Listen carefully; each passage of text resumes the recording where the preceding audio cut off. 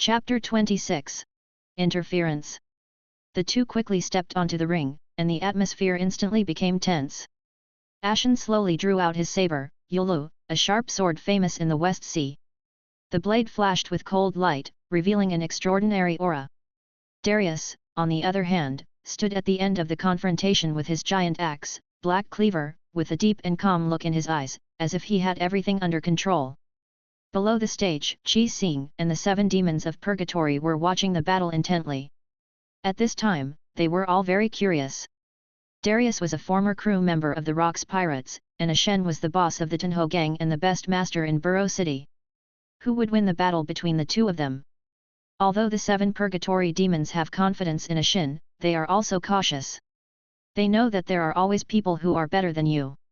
Darius is a pirate from the Grand Line and a former member of the Roxas pirates. In addition, Akabashi personally admitted that he is no match for him, which makes Darius's strength seem unfathomable. Therefore, the 7 purgatory demons have secretly decided that if the situation changes, they will intervene without hesitation to protect the dignity of Ashen and the gang. Just as everyone was holding their breath, Darius suddenly attacked, swinging his giant axe Black Cleaver down with a whistling sound. Ashen reacted quickly and drew his sword to meet the attack almost at the same time. The blade and the axe collided violently in the air, sparks flew, and a deafening sound was made. In the interval between the confrontations, Darius raised a grim smile at the corner of his mouth. Sure enough, you have also mastered the domineering power. In this sea, haki is a sign of strength. Although not everyone can obtain it, it is not difficult for some wealthy gang leaders to obtain the method of cultivation through special channels. Although haki is extremely rare, it is still rare in the 4 Seas and the Grand Line. Generally, few pirates in the 4 Seas have haki. However, the gang world is different from pirates. Although they are in the grey area, they often have inextricable ties with the white way, and maintain a delicate balance through money and power transactions. Because of this, although the gangs have no way out on land, they can still find a way to survive in the complex social structure. In contrast, pirates are more free and unrestrained, but they also bear huge pressure from the navy and the world government. Today's battle in the ring is not only a contest between 2 strong men, but also a fierce collision between people from 2 different worlds. This is a leaping slash? He has already entered the ranks of sword masters. Darius couldn't help but blurt out when fighting with Ashen, his tone full of amazement. Ashen's swordsmanship was so sharp that he had to grin bitterly, and was secretly shocked in his heart, as expected of a pirate from the Great Channel.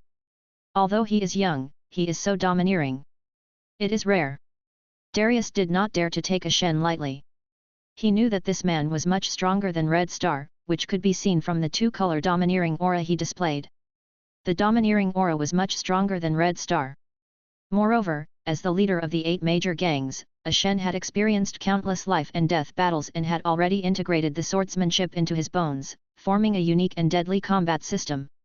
Under the ring, Red Star and the 7 purgatory demons watched the duel intently. They saw that under the blessing of armament haki, each confrontation between Yulu and Kurogiri produced dazzling sparks, and the air was filled with a cold breath unique to pig iron. Just as the battle was getting intense, Ashen suddenly lost his concentration, leaving Darius with a fatal flaw. Seeing this, the 7 purgatory demons were all terrified, and Darius keenly captured this opportunity and chopped Ashen with his giant axe like lightning. However, at this critical moment, the corner of Ashen's mouth curled up with a mysterious smile. Darius' heart trembled, and he had a bad feeling. As expected, his axe hit nothing. Ashen quickly counterattacked, and the tip of the rain-dew sword was raised, approaching Darius. Ashen thought that this attack would definitely hit, but unexpectedly, Darius used his hardened palm of armament haki to grab the rain-dew and firmly control it in his hand. This. As the god was shocked, Darius grinned and said, "Uncle, you underestimated the enemy too much."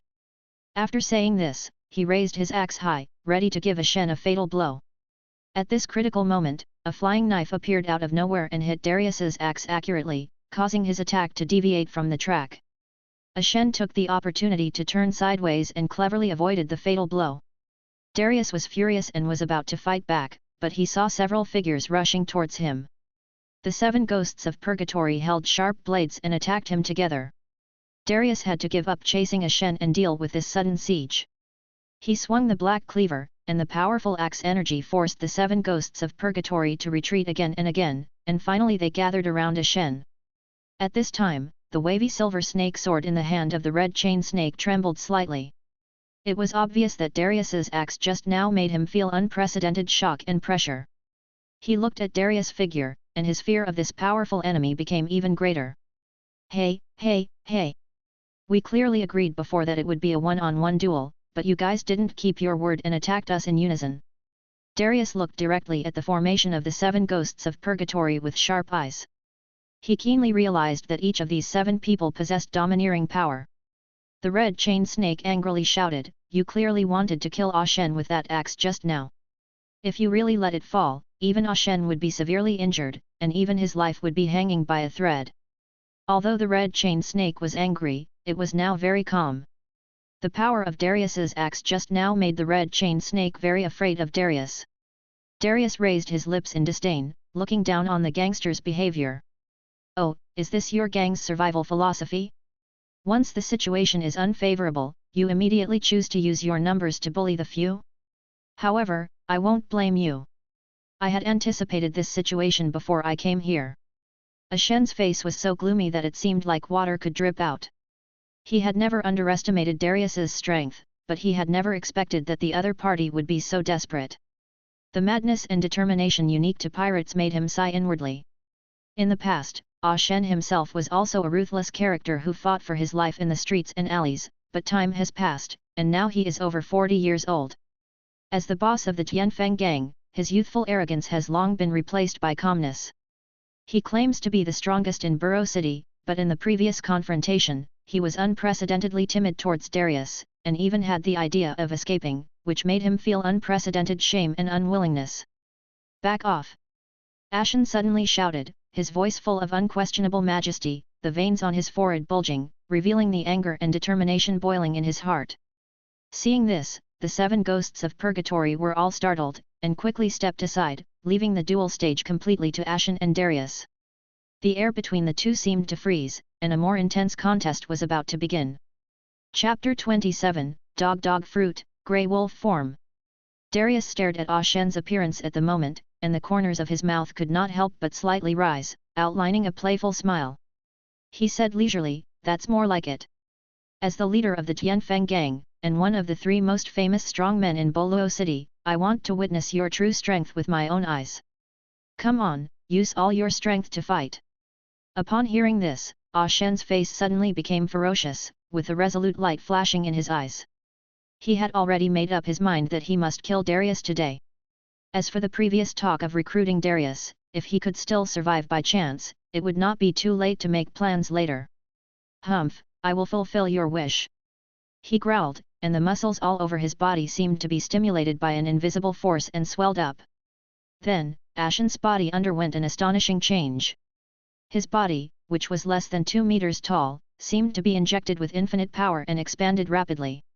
In just a few seconds, he had turned into a terrifying half-human, half-beast creature. His human face was covered with the ferocity of a wild beast, while his body was covered with thick animal hair. His limbs became strong and powerful, clearly in the form of an extremely mighty wolf. The power of the animal-type devil fruit. Darius saw this, and a hint of surprise and excitement flashed in his eyes. He knew very well that devil fruits were rare treasures in the sea, which could give people extraordinary power. What Ashen showed at this moment was the power of the animal type, and its form should be the wolf fruit. At this moment, the corners of Ashen's mouth were drawn with a ferocious arc, and his sharp fangs were looming. The momentum emanating from his body was like a violent storm, several times more powerful than before. He laughed wantonly, and his voice was filled with unquestionable majesty. "That's right, this is the animal-type devil fruit that I snatched from a pirate group 2 years ago, the dog fruit, Grey Wolf Form. As a gangster boss, I have long been craving for devil fruits, but the secret treasures of the sea and the source of power are usually in short supply. As a former member of the Roxas pirates, you must have heard of the existence of devil fruits. Then, you should know that the strength of those who eat devil fruits will increase dramatically." Darius' eyes flashed with excitement when he heard this. He tightly grasped the black cleaver in his hand, pointed the axe directly at Ashen, and said in a sonorous and powerful voice, "Well, of course I know this." Then, let's continue this unfinished contest. Shen's heart was also filled with an unprecedented fighting spirit. This was the first time he had fought with all his strength since he obtained the Grey Wolf fruit. Before that, only the 7 purgatory demons could witness his devil fruit ability. Because in Burrow City, no one was worthy of his all-out effort, not even the Tyrant and the Rat King, who were also the 3 kings of Burrow City. Shen was very confident in his current strength. He said contemptuously, after seeing my Grey Wolf form, you still dare to fight an old man like me? Your courage is commendable. If you can survive this trial, I, Shen, will grant you the position of deputy leader of the Tianfeng gang. After speaking, he moved, like a grey wolf ready to launch a more fierce attack on Darius. Boss, take it! Kuang-long shouted loudly at Shen, and then he suddenly threw a 3-meter-long giant sword and went straight to Shen. Shen's height was only 1.9 meters, not yet reaching the 2-meter mark, which was perfect for controlling the short and powerful Rain-Dew sword. However, after he used the power of the devil fruit, his body suddenly grew to a huge 5 meters. The Rain-Dew sword that was once in his hand now seemed extremely thin, like a fine needle to a giant. A 3-meter-long sword slashed at him, but Darius was not afraid at all. In an instant, the two of them were caught in a fierce battle again. Under the catalysis of the devil fruit, Shen transformed into a human beast form. This power gave him unprecedented speed and strength, and every inch of muscle contained explosive energy. Different from the fantasy and changeable superhuman and natural devil fruits, the animal fruit is based on pure physical strength. It is straightforward, but also shocking. Swords flashed and swords clashed continuously. As the battle continued to heat up, both sides were left with scars of varying depths. Darius, a veteran on the battlefield, wielded the black cleaver while skillfully incorporating punches and kicks, layering on the conqueror effect. Time passed like water, and in a blink of an eye, he had accumulated to the 12th level of conqueror, and his attack power soared, like a tiger with wings. Shen was even more anxious. He thought that the blessing of the devil fruit was enough to make him invincible, but he never expected that Darius's strength was beyond imagination. Even after transforming into a human beast form, he still couldn't gain any advantage. Instead, he felt the opponent's increasingly powerful aura. At the beginning, the two were evenly matched. Shen was full of confidence, thinking that his opponent was just a spent force. After all, as an animal-type ability user, his physical strength recovery speed was much faster than that of ordinary people. A protracted war would undoubtedly be beneficial to him. However, the development of the situation far exceeded his expectations. Darius did not show any signs of fatigue, but became more and more courageous, and his strength seemed to grow as the battle progressed. This change made Shen feel frustrated. He no longer insisted on defense, but instead adopted a head-on strategy, slashing out with the long sword in his hand like a storm. In his human beast form, his strength was no longer comparable to the past. Even if Darius used the armed color domineering to protect himself, it was difficult to withstand this overwhelming attack. Ha ha ha, it's so good, so good. I haven't felt so good in a long time, let's see who can laugh last. Darius laughed wildly, his face filled with bloodthirsty excitement. Although he was seriously injured, the blood seemed to be the catalyst for his strength, allowing him to find unprecedented pleasure in this battle. He abandoned all his skills and the power of the devil fruit, and only relied on his body and will to start the most primitive contest with Shen. Black Cleaver whizzed down again, hitting Shen accurately, and the axe blade flashed red, which was a sign that Blood Rage was activated. After 5 consecutive axe attacks, Blood Rage fully erupted, and Darius's attack power once again reached a new peak. This time, when Darius activated the power of Blood Rage, red flames appeared on the axe blade. Suddenly, his heavy and sharp axe, with destructive power, ruthlessly chopped down Shen's abdomen again. This blow not only sent Shen flying like a kite with a broken string, but also caused a stream of blinding blood to gush out of his mouth. His eyes turned white due to severe pain, and he almost fell into the abyss of unconsciousness. However, Shen, who had experienced life and death time and time again, had a strong willpower like an unyielding flame burning in his heart, supporting him to barely stand firm. He staggered back a few steps, holding the shocking wound on his abdomen tightly with both hands, staring at Darius with disbelief in his eyes, and uttered with difficulty, You guy, you actually hide such an amazing power. Ha ha ha, I've only just finished warming up. Darius laughed up to the sky, a ferocious arc appeared on the corner of his mouth, and his bloodshot eyes flashed with crazy fighting spirit. Since leaving the Rocks Pirates, he hasn't encountered such a hearty and exciting battle for a long time. Even though he had several knife wounds on his body at this moment, the pleasure from the battle was like strong liquor, making him intoxicated and his blood boiling. He longed for such a duel and enjoyed this ultimate release. Come on! Don't stop!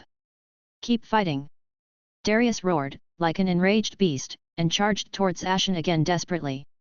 Facing Darius, who had almost turned into a fighting machine, Ashen couldn't help but feel a little fear in his heart. The opponent in front of him seemed to be getting braver and braver with each fight. Every time he swung his axe, his strength surged, which was beyond common sense, making people wonder if he was still a human being. The axe blade and the knife blade collided fiercely again, sparks flew everywhere, and every collision made the air buzz. Ashen could clearly feel that Darius's power was rising at an alarming rate, and he was becoming more and more powerless. He could only barely maintain a defensive posture and was completely trapped in a passive situation. This battle had become extremely difficult for him. Chapter 28. 8 Monkey Serpent Form. Staring at the burning enthusiasm in Darius' eyes, Ashen's thoughts drifted to the distant past involuntarily, and his heart was overwhelmed by deep memories. He recalled his youth, when the fearlessness and passion for challenge drove him to embark on a legendary journey to challenge the current pillar of the Babao Navy, Qing Xiao. For him, that duel was not only a contest of skills, but also a test of faith and limits. However, reality was like a cold tide, washing away his former confidence and pride. In that tragic defeat, Shen deeply realized for the first time that there were such unimaginable strong people in the world. They seem to be the warrior souls nurtured by nature, possessing physiques and talents that are unattainable for ordinary people. They can quickly master any martial arts, and even without years of hard training, they can surpass those martial arts masters who have practiced for decades. Facing such a monster, Shen felt for the first time how insignificant and powerless he was. He realized that in this vast world of warriors, the real strong ones were those warriors born with extraordinary physiques and talents, and their existence seemed to be the division of human beings by God. At this moment, looking at Darius's eyes full of fighting desire again, Shen's heart became more certain. He was sure that Darius was such a natural monster, a strong man who was destined to set off a huge wave in martial arts. And he had been practicing since he was a child. For decades, even after becoming a gangster boss, he still trained day after day, thinking that he could make up for the gap between him and those monsters, but the result was like this. After the fierce battle, Shen's body was covered with scars, each of which seemed to tell of his indomitable spirit and exhaustion. He knew that his physical strength limit and the bottleneck of his skills had put him at a disadvantage in this contest, so he resolutely announced loudly, "Enough, in this contest, I admit defeat." As soon as these words came out, the air was filled with a complex atmosphere of unwillingness and relief. Darius's face flashed with surprise and dissatisfaction when he heard this. He had just been immersed in the excitement of the battle, and his opponent's sudden surrender undoubtedly broke his interest, causing him to reveal obvious displeasure in his tone. "Are you going to give up just like that? How boring!" Ashen stared at Darius in front of him, his deep eyes flashing with determination and insight. He realized that such an unruly and powerful guy could not be easily tamed. Since he could not use him for his own benefit, he had to make a decision for the Tianfeng gang and for himself. "So," he said in a cold tone without any hesitation, "indeed, I lost. But today, don't even think about leaving this underground arena easily." Seeing this, Qi Xing suddenly had an ominous premonition in his heart. He was extremely anxious and began to think about how to escape from this dangerous situation. He tried to ease the atmosphere with words, "Hey, this is not in line with our previous agreement." However, his words revealed his inner panic and helplessness. Darius just smiled contemptuously, as if he had expected this result. "Have you finally revealed your true intention?" Shen's eyes became extremely cold at this moment, revealing his murderous intent. He could no longer conceal his determination and anger. "If I let you escape unscathed today, how can I, Shen, gain a foothold in Boluo City? Your arrogance and conceit are digging your own graves. I can't blame anyone else, I can only blame you for stepping into my territory. Come here." Following his order, hundreds of guards dressed in black and armed with guns suddenly appeared around the underground arena. They were well trained and quickly surrounded Darius and Chixing. Hundreds of guns were pointed at the two of them, and the atmosphere was extremely tense. Qixing was terrified at this moment. He no longer cared about his face and dignity. It was obvious that Shen was really angry. He regretted it so much now. If he had known, he would not have followed him. He knelt down and begged for mercy. Wait a minute, Lord Shen, I was wrong. I am willing to surrender to the Tianfeng gang. Please give me a chance to make a new start. Besides, I really didn't do anything this time. Faced with the hundreds of guns and the powerful pressure from Shen and the 7 ghosts of purgatory, Qixing had completely given up the idea of resistance. This situation was simply a dead end. And even if he joined the Tianfeng gang, it didn't matter to him. He just hoped that Shen would not get so angry that he would kill him as well. Darius looked around. Those black holes of gun muzzles seemed like countless greedy eyes trying to devour him, but he just smiled contemptuously, with a disdainful arc on the corner of his mouth. Oh, it's true. Whether it's the gangs entrenched in the streets or the pirates roaming the seas, they are all just loyal believers of the law of the jungle. No, it should be said that this law, like the iron law of nature, is quietly operating in all fields all the time. Seeing Darius' extraordinary calmness and composure, Shen could not help but feel furious. He could not understand how the other party could maintain such inexplicable confidence in such a desperate situation. He longed to see Darius show weakness and beg for mercy like Qixing, so that he could regain his pitiful self-esteem. However, the other party seemed to be out of the matter, and that calmness made Shen feel unprecedented frustration and anger. Are you still pretending there? Explosion's voice was as cold as ice. He was also extremely dissatisfied with Darius's indifference. Your strength is indeed beyond the measure of the mere 30 million Bailey's reward 3 years ago, but so what? Today, no matter how powerful you are, you will never leave here alive. This is your burial place. Facing the threat of the explosive ghost, Darius not only did not show any fear, but his sneer became even stronger.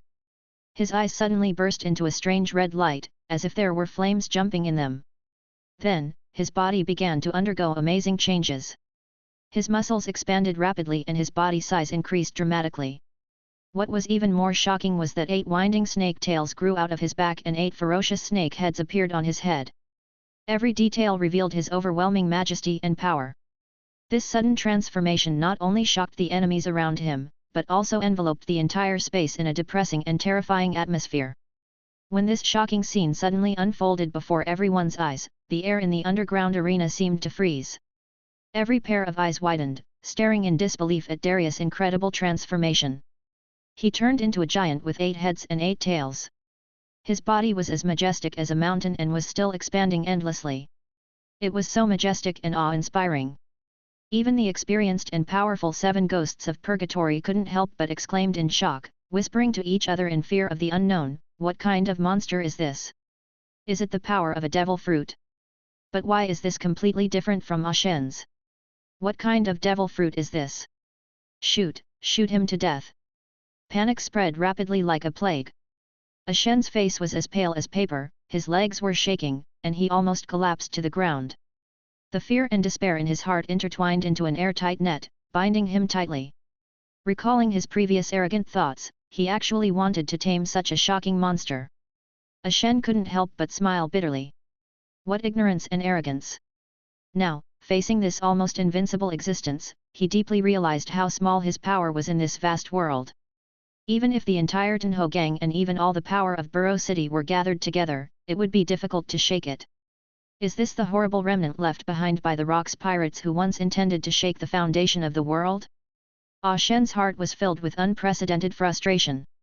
He realized that there was an insurmountable gap between him and the real strong. Those seemingly powerful bullets rained down on the indestructible scales of the Yamata no Orokai, but they only sparked sparks and were easily bounced away. Without the blessing of domineering, these guns were nothing more than children's toys in the eyes of the real strong. Even if domineering was integrated into the bullets, their power seemed so pale and powerless in front of the masters who were proficient in cold weapons or fists and feet. Chapter 29, God Surrenders. Darius's bloated body came to an abrupt halt, replaced by the terrifyingly huge body of Yamata no Orokai, which completely occupied the entire ring space, with a body length that was terrifyingly over 200 meters, like a giant beast awakened from ancient times, lying across the ring. The 8 heads were all raised high, and the snake tongues were moving frequently, revealing endless majesty and coldness. One of the heads uttered in a low and powerful voice, "Sound waves." Just as he finished speaking, a snake head suddenly opened its huge mouth, as if the door to the abyss was suddenly pushed open, and an extremely sharp sound wave tore through the air like a sharp blade, instantly filling every corner of the underground arena with the frequency of ultrasound. The sound waves not only penetrated the steel-like walls, but also struck the souls of everyone present. People covered their ears in fear, trying to block out the terrifying sound that could almost tear their eardrums, but all these efforts seemed so futile. The vibration force of the ultrasound was pervasive, making everyone's body feel as if they were in a storm, and the pain and fear were intertwined and difficult to describe. Only those who have mastered the armament haki, such as Akahashi, Asami and the 7 demons of purgatory, were able to barely stand firm under the impact of the sound wave with their extraordinary physique and willpower. But even so, they could not hide the pain on their faces and their brows were furrowed, showing that the power of this sonic attack was beyond imagination. Wild sand, wind blades, ice spears. 3 more huge snake heads suddenly appeared, each of them exuding a completely different natural force. Wild winds, sandstorms, and ice cold intertwined into a doomsday-like catastrophe. The underground arena instantly became a purgatory, and screams came one after another. This was not only the rampage of elemental magic, but also the violent and direct physical attack. Darius transformed into the Yamata no Orokai, whose body was more than 200 meters tall, like a moving mountain. His huge snake tail was like a giant whip, and every swing brought destructive power, whipping away groups of black-clad men standing with guns like autumn wind sweeping away fallen leaves, or being hit hard by the ruthless snake tail, turning them into pools of blood and flesh. The sound waves and wind and sand intertwined into an impenetrable net, covering the entire underground arena, making the vision of everyone present blurred, and their ears were assaulted by the deafening sound, almost causing them to become deaf. At this moment, vision and hearing, the 2 portals to the world of perception, seemed to be ruthlessly deprived. However, for Darius in the form of Yamata no Orokai, his eyes seemed to be endowed with the ability of thermal imaging after the transformation, which could penetrate the heavy wind and sand and directly lock onto the heat of every living target. At this moment, Ah Shen, Qi Xing, and the 7 ghosts of purgatory, their eyes were focused on Darius who was raging in the wild sand. He transformed into the Yamata no Orokai, and his 8 ferocious snake heads were looming in the wind and sand. Each of them sprayed colorful elemental power, like the end of the world, and its might was terrifying. Faced with such a shocking monster, everyone had no intention of fighting against it, and the only way left was to escape. Ashen's heart was in turmoil. He had never expected that Darius's power was so strong, far beyond all his imagination. Now he just wanted to escape. However, Darius would never let go of any prey that tried to escape. His voice was as cold as ice, piercing through the wind and sand. "Want to escape? Humph, wishful thinking." Before he finished speaking, a flawless white snake tail shot out like an arrow, piercing the sky.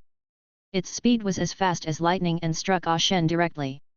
Facing this sudden attack, Ah Shen was unable to put up even the most basic resistance and was easily pierced by the sharp snake tail. Pain and despair intertwined on his face. But even so, the fire of life of Ah Shen has not been extinguished.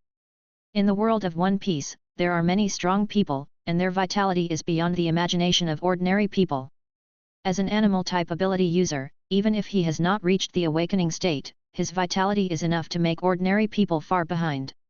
At this moment, after Ah Shen's body was ruthlessly pierced by a snake's tail, the 8 hideous snake heads were raised high, each emitting a frightening pressure. Darius's eyes were like torches, and he said in a deep voice, "If you want to break the agreement, you must first have the strength to break the rules. Strength is the yardstick for measuring everything. And you, obviously, do not have this power." As he finished speaking, one of the snake heads suddenly opened its bloody mouth. It was dark and deep inside, and a strong dark energy gradually gathered and took shape, as if it could devour all light. When Ah Shen saw this, fear surged into his heart like a tide. His life's glory and achievements flashed through his mind like a revolving lantern. How could he, who had become the most powerful person in Burrow City, be willing to fall like this? So, he tried his best and shouted loudly, "Stop, Lord Darius! Please spare my life! I am willing to offer my loyalty.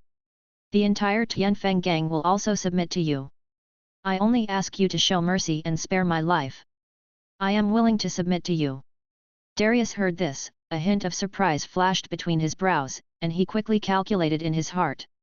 Although Ashen's strength was insignificant in his eyes, this person was proficient in two-color domineering, and as a devil fruit ability user, if he could use it for his own benefit, he would also be a force that could not be ignored. Moreover, Darius is now penniless. He originally intended to build his own empire based on the mafia in Burrow City. Ashen's voluntary surrender undoubtedly saved him a lot of trouble. So, Darius raised a playful smile and said jokingly, "Your behavior has really put me in a dilemma. I originally planned to kill you and then conquer the Tianfeng gang by force, but I didn't expect that you would choose to surrender before me. Killing you seems inappropriate. If I don't kill you, it would be too easy to let you go."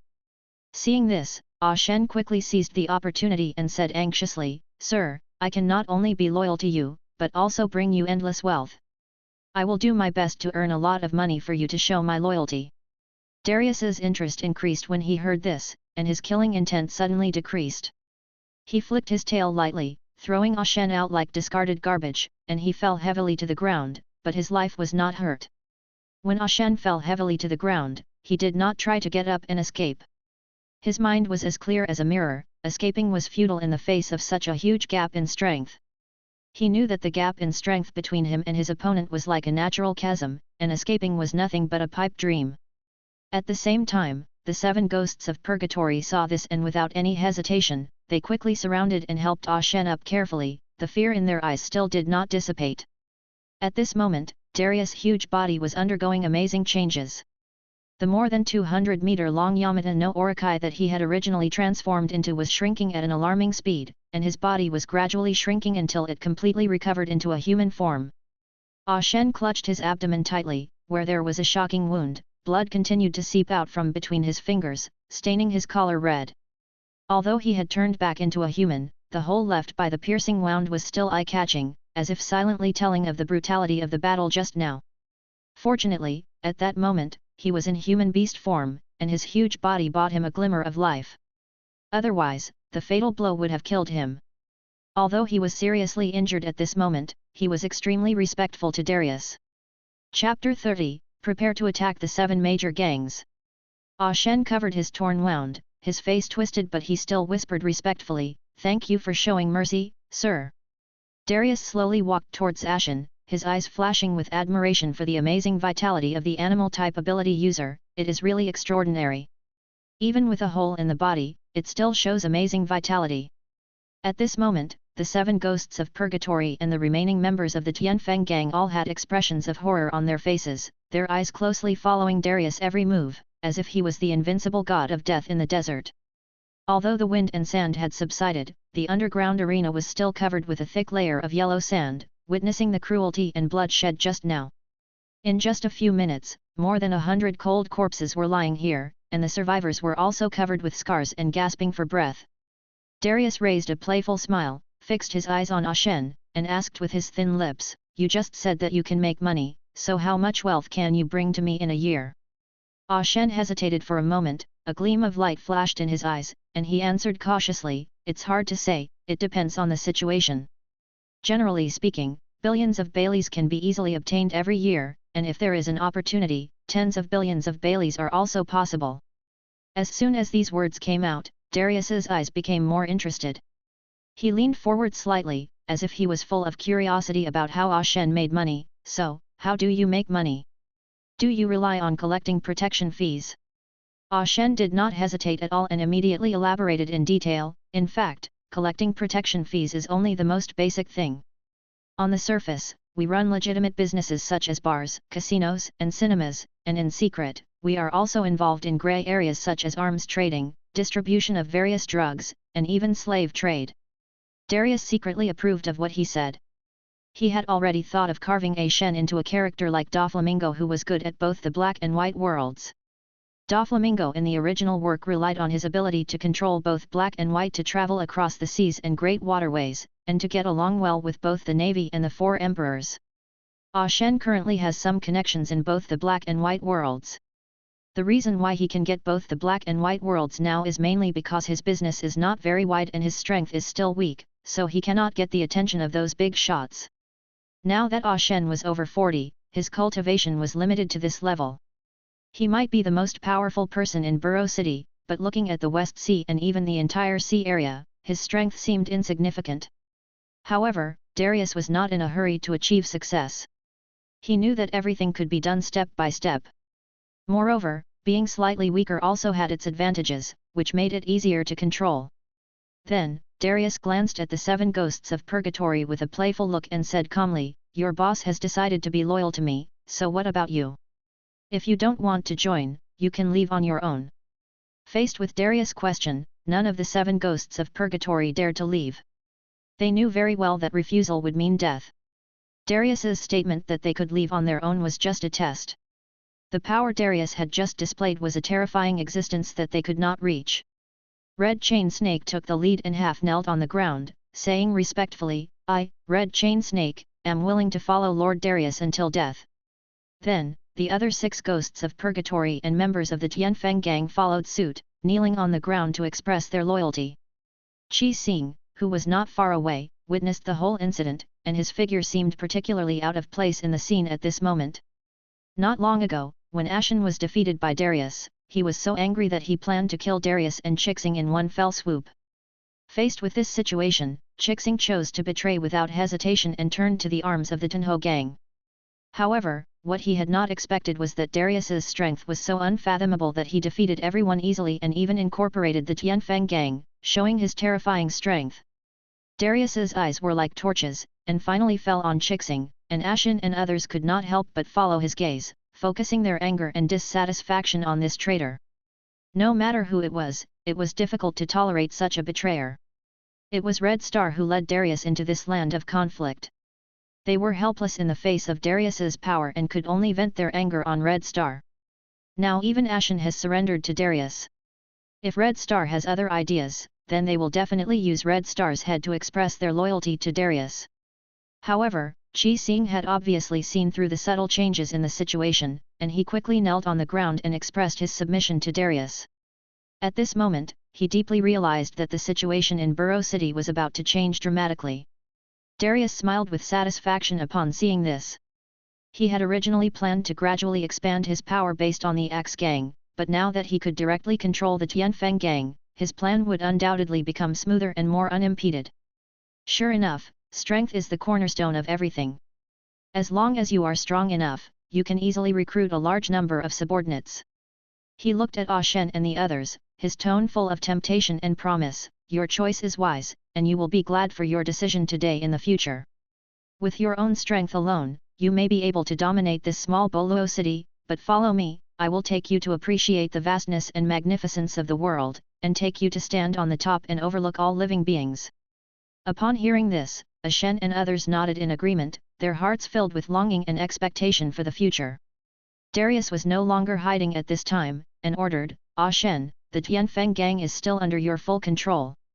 At the same time, immediately prepare to assemble troops. Our goal is to integrate all the underworld forces in Burrow City." As soon as these words came out, Ah Shen and the 7 ghosts of purgatory were all surprised and asked, "Sir, do you want to bring all the underworld forces in Boluo City under your command?" Darius raised a faint smile and slowly explained the whole story, "I had this idea when I joined the Axe Gang. Now, I just found a more suitable opportunity and method." After that, a trace of barely perceptible contempt flashed in his eyes, as if asking everyone, "Do you doubt my ability?" Ah Shen was so excited when he heard this that he bowed and responded quickly, "Your Excellency is too kind. With your extraordinary strength, it is only a matter of time before you unify Boluo into the underworld. To be honest, I, Ah Shen, have had this dream for a long time, but I am not strong enough. Even though the Tianfeng gang has reached the top of the 8 major gangs, it is difficult to compete with the other 7 gangs. But if you personally lead the way, this wish will surely come true." After hearing this, Darius became more decisive, "In that case, this matter is settled. Tell me, how long will it take to gather all the forces of the Tianfeng gang?" Ah Shen thought for a moment, and actually he had made up his mind, but he still answered humbly, "1 day, it only takes 1 day. In fact, what Ah Shen said was still conservative, because most of the brothers in the gang gathered in Boluo City. With just one order, all members would be together and ready to go within a few hours. But Ah Shen was worried that someone might fail at a critical moment, so he extended the time to one day. Chapter 31. Decision. Darius raised a cold smile and said in a deep and firm voice, "Very good, then we will immediately gather all the available troops and formally declare war on the 7 gangs tomorrow." As soon as these words came out, not only Ah Shen, but also every member of the 7 ghosts of purgatory could not help but stare in amazement, with waves of disbelief in their hearts. They had never expected that Darius's decision would be so decisive and swift, like the calm before the storm, foreshadowing the great changes that were about to sweep across. "Why, do you have any doubts?" Darius keenly caught the astonishment on their faces, and his tone revealed unquestionable majesty. His eyes seemed to be able to penetrate people's hearts and look directly into everyone's soul. "Lord Darius, your strength is indeed unmatched, but please allow me to speak frankly." The red chain snake mustered up his courage, his voice trembling but firm. "Although our Tianfeng gang has more than 10,000 people, if the 7 major gangs join forces, their power is far beyond our ability to easily shake. With such a huge disparity in military strength, even a peerless powerhouse like you may find it difficult to deal with it. Moreover, even if we want to unify the Boluo City gangs, we have to discuss a plan first. Isn't it a bit inappropriate to act rashly like this?" Her words were full of worries about reality. Red Chain Snake was very confident in her own strength. As the strongest woman in Boluo City, she had the ability to fight against 100 people alone. However, the number of people and high-end combat power are still far behind the 7 major gangs. Darius is indeed very strong, but it is still difficult to swallow up the 7 major gangs at once. No matter what, he should join forces with several of them first. If he declares war on the 7 major gangs at once, even if the Tianfeng gang is the strongest gang in Boluo City, it will be destroyed. Upon hearing this, everyone nodded in agreement, secretly wondering how the coming storm would affect their fate. War has always been a melting pot of blood and life. How can sacrifice be avoided? And this is precisely the most direct and cruel way to select elites. Darius's mouth drew a meaningful smile, and his eyes swept over the red chain snake and other subordinates, revealing an unquestionable firmness in his tone. "I have high hopes for you. I am a pirate. What I know is that on this sea, the strong will always survive and the weak will die. This is an iron law that has never changed. But you can rest assured that with me here, the Tianfeng gang will never lose." Ah Shen felt mixed emotions when he heard this, and could not hide his hesitation. The Tianfeng gang, the fruit of his hard work over the past 20 years, has grown from a small gang to the top of Boluo City. How could he dare to throw the hardships and efforts he had made on the gambling table? However, Darius' words were like a sword hanging over his head, making him feel suffocated. "Why, do you have any other opinions?" Darius' eyes suddenly turned cold, as if he could see through the deepest fears in people's hearts. There was a threat in his words. If the god dared to disobey, then there would be no need for him to exist. Darius had already planned everything in his mind.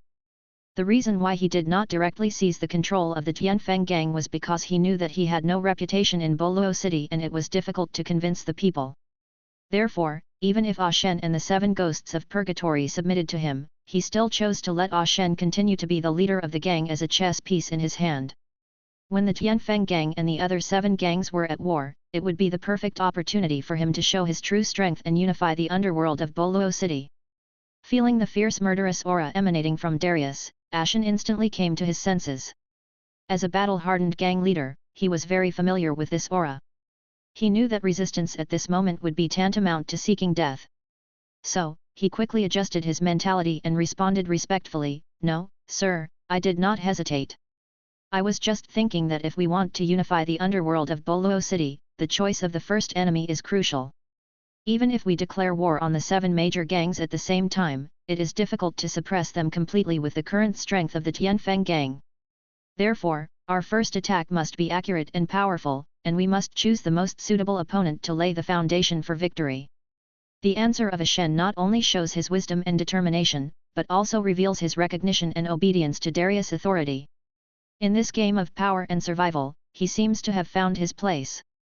"Well, in that case, our primary target will be the Tianlong gang, which is second only to the Tianfeng gang in power. As for the Axe Gang, when the time is right, we will try to recruit them with gentle means. Darius's decisions were never vague. Only after eradicating the other 7 gangs and unifying Boluo City could he make plans for the next step. Therefore, in Darius's eyes, complicated plans are nothing but a burden, and only action is the hard truth. With his strength, there are few things in the world that can make him afraid unless he faces a top-level strongman at the level of a Navy admiral. Even if he really encounters such a strong enemy, Darius also has the unique skill of destiny in his hand, which can travel through space in an instant. This is his most solid backing and safety guarantee. Moreover, for Darius, the members of the Tianfeng gang are still loyal to Shen. He wants to take this opportunity not only to eliminate the other 7 gangs, but also to severely damage the Tianfeng gang, so that Shen and others can only rely on himself. Then, Darius turned his gaze to Akahashi, and his tone was firm and unquestionable. Akahashi, the next game will be entirely in your hands. Remember our agreement? Bring me back the devil fruit. Chixing was also surprised. Didn't Darius refuse the previous agreement? However, now that Darius actually mentioned it again, Chixing immediately responded, "Yes, Lord Darius." Then a trace of doubt arose in his mind. "Sir, are you not going to participate in the competition yourself?" Darius raised a meaningful smile and explained, "There is no need for this. Besides, haven't you always wanted to stand out in the competition and represent Borough City to participate in the competition in the capital of the Kingdom of Flowers? Now, this opportunity is in front of you." After that, Darius said no more. Compared with the devil fruit, he now wanted to quickly deal with the 7 gangs to obtain the massive amount of experience points, and at the same time unify the underworld forces in Borough City to help himself go further. Qi Xing heard this, a solemn look flashed in his eyes, and he solemnly promised, "Please rest assured, sir, I will do my best." After he finished speaking, a hint of determination appeared in Qi Xing's eyes. He always kept his mission in mind. Joining the Murong family was his ultimate goal, and the Axe Gang, the Tianfeng Gang, and even Darius were nothing more than trials and tribulations and stepping stones along the way. However, as he became more and more familiar with Darius's strength, Akahashi felt that this man was more and more terrifying. He was so young but had such terrifying strength. If he did not restrain himself, he would definitely become a criminal that endangered the world in the future. As a policeman, Akahashi wanted to arrest him, but he knew very well that there was an insurmountable gap between him and Darius.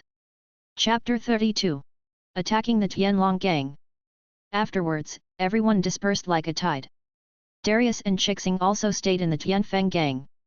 Now Darius is the new gang leader of the Tianfeng Gang.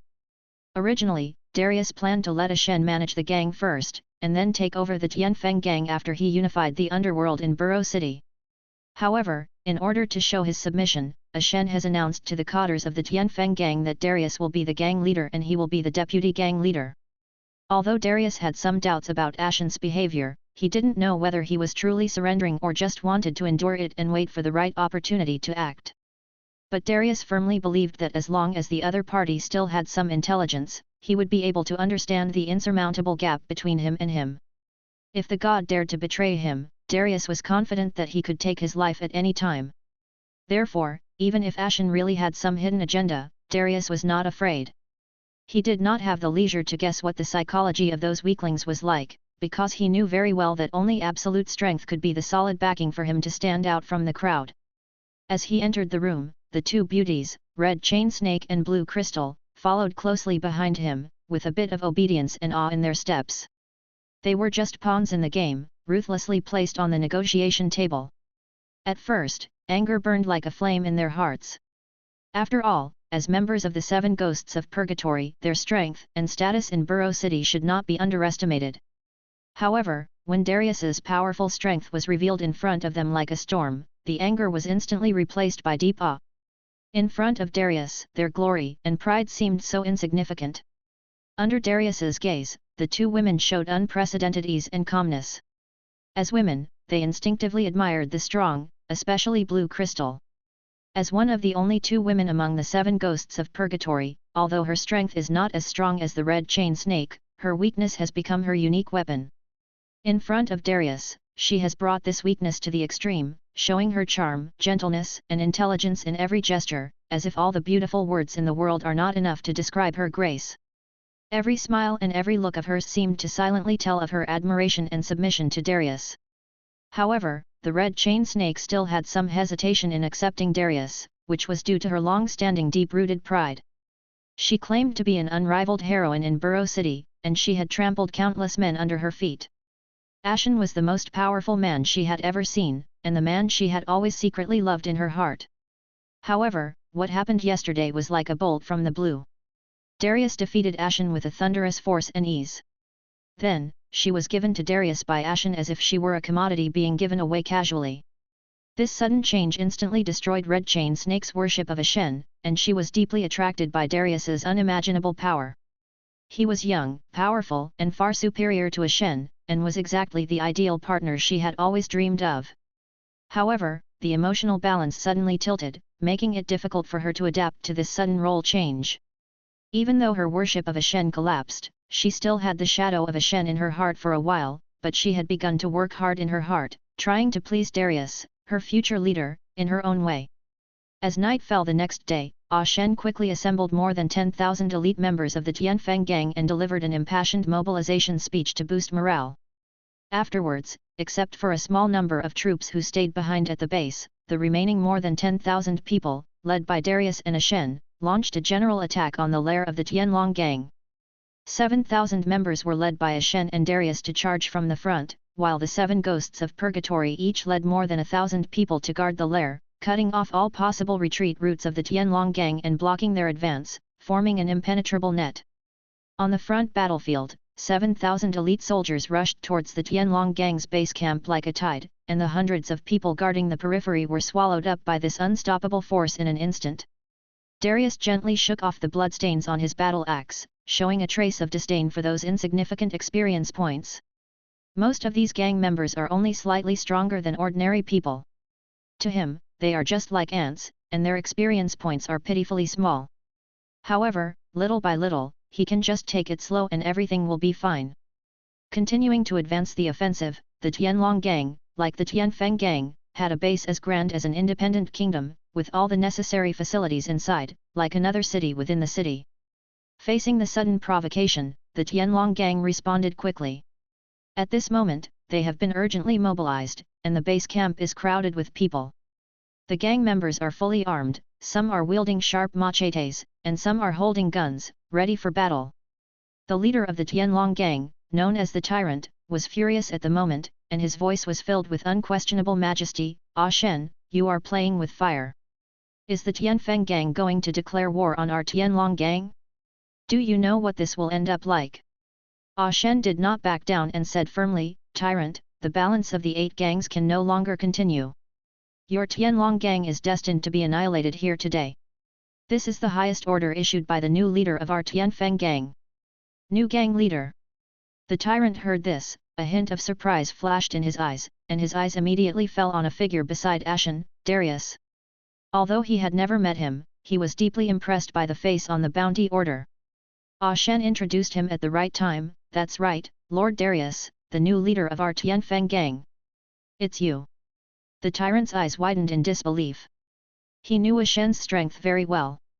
He was on par with himself and the undisputed overlord of Burrow City. He couldn't understand why Ashen would be willing to submit to someone else, even if this person was a former member of the Rox Pirates and even if he had a bounty of 3,000 million. However, the Tyrant didn't take the mere 3,000 million bounty seriously, but he was able to make Ashen give up the position of the leader of the Tenho gang to him, which showed that his true strength was far more than 3,000 million. Darius looked at the Tyrant calmly. The burly man was about 50 years old, more than 2 meters and 3 meters tall, with a bald head and muscular body. He exuded a sense of oppression that could not be ignored. Darius said slowly with a slightly joking tone, although it is a bit redundant to say this now, I still want to ask, what is your choice, to disobey me?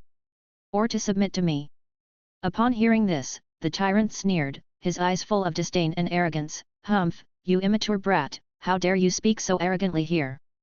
I don't know why Ashen would submit to a stinky brat like you, but the elites of the Tianlong gang are rushing here. If you know what's good for you, leave quickly to avoid humiliation. Upon hearing this, Darius was not angry but laughed out loud. His laughter revealed an indescribable confidence and expectation, ha ha ha, just as I expected. Is this your final answer? This is also good. Whether it is you or the guys behind me, you are all a bunch of frogs in the well. You fight in the small city of Boluo all day long, thinking that you are the strong ones. In fact, you don't know what real strength is. Today, let me tell you what real power is. After saying this, he turned to Ah Shen with a sharp gaze, his tone full of determination and command. Ah Shen, pass on my order, everyone retreat immediately. Your duty is to block the retreat route and ensure that these rabble of the Tianlong gang have nowhere to escape. As for the Tianlong gang, leave it to me alone to put an end to their arrogance once and for all. Yes, Lord Darius. Ah Shen responded solemnly and respectfully, then turned around and loudly conveyed the order. The members of the Tianfeng gang retreated quickly and orderly, while remaining on high alert to prevent any accidents. Chapter 33. The collapse of the Tianlong gang. Although all members of the Tianfeng gang were full of confusion and bewilderment, after all, at today's gathering, Ah Shen announced that Darius would succeed him as gang leader, and he himself would be the deputy gang leader. This sudden news was like a bolt from the blue, catching everyone off guard.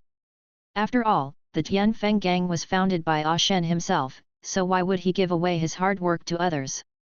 Now, Darius's behavior was even more puzzling, but in the next second, in front of everyone's astonished eyes, his body shape suddenly changed, and in the blink of an eye he expanded into a horrifying giant beast, the Yamata no Orakai, whose height soared into the clouds, reaching 30 meters, and its body length stretched for more than 200 meters. Its power was so strong that everyone from the Tianlong gang and the Tianfeng gang was terrified, and they screamed and called it a monster. Could it be the power of the legendary devil fruit? Tyrant, as the leader of a gang, was experienced and quickly saw the truth. He forced himself to remain calm and shouted loudly, "Brothers, don't panic. This is just the power of a devil fruit. This form should be an animal-type devil fruit. Shoot him and kill him." After that, gunshots rang out, and countless bullets rained down on Darius. However, those seemingly fierce bullets were like hitting a solid wall when they came into contact with his indestructible snake scales. They could only spark a few sparks and could not cause any damage to him at all. When Ah Shen saw this scene, he sneered and whispered, "It's useless. Bullets can't penetrate that snake scale." Darius saw this and sneered. He spoke slowly, his voice full of unquestionable majesty, "Let me show you ants what real overwhelming power is. Sound waves." As he finished speaking, a snake head suddenly opened its huge mouth and emitted a deafening ultrasonic wave. This indiscriminate attack instantly swept the entire place. Members of both the Tianfeng gang and the Tianlong gang felt unprecedented pain, as if their eardrums were about to be torn apart. The Tianlong gang was the first to bear the brunt, because the sound waves were spreading with them as the main target. Next, a thrilling scene took place, Hurricane Flame. With this shocking call, a raging hurricane and blazing flames suddenly ejected from the mouths of the two giant pythons, intertwining and entangled, as if the power of nature was ruthlessly twisted at this moment, forming a devastating flame shock wave. The deafening bang sounded like the end of the world, instantly hitting the front of the Tianfeng gang members. The aftermath of the explosion was raging, and everything within a few dozen meters was ruthlessly devoured by the flames. The flames illuminated the area like daylight, and dozens of members died in the sea of fire in an instant, and were burned to charcoal in an instant. Monster! This is simply a monster! Desperate cries rang out one after another. The power of the bullets seemed so small and powerless in the face of this terrifying force. How could it be? How could there be such a horrifying existence in the world? Is this the power of a devil fruit? No, even a devil fruit can't be so strong. Fear spread like a plague, eroding everyone's defenses. Retreat! Retreat quickly! The rational defense line completely collapsed. Faced with this unimaginable terrifying force, they could not even think of resisting. The only way out was to escape. However, in this chaos and despair, an unyielding rage burned in the tyrant's chest. With his eyes wide open and an angry roar coming from his mouth, he rushed towards the Yamata no Orakai, holding the sword tightly.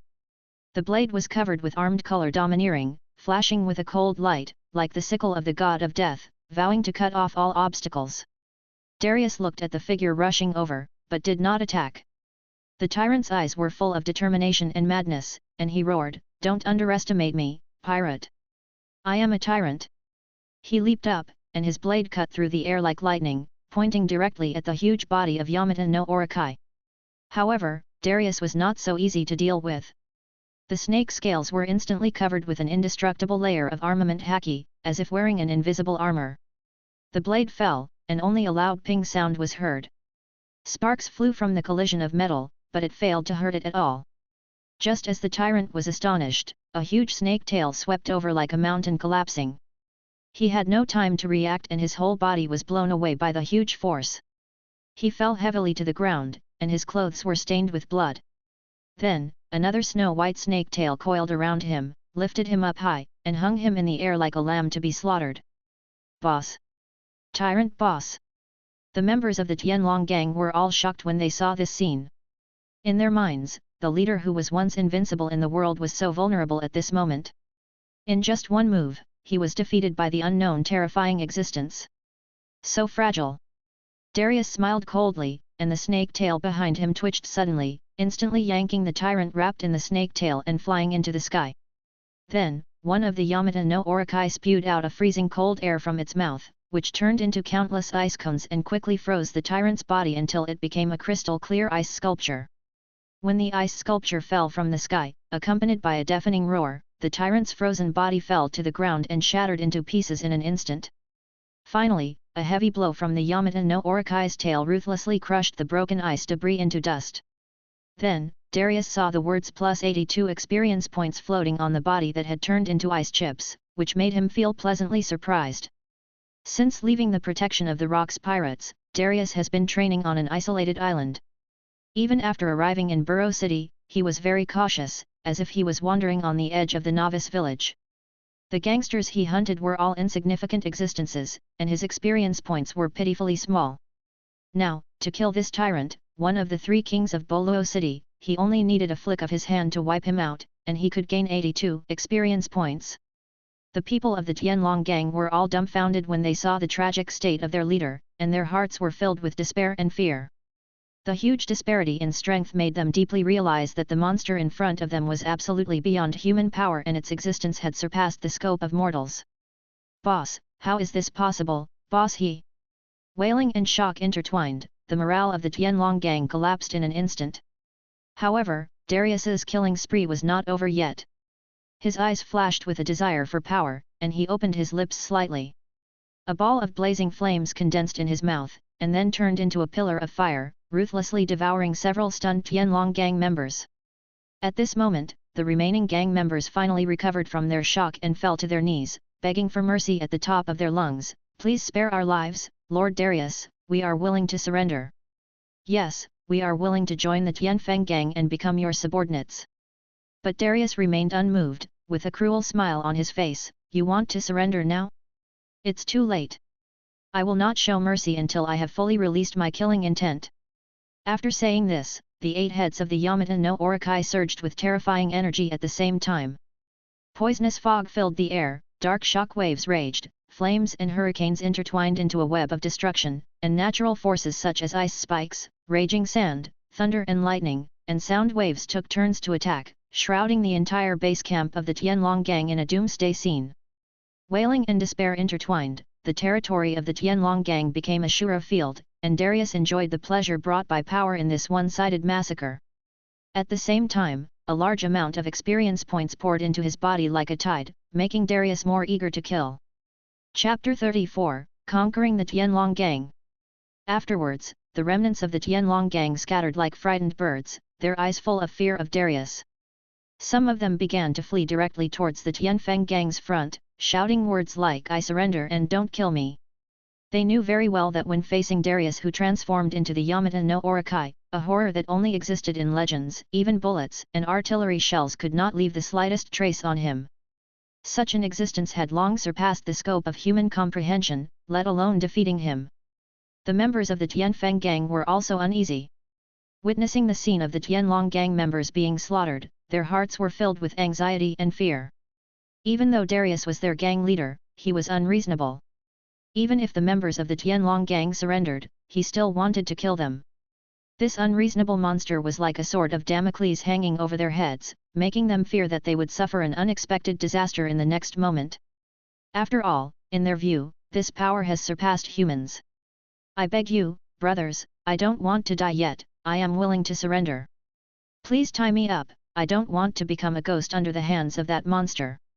Idiot, that's Lord Darius, our new gang leader, what are you talking about? Yes, it's my fault, please don't kill me, I will do anything you ask me to do.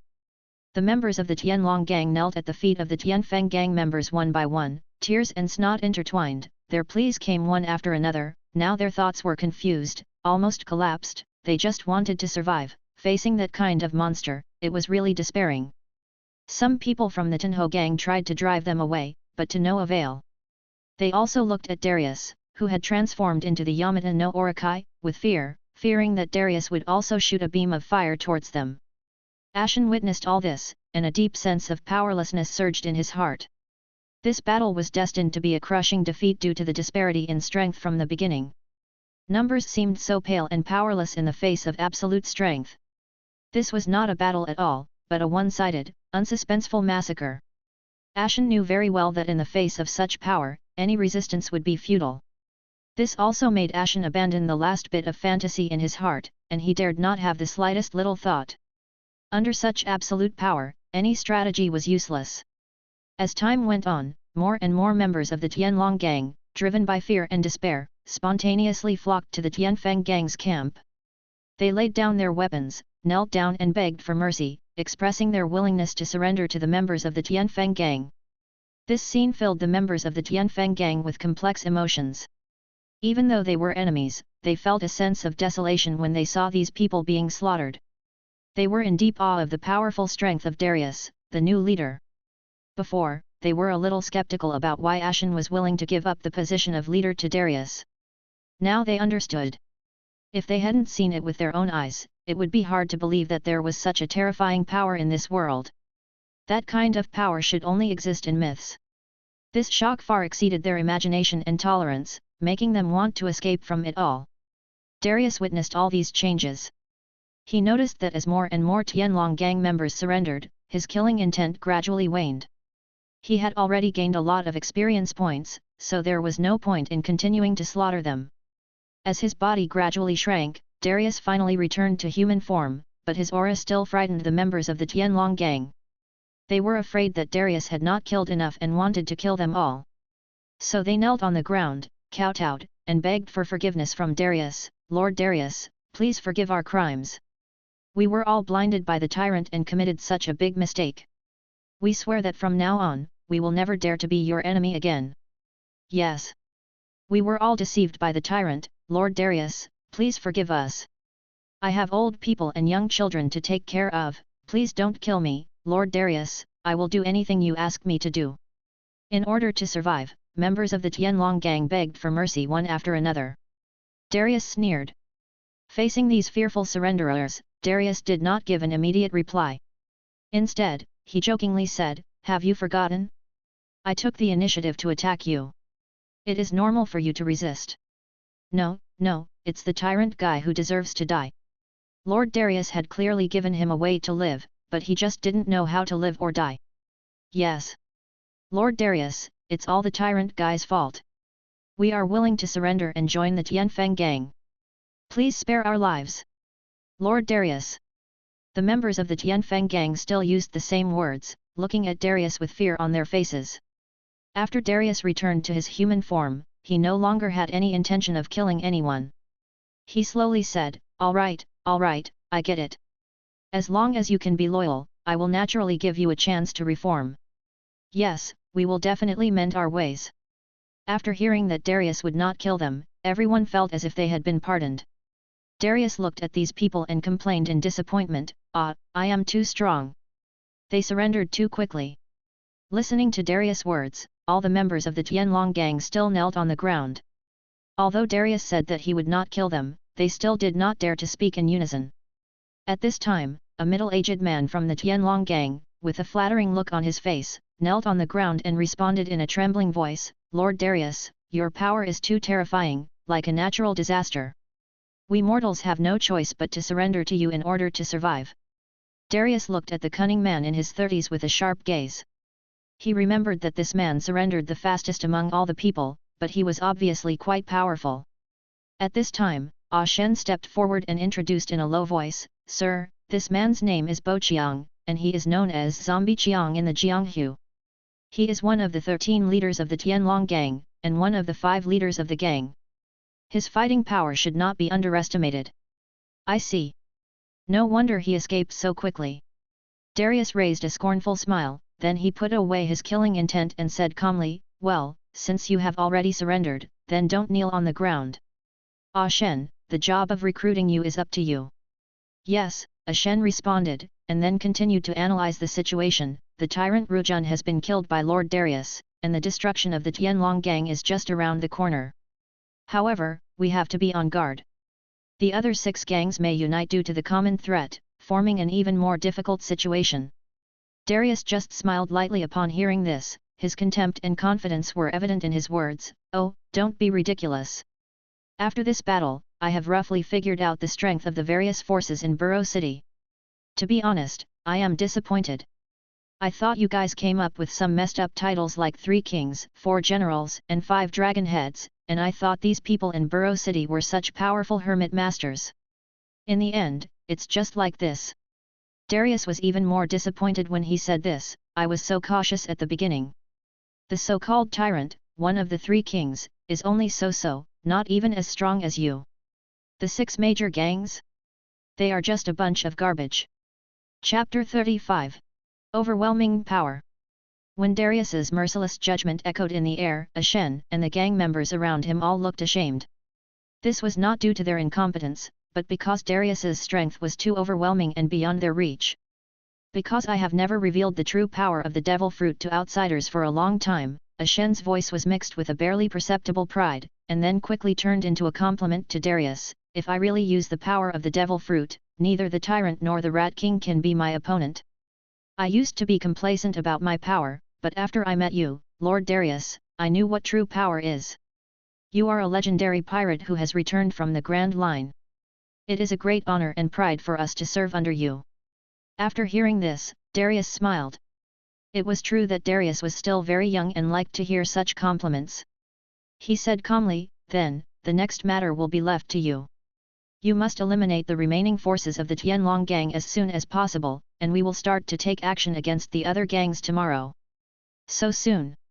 Ashen was a little surprised that Darius was about to take action against the rest of the gangs. "Why, do you have any objections?" Darius looked at Ashen with cold eyes, which made Ashen shudder and immediately answered no, which made Darius nodded in satisfaction. As for the other 6 gangs, Darius had already made up his mind and planned to take action himself. In his opinion, Ashen and others only needed to monitor and prevent any fish from escaping. Because as long as he uses the power of the Yamata no Orokai, he will be invincible in Burrow City, and no one can break his defense, so he doesn't need to hold back anymore. He can show his strength without hesitation and end all disputes with overwhelming advantage. Then, Shen began to order his men to count the property of the Tianlong gang, preparing to take it into their possession. Just as Darius was about to leave, the word money instantly caught his attention. He stopped abruptly and ordered Shen, "From today on, the Tianfeng gang needs to take on a new mission." He paused for a moment, his tone revealing an unquestionable determination. "We are going to buy gold on a large scale, at any price." "Gold?" Upon hearing this, Shen's eyes flashed with surprise.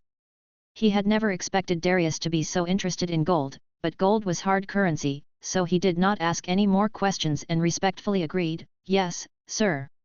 I will take full responsibility for this matter." Under the rules of the League of Legends system, the exchange rate between gold and gold coins is 500 grams of gold equals 1 gold coin. The price of the finished equipment in the game is usually 2,000 to 3,000 gold coins. In other words, 1.5 tons of gold is needed to exchange for 3,000 gold coins in the League of Legends system. Darius had no money or gold before, so he had no way to buy equipment, but in the 3 years since he came here, he would open the system wall to look at the equipment whenever he had nothing to do. He knew very well that although the properties of these equipment in the real world were slightly different from those in the game, their core performance was exactly the same as in the game, so Darius had already thought about what the first piece of equipment to buy was. The Tianlong gang was wiped out overnight, and its overlord and tyrant were brutally killed. This shocking news was like a violent storm that quickly swept across the entire Boluo city. Borough City was originally a chaotic city. Now, not only the gangs and pirates, but also the people on the streets were spreading the name Darius by word of mouth again throughout Borough City and even in other cities in the Kingdom of Flowers. Only a few years ago, 8 major gangs had been in power in Borough City. Now Darius had taken the position of leader of the Tianfeng gang, and he wiped out the second-ranked Tianlong gang right away. This change frightened the other 6 gangs and made them restless.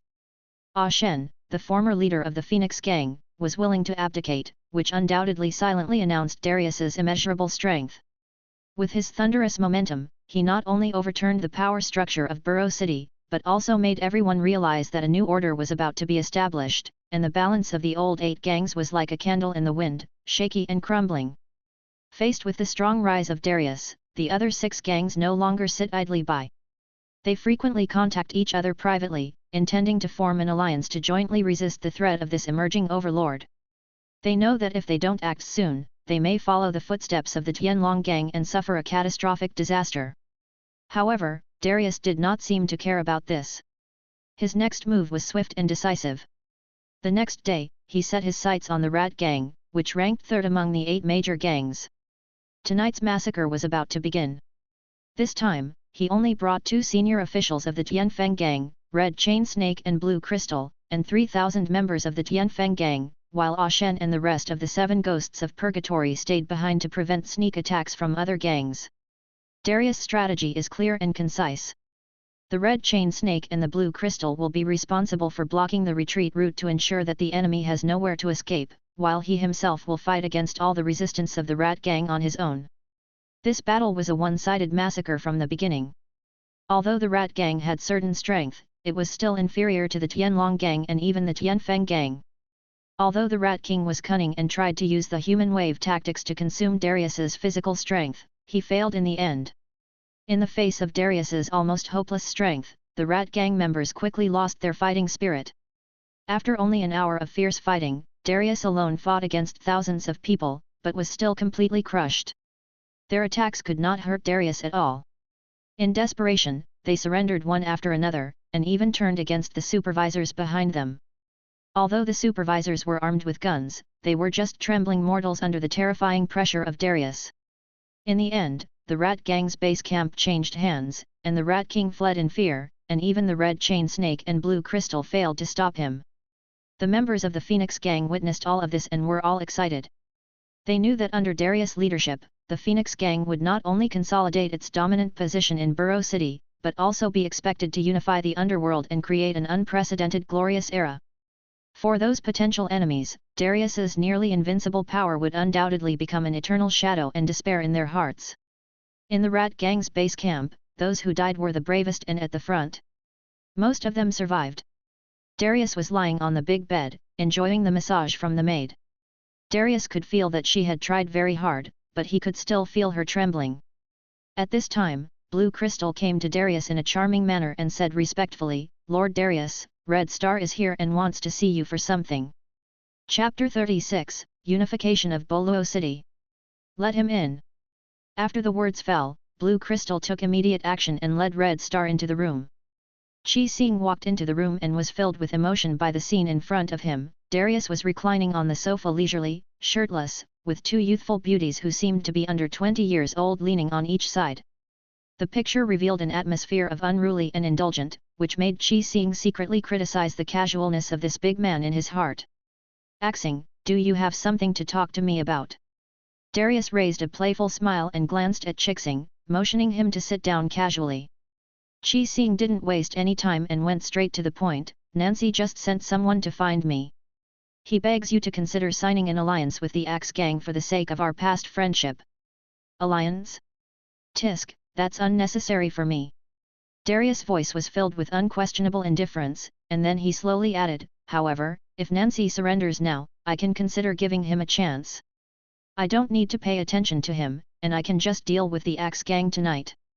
Upon hearing this, Qi Xing said to himself, as expected. Just yesterday, he suddenly received an urgent order from his superiors. The mission content suddenly changed. He was no longer required to lurk in Mirong's house, but to continue hiding in the Tianfeng gang and keep a close eye on Darius' every move. Although this sudden change made Chixing confused, he knew the importance of obeying orders, so he accepted the new mission arrangement without hesitation. Chixing did not linger for too long. He stood up, his tone was full of determination and firmness. "Okay, I came here this time to convey Nancy's intention. Unless he surrenders voluntarily, I will not contact his people. Then the next game is the highlight. Today is the final day. I'm leaving first." Darius nodded slightly after hearing this, his eyes revealing his expectations for Chixing. "Then do your best. I am very optimistic about your ability." In Darius's eyes, although Red Star is not a person of extraordinary strength, the criteria for judging vary from person to person. Compared with Darius, who is a time traveler, has the League of Legends system, and possesses the animal snake fruit, mythical beast, and Yamata no Orokai form, Red Star is naturally inferior. However, among his peers, Akahashi's brilliance is hard to conceal. He is only 21 years old, similar to Darius, but has already shown extraordinary potential. Darius's strength is largely due to the system and the devil fruit. If these external advantages are discarded, the strength comparison between the two may be different. "I understand." Akahashi's expression became extremely serious, his voice filled with unquestionable determination. "No matter what, I will win this game. This is also the agreement between you and me, don't worry. I will get that devil fruit." As a young man, Akahashi also has his own pride. Victory in the game is not only an agreement with Darius, but also a way to complete the task so that he can better lurk beside Darius. In the ever-changing land of Boluo City, within a short month, the 8 major gangs that once stood side by side had become like candles in the wind, leaving only the Phoenix gang standing proudly. Darius, the powerful man who swept in with the force of thunder and lightning, wiped out the other 7 gangs in just a few days, and then after nearly a month of arduous encirclement and suppression, he completely eliminated the remaining forces and consolidated the absolute rule of the Phoenix gang. At the same time, another piece of news swept through Boluo City like a spring breeze. Chixing, the young rising star of the Tianfeng gang, defeated all the heroes and won the championship in the martial arts competition held by the Kingdom of Flowers. As a reward for his victory, he also obtained the final prize of the tournament, the devil fruit. However, when Akahashi presented this devil fruit to Darius, the latter could not hide his disappointment. The reason is very simple, because this is a very rubbish devil fruit, called the Whispering Fruit, which was taken by a little girl in the original work. Its ability is to give the ability holder the ability to communicate with animals and even listen to their voices, but this devil fruit cannot listen to the inner voice of humans. It is only useful for animals, and those animals that are willing to communicate with it. Of course, it is also possible that the little girl is not yet proficient in the development of the Whispering Fruit, so she cannot listen to the inner thoughts of humans. But in any case, this devil fruit is a useless thing and is of no benefit in improving personal combat power. Instead, it will make people become landlubbers. Darius originally planned to give this gift to Chixing, but after understanding its essence, the latter chose to refuse without hesitation. In his opinion, such a devil fruit would not only fail to enhance strength, but would also create a weakness of being afraid of sea water. Afterwards, Darius tried to transfer this burden to Red Chain Snake and Blue Crystal. Although this devil fruit is indeed very useless, if it can be developed to listen to the inner voice of human beings, then this devil fruit will play a great role in intelligence. But they also declined. Even for them who longed for power, this ability limited to communicating with animals seemed too useless and could not arouse their interest at all. In the end, Darius had to seal up the Whispering Fruit temporarily, and decided to find a child to eat it later, and then cultivate it from a young age. Perhaps he could unleash the power of the fruit. Today, Darius finally upgraded and heard the familiar system voice, "Eternally burning wings, take me out of the mortal world. Fear the invisible power." Ding, level increased to level 7, new skills unlocked, Angel of Justice Kyle's passive skill, Long Steps to Godhood, Commander Roxas's R skill, Demonic Sublimation. God Ascending Steps, when Darius reaches level 6, he can release a powerful axe chi with each slash, with a maximum range of 50 meters. The attack distance increases by 1 meters for each level increase. When Darius reaches level 10, the attack distance of the axe chi can reach 11 meters, and the range of the axe chi slashed out is greatly increased, and the axe chi slashed out will have a flame wave effect. After that, the attack distance of the axe chi will increase by 100 meters for each level increase. When Darius reaches level 1, the attack distance of the axe chi can reach 100 meters, and the flame wave will have 16% true damage. After that, the attack distance of the axe chi will increase by 600 meters for each level increase. No cooldown time. Demon Ascension. When Darius uses Demon Ascension, thousands of shadow demons will be released from his body. Shadow demons are immune to physical attacks. After entering the human body to absorb the enemy's vitality, they will quickly return to Darius' body and convert the absorbed vitality into healing to restore Darius' health. Demon Radiance. When the life of humans within 100 meters around Darius is sucked dry, a ball of demon energy will explode with Darius as the center, destroying everything around. Cooldown time, days. Soon, a property panel appeared in front of Darius. Darius, 21 years old. 781/64001558. Innate skills: Bleeding, Massive Destruction, Cooling time 5 hours, Crippling Strike, Cooling time 1 hour, Ruthless Iron Hands, Noxian Guillotine, Cooling time 120 hours. Other skills: Natural Phantom, Cooling time 2 hours, Destiny, Cooling time 180 days, Call of Destiny, Cooling time 150 hours, Long Steps to Godhood, Demonic Sublimation, Cooling time 100 days. Talents: Grasp of the Undying, Cooldown 4 hours, Conqueror, Barrier, Cooldown 240 hours. Summoner skills: Mark, Cooldown time 48 hours, Flash, Cooldown time 300 hours. Equipment column: Detective Guard, Cooling time 240 hours, Divine Perspective, Cooling time 180 hours, Black Spear. Darius was overjoyed when he saw the 2 new skills. These 2 skills were very powerful.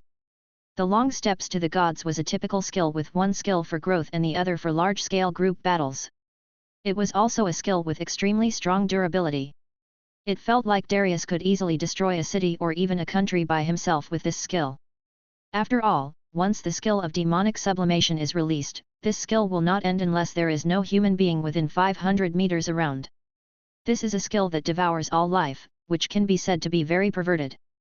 At the top of the world, in the Red Earth continent, in the holy land of Marijoa, Pangu City stands majestically.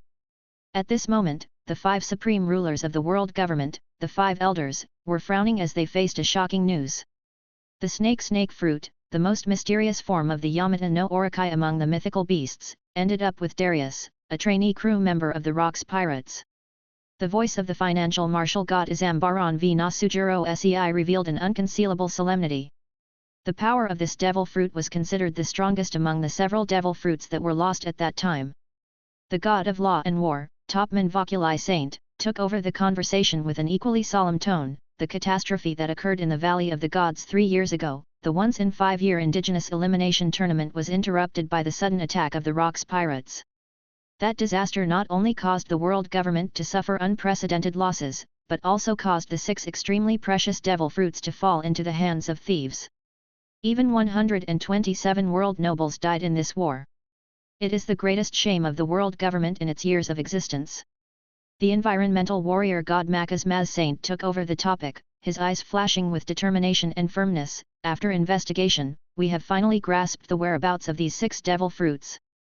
The meat puff fruit from the para-human series unfortunately fell into the hands of a slave of the Bacania tribe. The tremolo fruit and the bird fruit mythical beast phoenix form were swallowed by Whitebeard Edward Newgate and his son Marco respectively. Now Whitebeard has demonstrated a power that shocks the world, and the float fruit was taken by Shiki the Golden Lion, and in just a few years, the flying fleet he formed was not much less threatening than the Rocks Pirates back then. As for Kaido, the former trainee pirate of the Rocks Pirates, he swallowed the fish fruit mythical beast blue dragon form, and now possesses considerable strength. Finally, there is Darius, who has taken the power of the most valuable snake fruit, the mythical beast, and the Yamata no Orokai into himself. If he continues to grow, he may become another huge threat to the world. Chapter 37. Year. The face of the scientific defense god of war, Zegalusha Satan, was shrouded in an indescribable heaviness. He said in a deep voice, "It is really unexpected that the 3 devil fruit abilities that are hailed as the top have accidentally fallen into the hands of 3 trainee pirates of the Rocks Pirates. This is not just a coincidence, but more like a mockery of fate." In his opinion, the animal-type mythical beast devil fruits are undoubtedly the strongest of all devil fruits. They not only give the eaters a physique as strong as a beast, but also contain special powers that are beyond the ordinary and even comparable to superhuman and natural abilities. Precisely because he and the other 4 elder stars have abilities that are all of the mythical beast type, this personal experience has made him firmly believe in the value and potential of the mythical beast type devil fruit. The god of finance Isambaran V. Nasujiro said solemnly, "Devil fruits all have their own will, and this is especially true for the devil fruits of the animal-type mythical beasts. Maybe this is fate." At this time, the god of agriculture Shepherd 10 Peter Saint took over the conversation, his tone revealing a seriousness that could not be ignored. "Speaking of this, Kaido, who swallowed the azure dragon fruit, is now showing enough power to shake the sea. His current strength is far beyond our estimation and control. Darius, who ate the Yamata no Orokai fruit, has now established a foothold in Burrow City and even unified the 8 major gangs there. His ambitions are great. If allowed to develop, they will surely become a major calamity in the future. Therefore, we must act immediately to nip this potential threat in the bud." The god of finance, Isambaran V. Nasujiro, proposed a more careful consideration. The Flower Kingdom where Burrow City is located is a rare military power among the many member countries of the world government. If the navy is dispatched rashly, it may anger King Ramen and cause unnecessary diplomatic turmoil. Besides, Burrow City has a special geographical location and has long been in a regulatory blind spot. The navy's intervention may not necessarily achieve the expected results. In my opinion, it is better to send agents from CP7 or CP8 to sneak in first and secretly monitor Darius's movements. If the situation requires, consider mobilizing the top forces of CP9 and strive to find and seize the opportunity to kill him without being detected."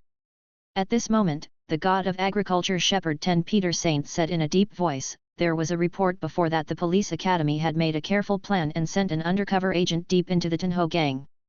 It was this undercover agent who first discovered the whereabouts of the Yamata no Orokai fruit and sent back key information." "That's right." The god of finance Isambaran V. Nasujiro nodded slightly and added, "This man is a rising star who just graduated from the police academy.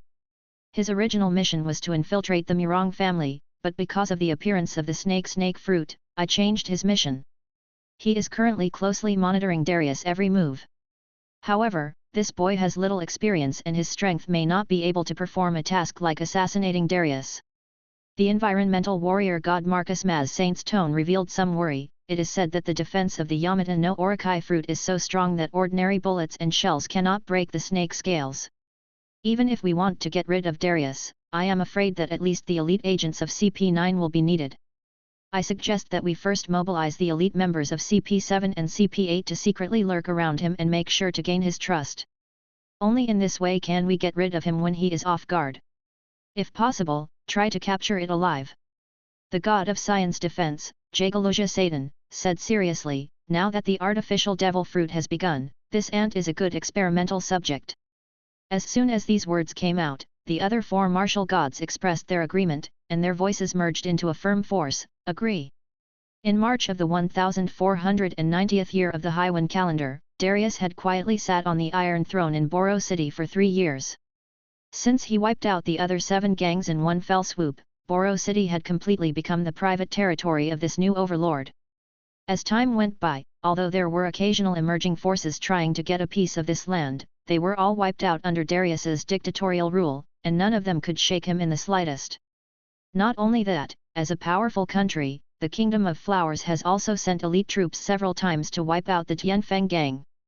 However, these efforts were all in vain under Darius's powerful strength, and the army of the Kingdom of Flowers returned in defeat. What's more, some other forces in the Flower Kingdom tried to use the power of pirates to fight against the Tenho gang, but they never expected that these pirates were ultimately unable to escape Darius's clutches and eventually all became Darius's experience points. During these 3 years, Darius knew that he had the power, but he was an outsider after all, so once he came to power, he used dictatorial rule. Anyone who dared to resist, or even had the slightest thought of resisting, would be suppressed by Darius with thundering means. To this end, Darius adopted an extremely direct and effective way to consolidate his position. He regularly, even frequently, eliminated members who were disloyal to him as a warning to others to ensure absolute obedience of the entire organization. Although there were resistances during this period, what Darius wanted was resistance. Every time there was resistance, he would suppress it with absolute strength. In addition, in order to continuously improve his strength, Darius also turned his attention to those seemingly harmless large livestock and wild beasts. In his opinion, although these herbivores such as yaks and bison are food for humans, the experience points of these yaks and bison are higher than those of adult males. Basically, an adult yak can gain 0.2 experience points, while an ordinary adult male can only gain 0.1 experience points. Women and children do not even have any experience points. Therefore, Darius bought all the large farms in Burrow City, and also purchased a large number of such animals from outside, and regarded them as a daily training project. Whenever night fell, bloody killings would take place around Burrow City, and these livestock became an important source of experience points for Darius in the next 2 years. After all, apart from some people who rebelled and were dissatisfied with Darius' rule in the first year, basically no one dared to show up in the next 2 years, and Darius could not execute his subordinates at will. After Darius purchased a large number of cattle, he also asked the members of the Tianfeng gang to process the killed livestock into delicious food and sell them in Boluo City and even the Flower City. In this way, Darius not only gained experience points, but also processed and exported the beef for money, which was a two-pronged approach. In addition, members of the Tianfeng gang would occasionally capture fierce beasts and send them over, such as lions, tigers, and bears, which had more experience points than yaks. Under Darius's almost dictatorial means, the greatest centralization was achieved. Afterwards, Darius established a new organization called Roxas, which was also the name of his future pirate group. Because Darius will definitely go to sea in the future, he needs to select elite members from the tens of thousands of gang members of the Tianfeng gang as future cadres. The method of selecting elite members is also very simple, which is to use the elimination system to select powerful masters from the gang, and then train them. After that, let these people fight each other and kill each other. The weak will be killed by the strong in this cruel selection, and the strong will naturally survive. So far, Roxas has more than 40 members, including the high-end combat forces of the original Burrow City, such as the 4 generals, 5 dragon heads, 6 demons, 7 ghosts and others. After choosing to surrender to Darius, they also joined the Tianfeng gang. Although there were some betrayals in the middle, most of them stayed. 3 years passed, and Burrow City had completely become Darius's private territory. The gang members were both afraid and in awe of him. At the same time, in order to plunder more wealth, Darius issued a strict iron law: no one was allowed to wear gold jewelry, and violators would be severely punished. The enforcement of this iron law was so strong that almost all the gold in Burrow City was plundered. In order to obtain gold coins, Darius not only bought the gold in Burrow City at a low price, but also continued to buy large quantities of gold from other cities to enrich his own treasure house. On this day, Darius chopped off the heads of dozens of yaks again, and finally heard the familiar system voice: how about a magic trick? Ding, the level is raised to level 8, and a new skill is unlocked: Demon Clown Sarko's R skill, Phantom. Unlock a new summoner skill, Purification. Phantom, Darius creates a Phantom clone. The Phantom clone has 24% of Darius's power. If the Phantom clone is fatally injured or 8 hours later, the Phantom clone will explode and split into 3 smaller clones. The smaller clones have 100% of Darius's power and will disappear after being fatally injured or hours later. Cooldown time is hours. Purification, remove all controls on the body. Cooling time 240 hours. Seeing these 2 skills, Darius nodded secretly in his heart. At least they were quite normal skills. Soon, the attribute panel appeared in front of Darius. Darius, 24 years old. Level 8, required experience points to level 9, 0.1 experience points, gold coins, 3122.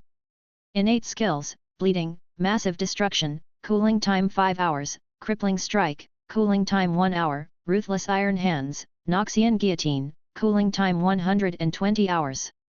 Other skills: natural phantom, cooling time 2 hours, destiny, cooling time 180 days, call of destiny, cooling time 150 hours, long steps to godhood, demonic sublimation, cooling time 100 days, phantom, cooling time 100 hours.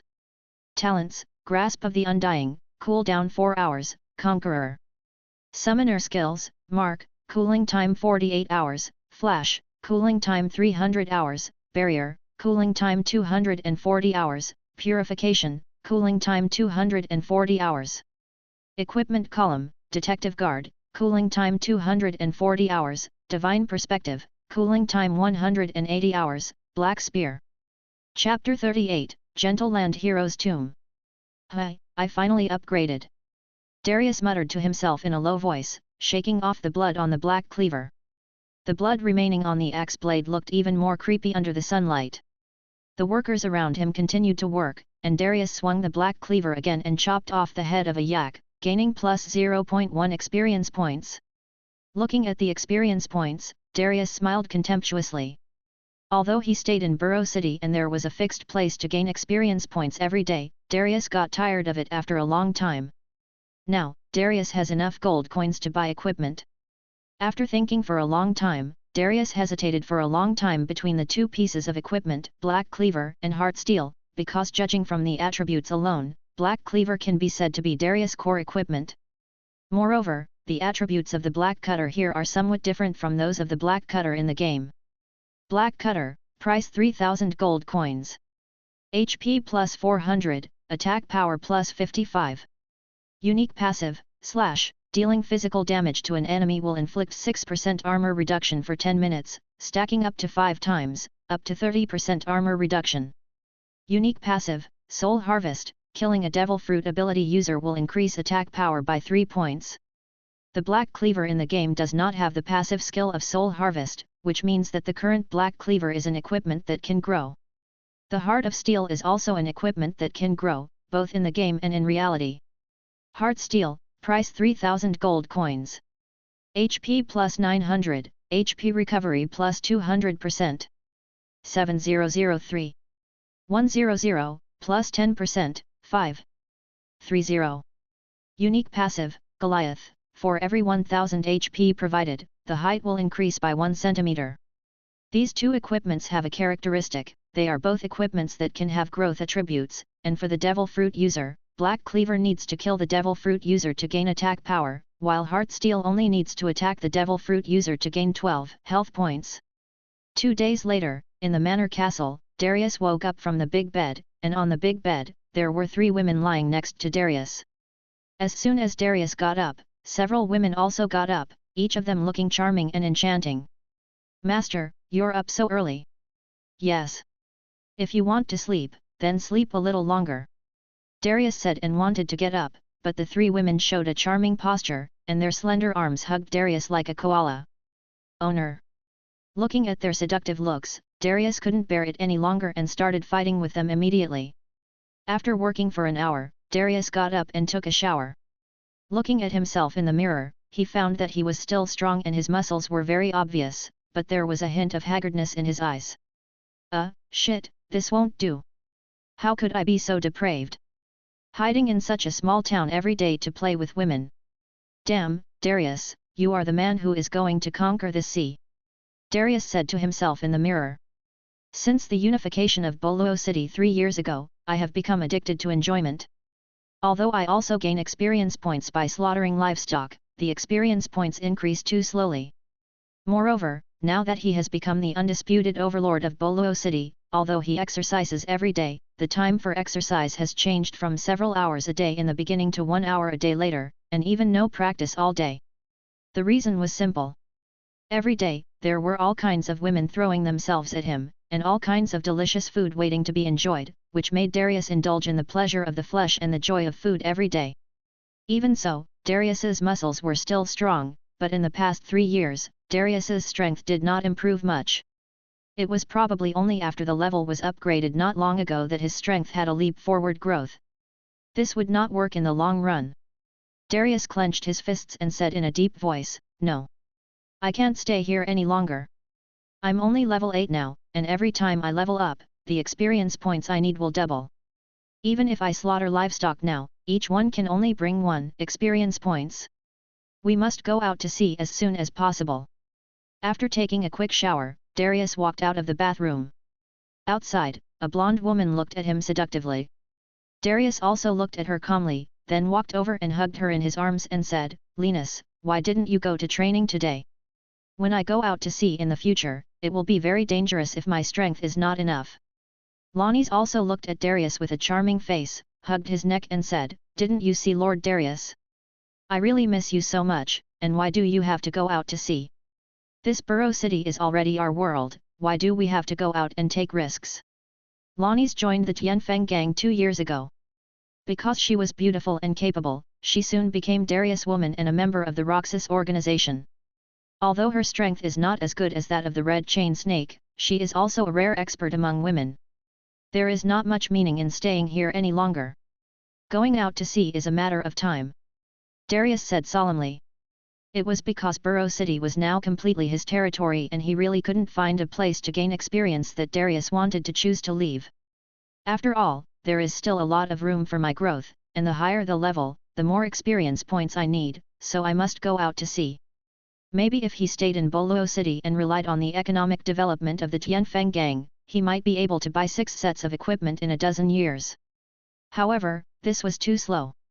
He could rely on the Tianfeng gang to earn money to buy gold for the equipment, but he could only rely on himself for experience points. Lonnie smiled charmingly and kissed him with her seductive red lips. "No matter where Lord Darius goes, I will follow you. I also believe that Lord Darius will become the king of the sea." Looking at the charming Lanice, Darius suddenly felt a burst of heat in his lower abdomen again. He directly pulled Lanice and threw her onto the big bed. The two of them quickly entered into physical pleasure. In the following days, Darius continued to train, eat, read newspapers and slaughter cattle as usual. Whitebeard and Golden Lion have done something big again. Looking at the content on the newspaper, Darius sighed again and looked at Whitebeard's latest bounty, 39 billion berries. I remember that when Whitebeard was in the Rocks Pirates, his bounty was over 1 billion. Now, it has only been 6 years since the Rocks Pirates were disbanded, but his bounty has tripled to a terrifying level. The bounty for the Golden Lion has now reached 37 billion baileys, almost 3 times more than before. You know, Rock's bounty at that time was only 55 billion baileys. After Rock's death, the pirate with the highest bounty became Roger. Roger's bounty was 6,840 billion baileys, making him the pirate with the highest bounty in the world today. And now, in this ocean, the Roger Pirates, the Whitebeard Pirates and the Haiku Pirates have become the 3 most powerful pirate groups today. Apart from these, there is another person, the Lone Red, Barlow Redfield, whose bounty is also 35 billion baileys, but he does not have a pirate group, but he can compete with the other 3 alone. Looking at today's newspaper, Darius felt anxious again. Hey!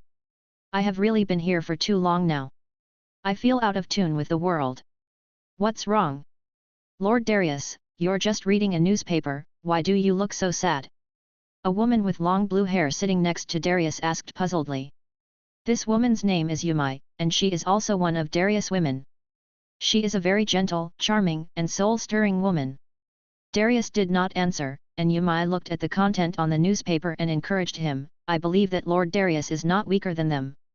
As long as the time is right, Lord Darius will definitely make a big splash. He is just accumulating strength now. Darius didn't want to talk much. The longer he stayed in Burrow City, the more he saw his former companions on the same ship. Their names appeared frequently in the newspapers, and the bounty was rising rapidly. Darius felt an inexplicable panic and dissatisfaction in his heart. Having also left Rocks One Piece, I had a great start. Not only did I have the League of Legends system, I also had an extremely powerful mythical beast Devil Fruit. How come I have no ambition at all and just enjoy the present moment every day? I must have been greatly influenced by my past life. It's been almost 7 years since I came to this world, and I haven't changed yet? No, I have to get out of my comfort zone. It won't be too late to enjoy it slowly after I become the king of this sea.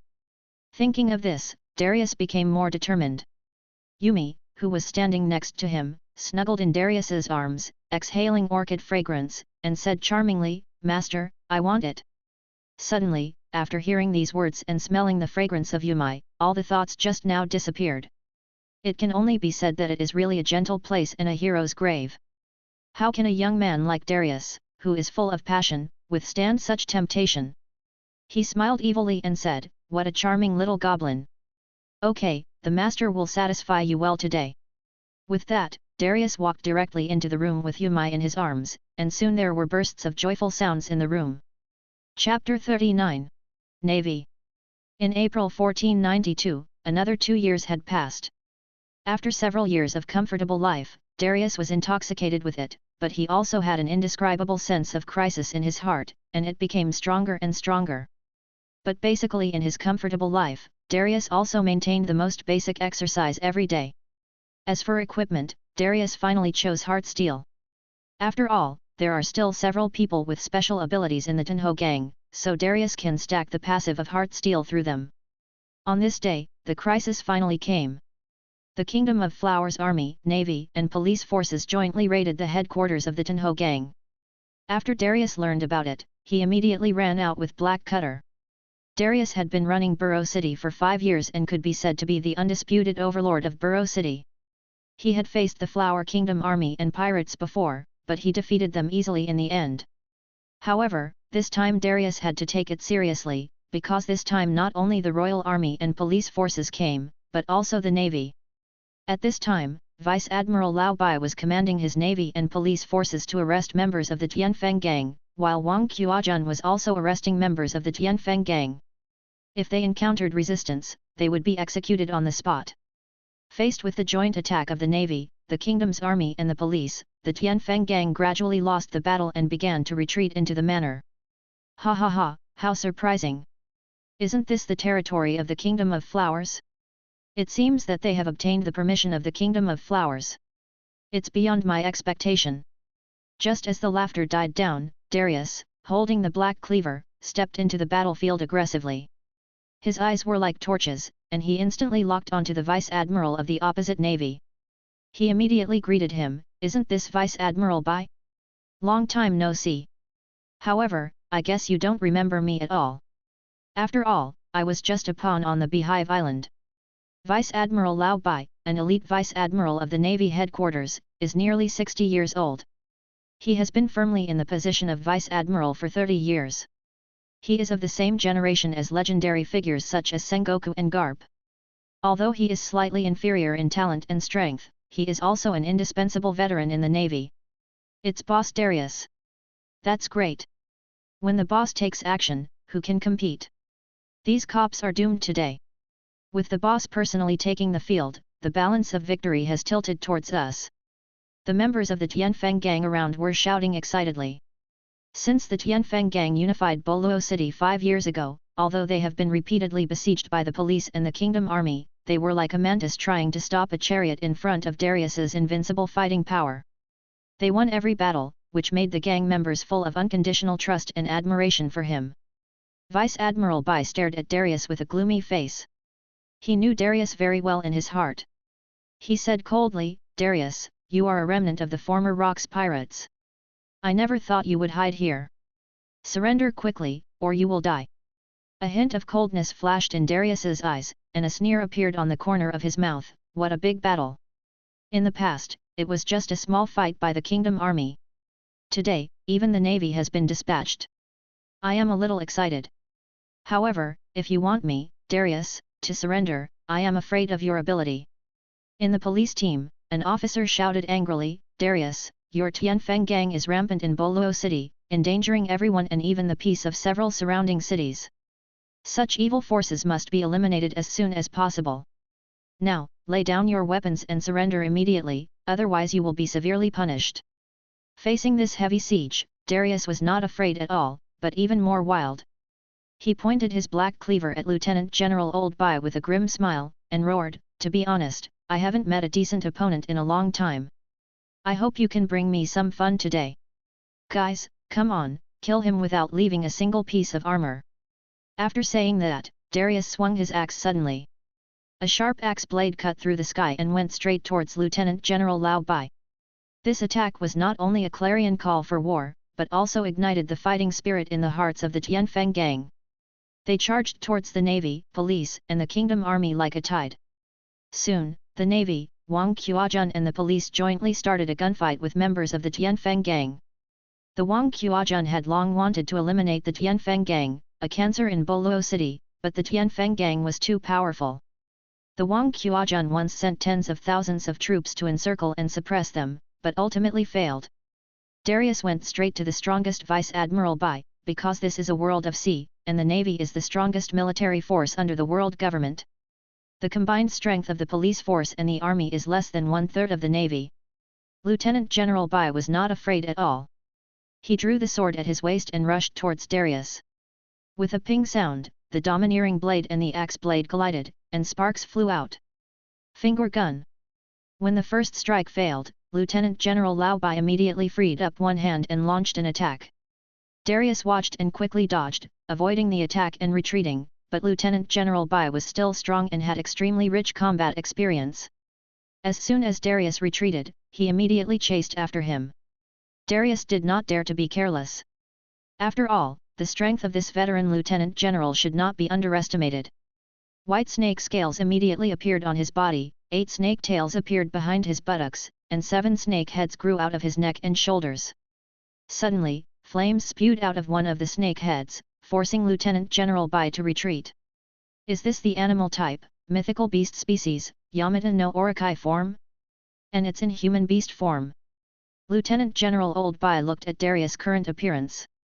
His feet and hands were still there, but there were 8 snake tails behind his buttocks, 7 more snake heads on his shoulders, his body was covered with white snake scales, and there was a pair of dragon horns on his head. Ha ha ha, after all, you are the Vice Admiral of the Marine Headquarters. I will have to give my all to deal with you. Your body in beast form is too big, and I am not very flexible fighting against you. Darius grinned grimly. After entering the human beast form, Darius' height reached about 3 meters, not much bigger, and his hands and feet were very flexible. Darius grinned and said, "You are a veteran Vice Admiral in the Navy. Let me see. I can use you to test my strength." The two men fought again. Lieutenant General Bai fought very steadily and his swordsmanship had reached the level of a great swordsman. His two-color domineering was also very strong. However, his observation haki could not foresee the future, and his armament haki could not achieve internal destruction. But the amount of domineering was 1 point stronger than Darius's. Another fight, Darius grabbed Lieutenant General Bai with one hand, and a snake head on his neck sprayed out a poisonous mist, and Lieutenant General Bai was immediately surrounded by the poisonous mist. Darius tightly grasped Lieutenant General Bai's wrist and grinned, "We haven't played yet." Flames storm. 2 more snake heads appeared, respectively emitting flames and hurricanes. With a loud bang, Darius retreated dozens of steps. However, Lieutenant General Bai, who was in the attack circle, was not so lucky. He rolled around in a very embarrassing manner, and the cloak of justice on his body was also singed by the flames. Cough, cough, cough. Lieutenant General Bai kept coughing, his face turning purple and red. It was not only from the burning of the flames, but also from the poisonous gas he inhaled. Lieutenant General. The surrounding Navy men were also anxious. Damned pirates, go to hell. The surrounding Navy men immediately raised their guns and fired bullets continuously. With the sound of ping ping ping, the bullets hit Darius's snake scales and bounced off one after another, unable to break the scales on Darius' body. He looked at the Marines who were shooting at him with a grim smile, swung the black cutter in his hand, and chopped at them with axe energy. Suddenly, streaks of blood splattered on the Marines' bodies. The experience points were quickly credited to Darius, which made him very happy. As expected, the Navy was much stronger than the gangsters. The lowest experience points were all above 0.8, which made Darius very happy. If there weren't so many people from the Tianfeng gang around, Darius would have wanted to use the demon sublimation directly. Looking at the old Lieutenant General Bai who was protected by the soldiers, Darius grinned, "Ha ha ha, is that all?" Old Lieutenant General Bai. "Humph, it's just the poison gas released by the devil fruit. It's not a natural poison gas. Let me tell you. Haki can restrain all devil fruits." As he said that, Lieutenant General Bai roared, and a terrifying armed color haki burst out from his body, quickly clearing the poison gas in his body, and his face soon returned to normal. "Not bad. You are worthy of being an elite Vice Admiral in the Navy." Darius did not look surprised. If a Vice Admiral of the Navy headquarters could be defeated so easily by him, then the future of the Navy should be worried. "Then let's continue."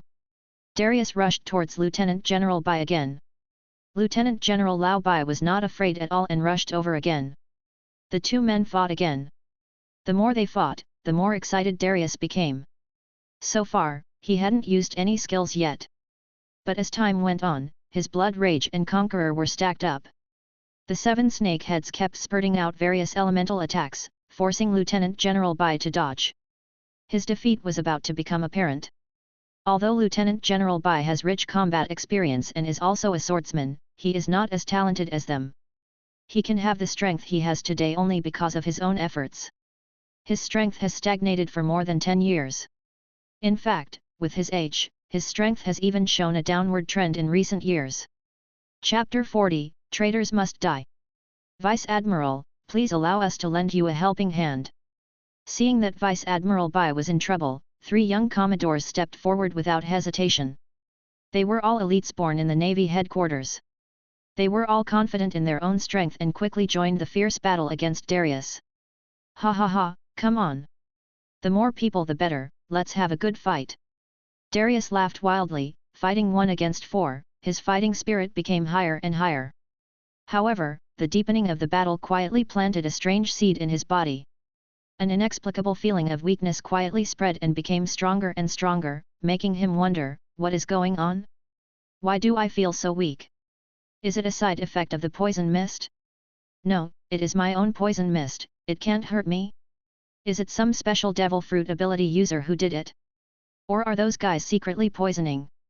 Impossible, they don't stand a chance at all. The uneasiness in his heart spread like wildfire. At this moment, a navy's sharp blade pierced his abdominal defense, forcing him to retreat again and again. The navy is quite capable. Darius cursed in his heart and decided to fight quickly to get out of this unfavorable situation. At this moment, he was suddenly hit hard on the back, and an unprecedented wave of weakness swept over his body. He saw a beautiful woman with golden hair like a waterfall, holding a dagger inlaid with sea stone, standing coldly behind him. This person was his woman, Lonnie's. What's wrong with her? Her betrayal was like a bolt from the blue, leaving Darius in disbelief. The anger and pain of being betrayed by the woman he loved was intertwined. He looked at Lonnie's and asked, why? As he spoke, Darius wanted to reach out and grab her. Shave. Lonnie's flashed and used the Navy 6 Style's unique skill Shave to easily avoid the attack. This familiar movement made Darius suddenly realize that she was actually an undercover agent of the world government. Being stabbed by the sea stone dagger, Darius could no longer use his abilities. The snake head, snake tail, and scales on his body gradually faded away. The suppression of the sea stone made him lose all his strength. Just as he tried to remove the dagger, a gunshot rang out. Yumi accurately hit his arm with a bullet wrapped in armed color domineering. This scene once again hit his psychological defense line. Yumi. Everything happened so fast, Darius' voice was full of disbelief, and the navy took the opportunity to launch an offensive, and the thick chains bound him tightly like a cage. The surrounding members of the Tianfeng gang were shocked when they saw this scene. They were confused and terrified. Boss Darius. Why did Sister Lonnie's do this? Yumi too. Did they have a misunderstanding? When Red Chain Snake saw Darius being caught, she felt very uncomfortable. Although this man whom she once loved deeply was very fickle, Red Chain Snake was still obsessed with Darius in her heart. Because of the Red Chain Snake's personality, she was less obedient to Darius, so except for the initial favor she received from Darius, Darius's love was later given to younger and more beautiful women like Lonnie's and Yumi. However, even though they were women who had long lost favor with Darius, the Red Chain Snake had a cold expression on his face and said, "Don't you understand? These two women were undercover agents planted by the government to be around Lord Darius from the very beginning." As soon as these words were spoken, panic quickly spread among the crowd. Some suggested running away, while others were already at a loss. The Red Chain Snake shouted at this time, "Don't be afraid, find a way to save Lord Darius, follow me." As he spoke, some of Darius's loyal subordinates followed the Red Chain Snake to try to rescue him. Darius was very moved when he saw that Red Chain Snake actually wanted to save him. He rarely touched Red Chain Snake now. Although Red Chain Snake was still Darius' woman in name, she had long been banished to the cold palace by Darius, and he only valued her strength. Thinking of this, Darius looked up at Lonnie's, his favorite woman, with anger and coldness in his eyes and said, I didn't expect that the person closest to me would betray me. Lonnie's raised a complicated smile and looked at Darius, with a barely perceptible apology in her voice. I'm so sorry, Lord Darius, my loyalty always belongs to the world government. When Darius heard this, the anger in his chest erupted like a volcano. He had long suspected that there might be undercover agents planted by the Navy or the world government around him. After all, the number of people in the Tenho gang was as high as more than 30,000, so it would not be surprising if there were undercover agents. Therefore, he had been very careful over the years. However, he had never expected that the world government had already quietly placed people like Lonnie's and Yumi around him, and he had never noticed it. No, or he had already noticed it before, but was attracted by their beauty and was unwilling to think about it. It had to be said that this was his mistake. As the news of Darius's arrest spread quickly, the members of the Tianfeng gang fell into panic and despair, and they fled in all directions. After all, even Darius, the undefeated god of war in their minds, was not spared, so how could they have the courage to continue to compete with the powerful navy? Soon, Darius was tightly bound by heavy iron chains. His body seemed extremely weak due to the effects of the drugs, as if he was shrouded in a thick dark cloud, and his consciousness became blurred. At this moment, Darius suppressed his discomfort, looked at the two women with a sharp gaze, and asked in a hoarse but firm voice, "It was you who drugged me?" Lonnie still maintained her charming charm, with a playful smile on her lips. "This is also a helpless move, Lord Darius. You are too powerful. How can I easily subdue you without using some tricks?" Darius smiled bitterly when he heard this, and an indescribable sadness surged in his heart. He knew that even if he didn't want to provoke the Navy and the world government and wanted to live a rich life in Burrow City, the world government and the Navy would never let him go easily. As a pirate, especially a pirate with a bounty, it was impossible for him to really live the life of an ordinary person. I already knew all this, but I still fell into the comfort of the gentle land, and finally it became like this. Darius asked coldly, "Next, how do you plan to deal with me? Will you execute me publicly or send me to Impel Down and lock me up?" Lonnie's smile was still charming, but there was a hint of coldness in her words. Who can say for sure?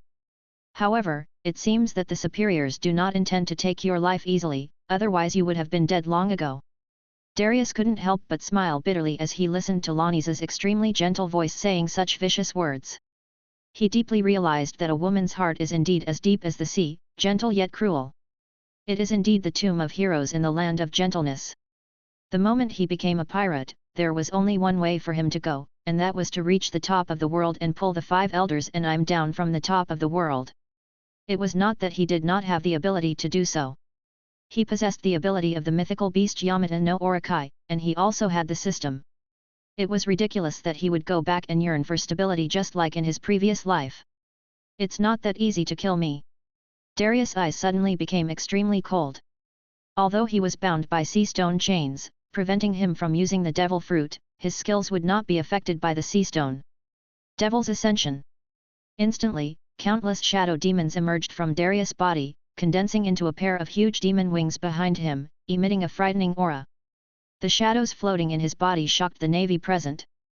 Purification. With Darius's low shout, the chains that bound him instantly turned into dots of light and dissipated into the air. At this moment, he was wearing a demon cloak formed by shadow demons, with wings spread out behind him like the king of the night.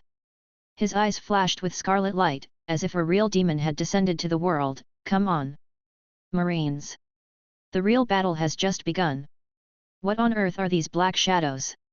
What are they? I can't even attack them. Are they ghosts? Damn it! What kind of monster is this? It has no entity at all, and yet it can be transmitted through the human body. I feel like the positive power in my body seems to be swallowed up bit by these black shadows. This black shadow seems to have the ability to deprive people of their vitality. Soon, as Darius released these shadow demons, the battlefield became noisy again. Both the Navy and the Kingdom's soldiers were pierced through by these sudden shadow demons, and an indescribable feeling of weakness instantly swept over their bodies. A naval colonel, with determination flashing in his eyes, swiftly swung his saber wrapped in domineering power, cutting through the air, vowing to split the evil thing in two. Use your domineering aura to kill it! He shouted excitedly. However, before he finished speaking, the shadow demon that seemed to be cut off miraculously split into two, invading the colonel's body from the left and right like a ghost, and suddenly passed through his back, but there was no wound on his body. Damn it! The power is disappearing. Are these monsters immortal? When the colonel was pierced through by these shadow demons, he felt that the strength in his body was taken away in an instant. Shock and despair were intertwined in his heart. Faced with the demonic sublimation performed by Darius, this non-devil fruit but more terrifying power, the navy, the kingdom army, the police, and even the members of the Tenho gang could not escape the doom. The shadow demons did not distinguish between enemies and friends, with Darius as the center, and all living things within a 500-meter range became their targets of devouring. This scene shocked everyone present, and they all exclaimed, "What kind of horrible existence is this?" Lieutenant General Lao Bai, an experienced general, also looked incredulous at this moment. Is this the awakening of the devil fruit? But he has been bound by sea stone, so he should not be able to use the power of the fruit. What is going on? The members of the Tianfeng gang, who were in despair, saw that Darius not only did not fall, but stood up in an unprecedented manner. Hope was rekindled in their eyes. Boss Darius! I knew that Boss Darius was invincible. How could he be defeated by the navy? Brothers, cheer up and follow Boss Darius to kill these cops. Their morale quickly recovered under the influence of Darius, as if they were injected with new vitality. At this time, Darius' body underwent another amazing change. He transformed into the human beast form of the Yamata no Orokai. His cold eyes stared straight at Lonnie's, causing the latter to involuntarily step back repeatedly. She was filled with fear and confusion. Darius was clearly chained. How did he break free? Just as she was about to beg for mercy, a sharp axe flashed like lightning and cut off her head in an instant. Then, Darius jumped up and stomped heavily, completely smashing Lonnie's head, demonstrating his unparalleled dominance and determination. Chapter 41. Killing.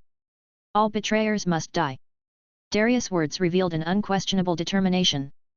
Before he finished speaking, his 3 snake heads suddenly opened, spewing out flames, lightning, and hurricanes respectively. These 3 elemental forces instantly intertwined and merged in the air, condensing into a destructive energy cannon, which bombarded Yumei mercilessly. This woman who was still on the boat this morning and was gentle to Darius, was destroyed in the dazzling light with a deafening explosion, leaving only a mess. A cruel smile appeared on Darius's lips, but this was only the beginning of the operation to eliminate the traitors. He hated these spies of the world government who were undercover beside him and made him be deceived after giving his feelings. Members of the Tianfeng gang. Your mission is to track down and capture all the traitors. I will kill them all with my own hands. Darius' voice resounded through the sky with irresistible majesty. Yes.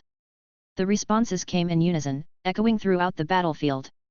Then, Darius's eyes were as sharp as an eagle, locked on Lieutenant General Lao Bai and others.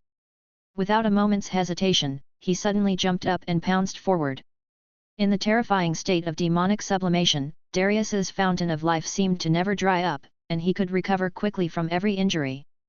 This almost cheating healing ability made him a true immortal god of war on the battlefield. Ordinary soldiers were powerless against the shadow demons released by demon sublimation. These monsters had no substance, and every attack from them replenished Darius' strength. Vice Admiral Bai, a senior commander in the navy, was not able to resist Darius at this moment, even though he was experienced. With the help of the demon's sublimation, Darius recovered at an amazing speed, and even the scars just left disappeared in an instant.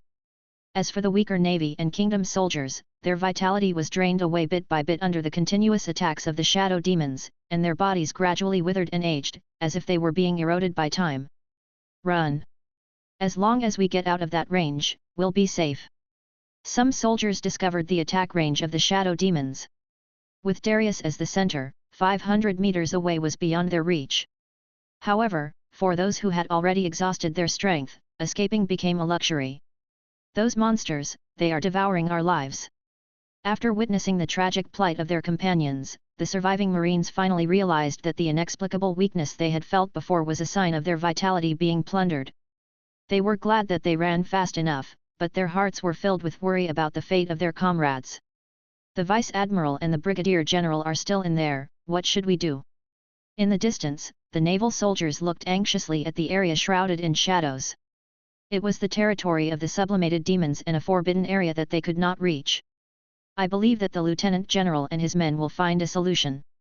At the critical moment, a naval captain stepped forward and stabilized the morale of the troops. What we need to do now is to concentrate our forces to deal with the other members of the Tianfeng gang. As for Darius, leave him to Lieutenant General Lao Bai and his men. At this moment, Darius stood in the center of the battlefield. Facing Vice Admiral Old Bai and more than a dozen naval generals under his command who were proficient in domineering, he not only did not show the slightest fear, but in the state of demon sublimation, his injuries were recovering rapidly. Lieutenant General Lao Bai, a veteran warrior, also felt unprecedented pressure at this moment. His armament haki was consumed for a long time, and his haki was finally overconsumed. An invisible shadow demon silently penetrated his defense, like a kiss of death, instantly draining away more of his vitality and fighting spirit. Damn! Actually, his words were full of reluctance and shock. Shadow demons, the product of the demon's sublimation state, have no physical form, but they can be blocked by the armed color domineering. However, using domineering to protect the body for a long time means that even a domineering master like Lieutenant General Lao Bai will eventually run out of domineering as time goes by and fall into a desperate situation. Even Vice Admiral Old Bai is in this situation, and the situation of the other naval officers is even worse. Their domineering power is not as good as Vice Admiral Old Bai, and they have no way to deal with these unkillable shadow demons. Ha ha ha, it seems that your domineering aura is almost exhausted. Darius laughed wildly, with a cruel arc at the corner of his mouth. If you can't kill me before my domineering aura is exhausted, then you will be the next to die. Don't worry. I don't have the habit of killing people cruelly. I will kill you with one axe and won't let you suffer too much. Darius licked his dry lips, his tone full of coldness and confidence. The surrounding Navy soldiers witnessed these horrific scenes, and their morale dropped to the freezing point. Those once majestic Navy generals became weak after being devoured by the shadow demons, and some were even directly sucked dry of their vitality and turned into shrunken corpses. This extraordinary power made everyone present feel terrified, and even their breathing became heavy. Retreat! Retreat quickly! Desperate cries echoed on the battlefield. However, how could Darius let them go so easily? Want to escape? Not so easy. Phantom! He growled and used his skill, Phantom. Although the Phantom clone only has 50% of the strength of the original body and cannot use its unique skills, it can use devil fruits and domineering, which is enough. Doppelganger? How many secrets does this guy have? Lieutenant General Bai's heart sank to the bottom. He knew that they all underestimated Darius's strength. At this moment, he was more like a terrifying monster from the New World, which made people afraid. You guys leave quickly. I'll cover you. Lieutenant General Lao Bai held on to his exhausted body, tightly grasped his sword, and a look of determination flashed in his eyes. He knew very well that retreating at this moment was the only chance of survival, but this chance would cost him his life. We must bring back Darius's intelligence. This time, we underestimated the enemy. However, how could Darius give him this opportunity? Today, no one will escape. He roared, and the black cleaver in his hand was completely swallowed by the red light, emitting a terrifying aura. Noxian guillotine. With a roar, Darius leaped up like a raging wave and chopped down fiercely with black cleaver. The collision between the axe and Lieutenant General Lao Bai's sword caused an earth-shaking storm, and suddenly, where the two blades collided, dazzling lightning flashed. Lieutenant General Lao Bai gnashed his teeth and roared, "Go, I'll stop him." However, just as Lieutenant General Bai was concentrating his strength to face Darius's full-strength axe, the surrounding shadow demons once again played a fatal role. They penetrated Lieutenant General Bai's body, and Lieutenant General Bai suddenly felt a sense of weakness. Finally, the sword broke, and Lieutenant General Lao Bai's body was chopped down by the powerful force of the blow. He fell heavily to the ground, and blood spurted out of his body like a tide. "Mr. Lieutenant General!" The naval generals around witnessed this scene and were extremely sad. The elderly Lieutenant General Bai was lying powerlessly on the ground, with a shocking wound on his chest. The axe mark was so deep that one could even see the heart under the ribs. Darius stood beside old Vice Admiral Bai, staring at the scene. A smile of both admiration and cruelty appeared on the corner of his mouth. "Haha, haki is indeed powerful. He can still survive such a heavy blow." After that, he raised Black Cleaver high, chopped it down with one axe, and ended the life of the Vice Admiral. Soon, the words EXP plus 1433 appeared on the body of Lieutenant General Lao Bai. This was definitely the highest amount of experience Darius had ever gained since his time traveling through time. Then, Darius glanced at the other alert naval commanders with cold eyes. Those generals, looking at the densely packed shadow demons around them, knew very well how terrifying the shadow demons were. Not only were these creatures impossible to kill, but there were also a large number of them. They all activated their full-body armament domineering aura in an attempt to resist the ubiquitous invasion of darkness. But now even their highest commander, Vice Admiral Lao Bai, was dead. Facing Darius's strength, no one could match him. A commodore was on the verge of collapse, but he had to stay calm because of his duty. He shouted with his last bit of strength, "Retreat! Everyone retreat! Send a distress signal to the Navy headquarters immediately. We must survive and fight for justice." As soon as these words were spoken, the generals responded as if they had grabbed a life-saving straw, turned around and wanted to flee, hoping to escape the shadow of death. However, how could Darius let these prey go so easily? "Humph, how could I let you escape?" Looking at the fleeing navy, Darius and his phantom clone quickly pursued them like hunting beasts. Today, this burrow city will become his hunting ground, and any prey that tries to escape will not be able to escape the doom. He wants to use his actions to tell the Navy and the world government that since you won't let me live a stable life as a rich man, then don't blame me for standing completely against your world government until the world government is destroyed. Chapter 42. Upgrade. In the Grand Line, at the Navy headquarters Marineford, the bastion of maritime justice, Admiral Sora was buried in a mountain of documents, meticulously processing every report concerning the peace of the ocean. At this moment, a burst of hurried footsteps broke the silence in the room, and a messenger rushed in with a panicked look, his voice trembling slightly due to nervousness. "Marshal Kong, emergency. Lieutenant General Lao Bai's life paper has been completely turned into ashes just now." As soon as these words came out, Marshal Kong's face suddenly changed, and his disbelief was beyond words, as if even the air froze for a moment. He was about to ask for details when the den mushi on the desk rang at an inopportune time. The urgent ringing sound was like a death warrant, because ordinary small matters would not be called to his office phone. He had no time to think about it and quickly answered the phone. "I am Navy Marshal Kong, what's the emergency?"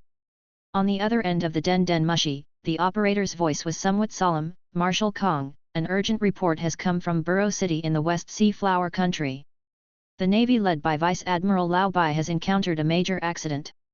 Right now, connect me to Lieutenant General Lao Bai's direct communication." Marshal Kong's voice revealed unquestionable determination, and every word was like a heavy hammer hitting people's hearts.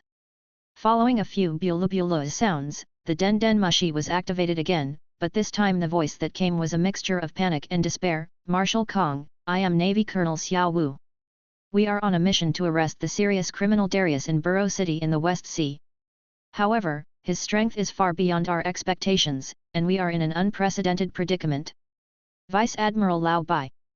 At this point, the voice was suddenly interrupted, replaced by a heart-wrenching scream and chaotic noise, followed by the dull sound of the den mushi falling to the ground, and then everything returned to silence. "Colonel Xiao! Colonel Xiao!" Marshal Kong called out to the den mushi anxiously, but the only response he got was cold silence. At this moment, an unexpected situation occurred. The den mushi was picked up again, and a calm and almost indifferent voice came from the other end. "Hello." This sudden voice, like a sharp blade in the cold wind, made Marshal Kong feel a strong sense of uneasiness and premonition. He immediately asked in a majestic tone, "Who are you? Where is Colonel Xiao Wu?" The person on the other end of the den mushi still maintained his cold and indifferent voice and asked back, "Who are you?" As the supreme leader of the Navy, Kong spoke with an unquestionable dignity. "I am the Admiral of the Navy, Kong. Are you Darius?" There was both confirmation and temptation in his words. "Ha ha ha, it's me. I didn't expect the person on the other end of the line to be the man at the pinnacle of the Navy." After confirming his identity, Darius laughed arrogantly, and then his tone turned chilling. "To be honest, after 5 years of comfortable life in Burrow City, I once thought of retiring, but you guys in the Navy are determined to force me into a dead end. In this case, I have no choice but to return to my old job. Just wait. Sooner or later, I will kill you, Admiral of the Navy. As soon as these words came out, Marshal Kong was furious.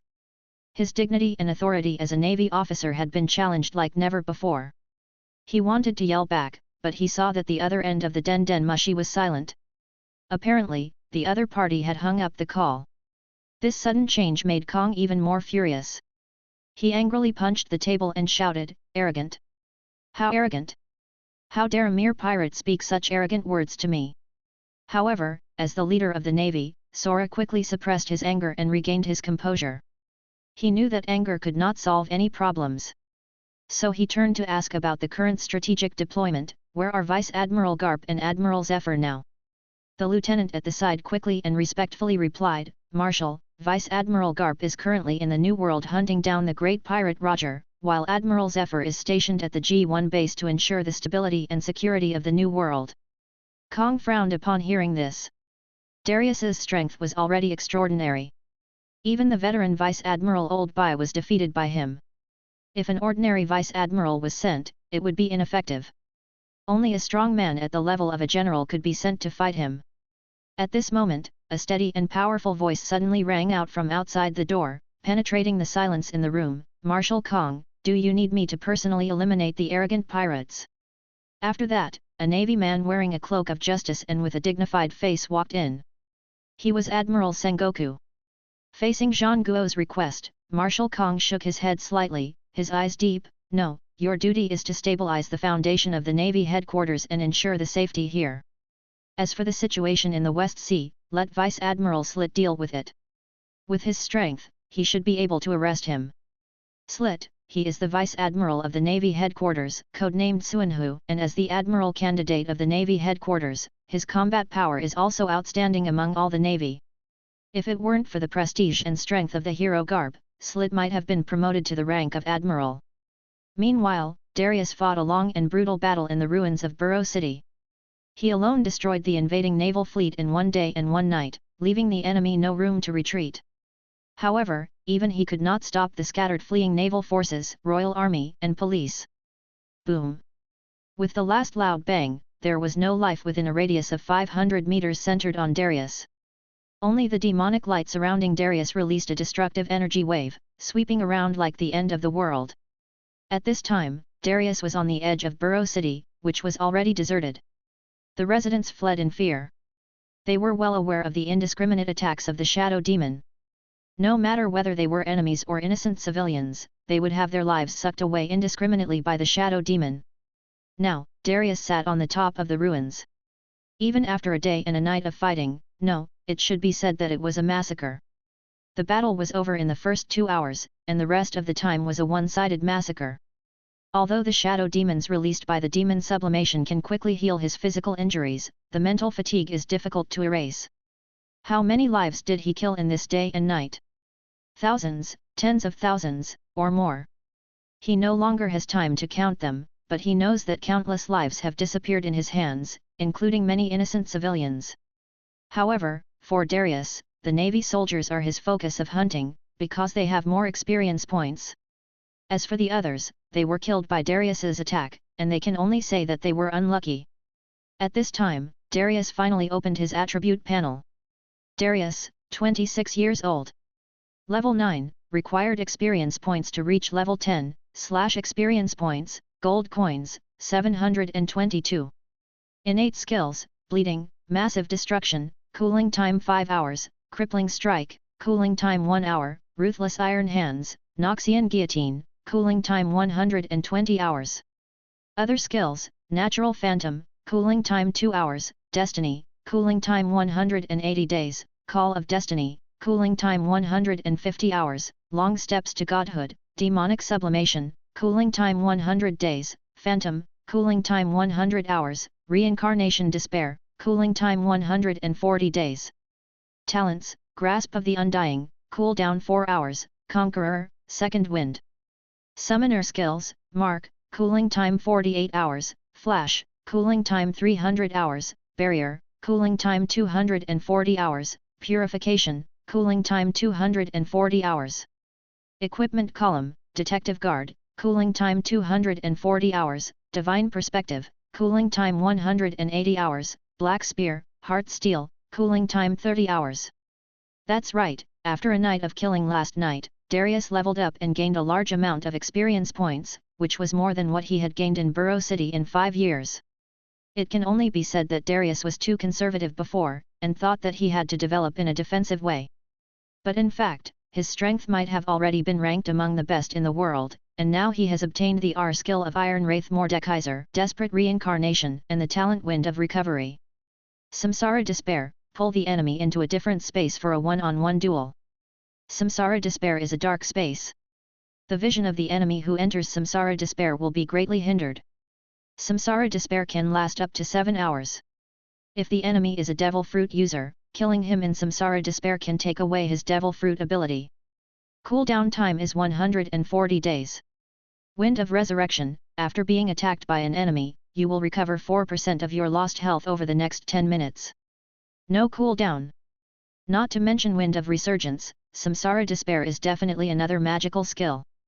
If Demon Sublimation is a large-scale AoE team battle skill, then Samsara Despair is the strongest single-player skill that Darius possesses now.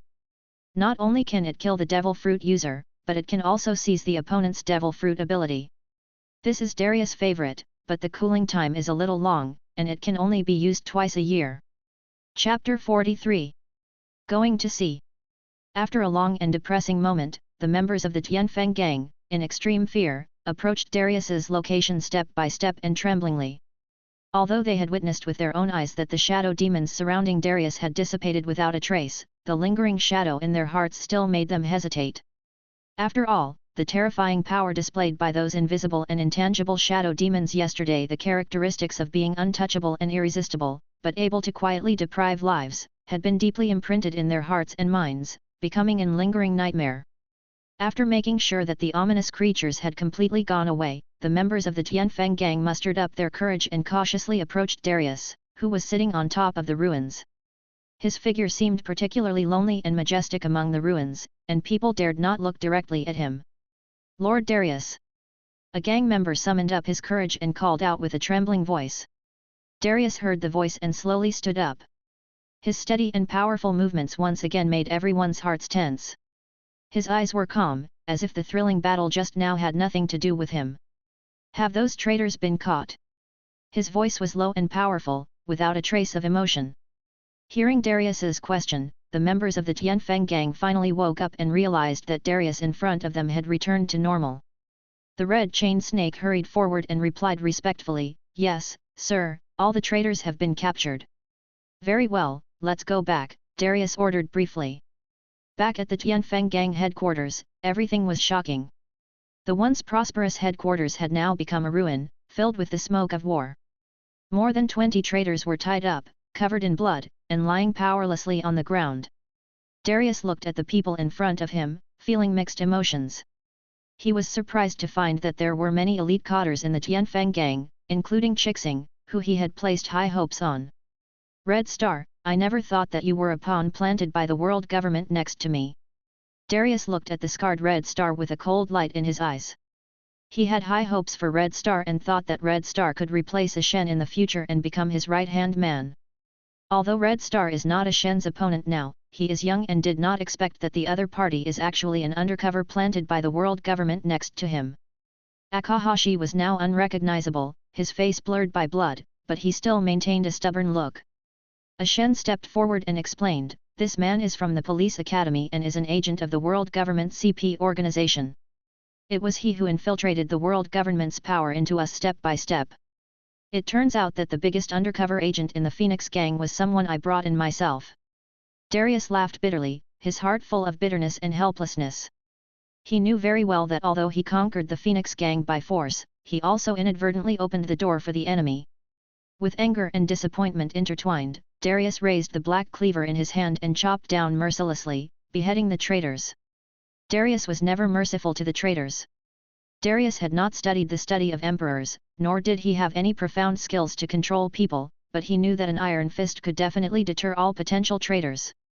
After executing these 20 or so spies of the world government, Darius gently swung the axe, splashing the blood on the blade onto the ground, and then asked Ah Shen in a low voice, "Ah Shen, what are the casualties of the Tenho gang?" Hearing this, Ah Shen's face was solemn, and he slowly said, "We have suffered nearly 30,000 casualties, and more than 15,000 deaths have been confirmed." Darius frowned when he heard that, and after a moment he was a little angry and disdainful. "Waste, they don't train normally, and this is the end at the critical moment. Well, just bury them properly." His words revealed his indifference to the passing of life, as if those sacrificed lives were nothing but insignificant dust. As soon as this was said, Ah Shen also nodded in agreement. In fact, the death of many brothers was not entirely due to the hands of external enemies, but the shadow demons summoned by Darius during the fierce battle devoured the vitality of a large number of seriously injured people. This led to the brothers who could have been treated being killed by Darius's shadow demons. However, when Ashen recalled Darius's terrifying power, his heart trembled. He felt that Darius's power seemed endless and he had no idea where his limit was.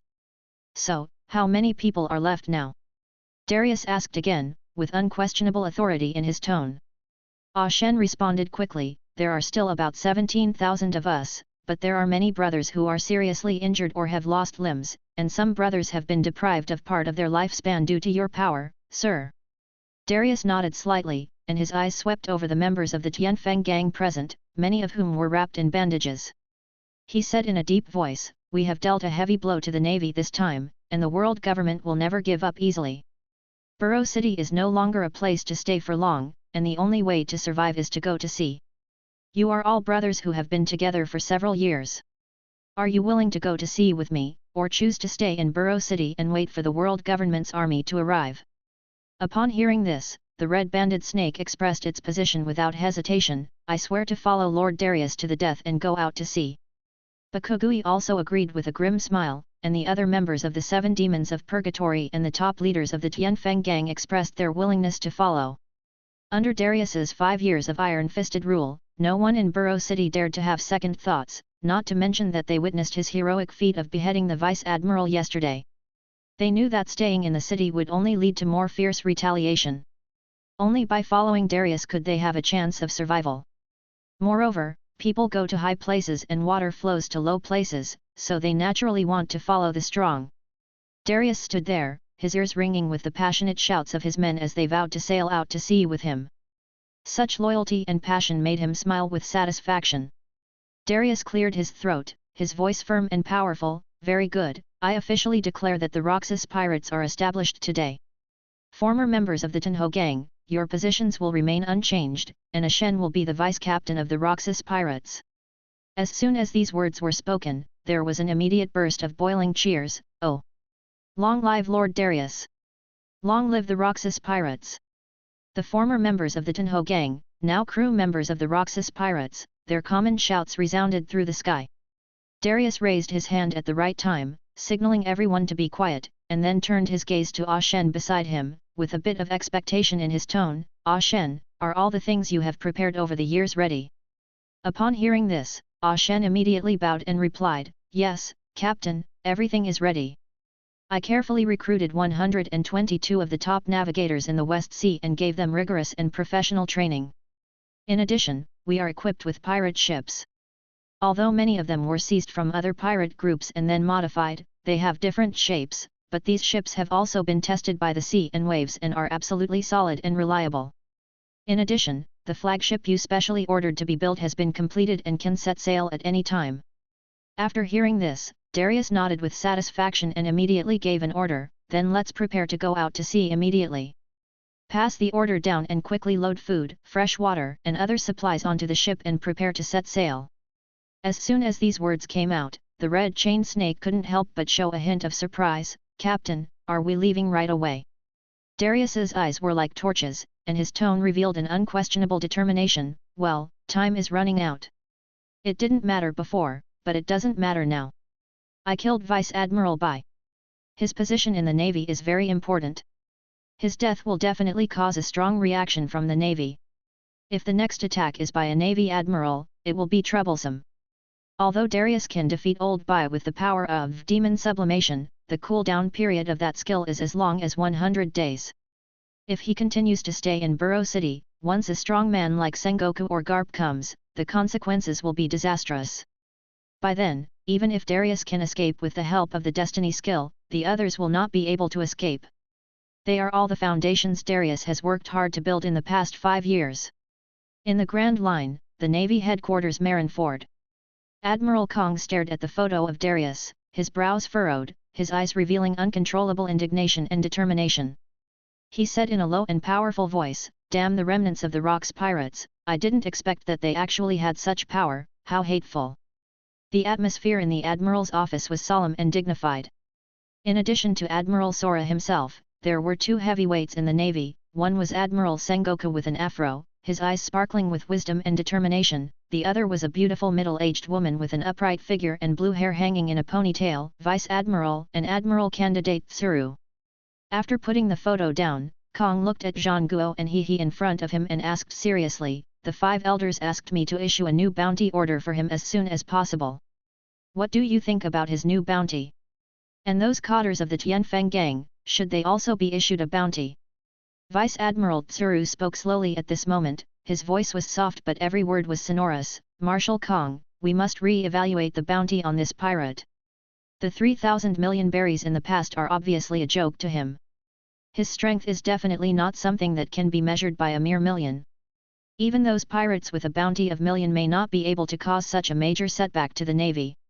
As for those gang members, they are the scourge of the local people.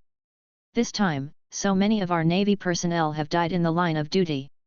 Let's also issue a wanted notice for them."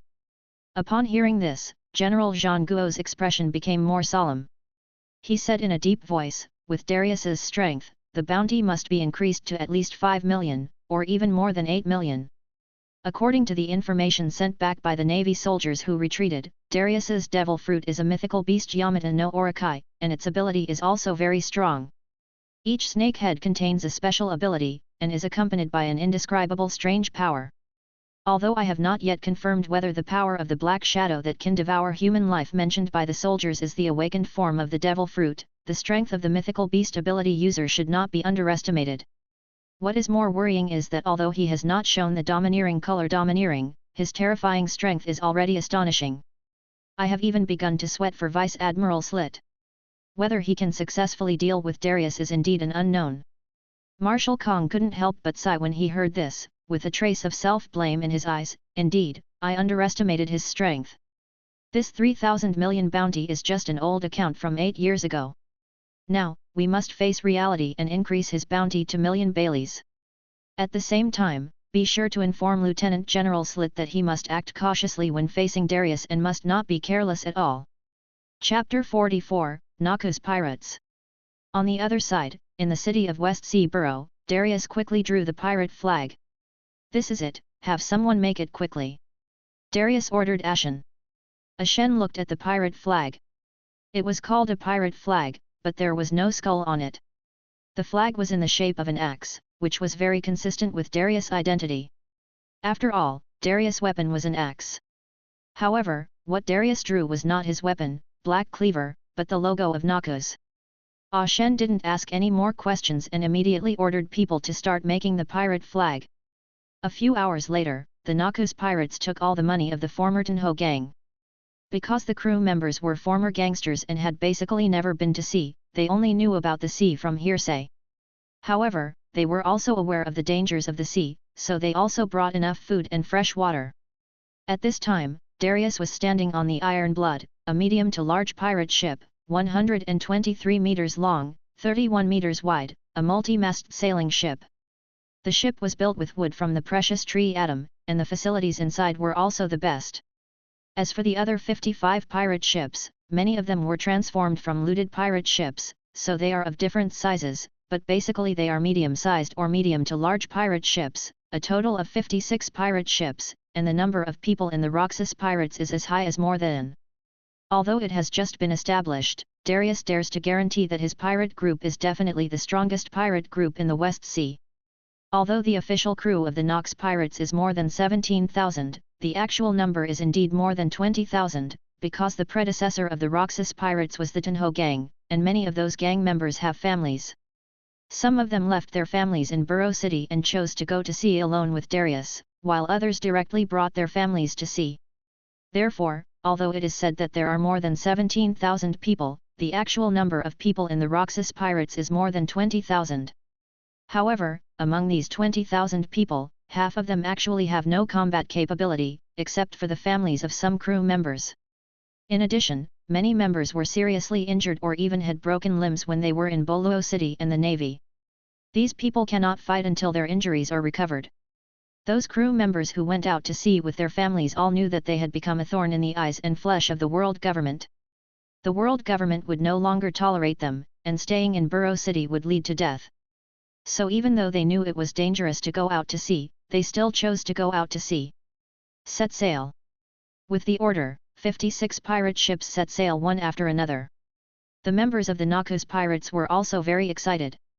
They were all gangsters before, and they would not go too far away from Borough City even if they took a ship. But this time, they were going to the New World, the great waterway known as the Devil's Sea.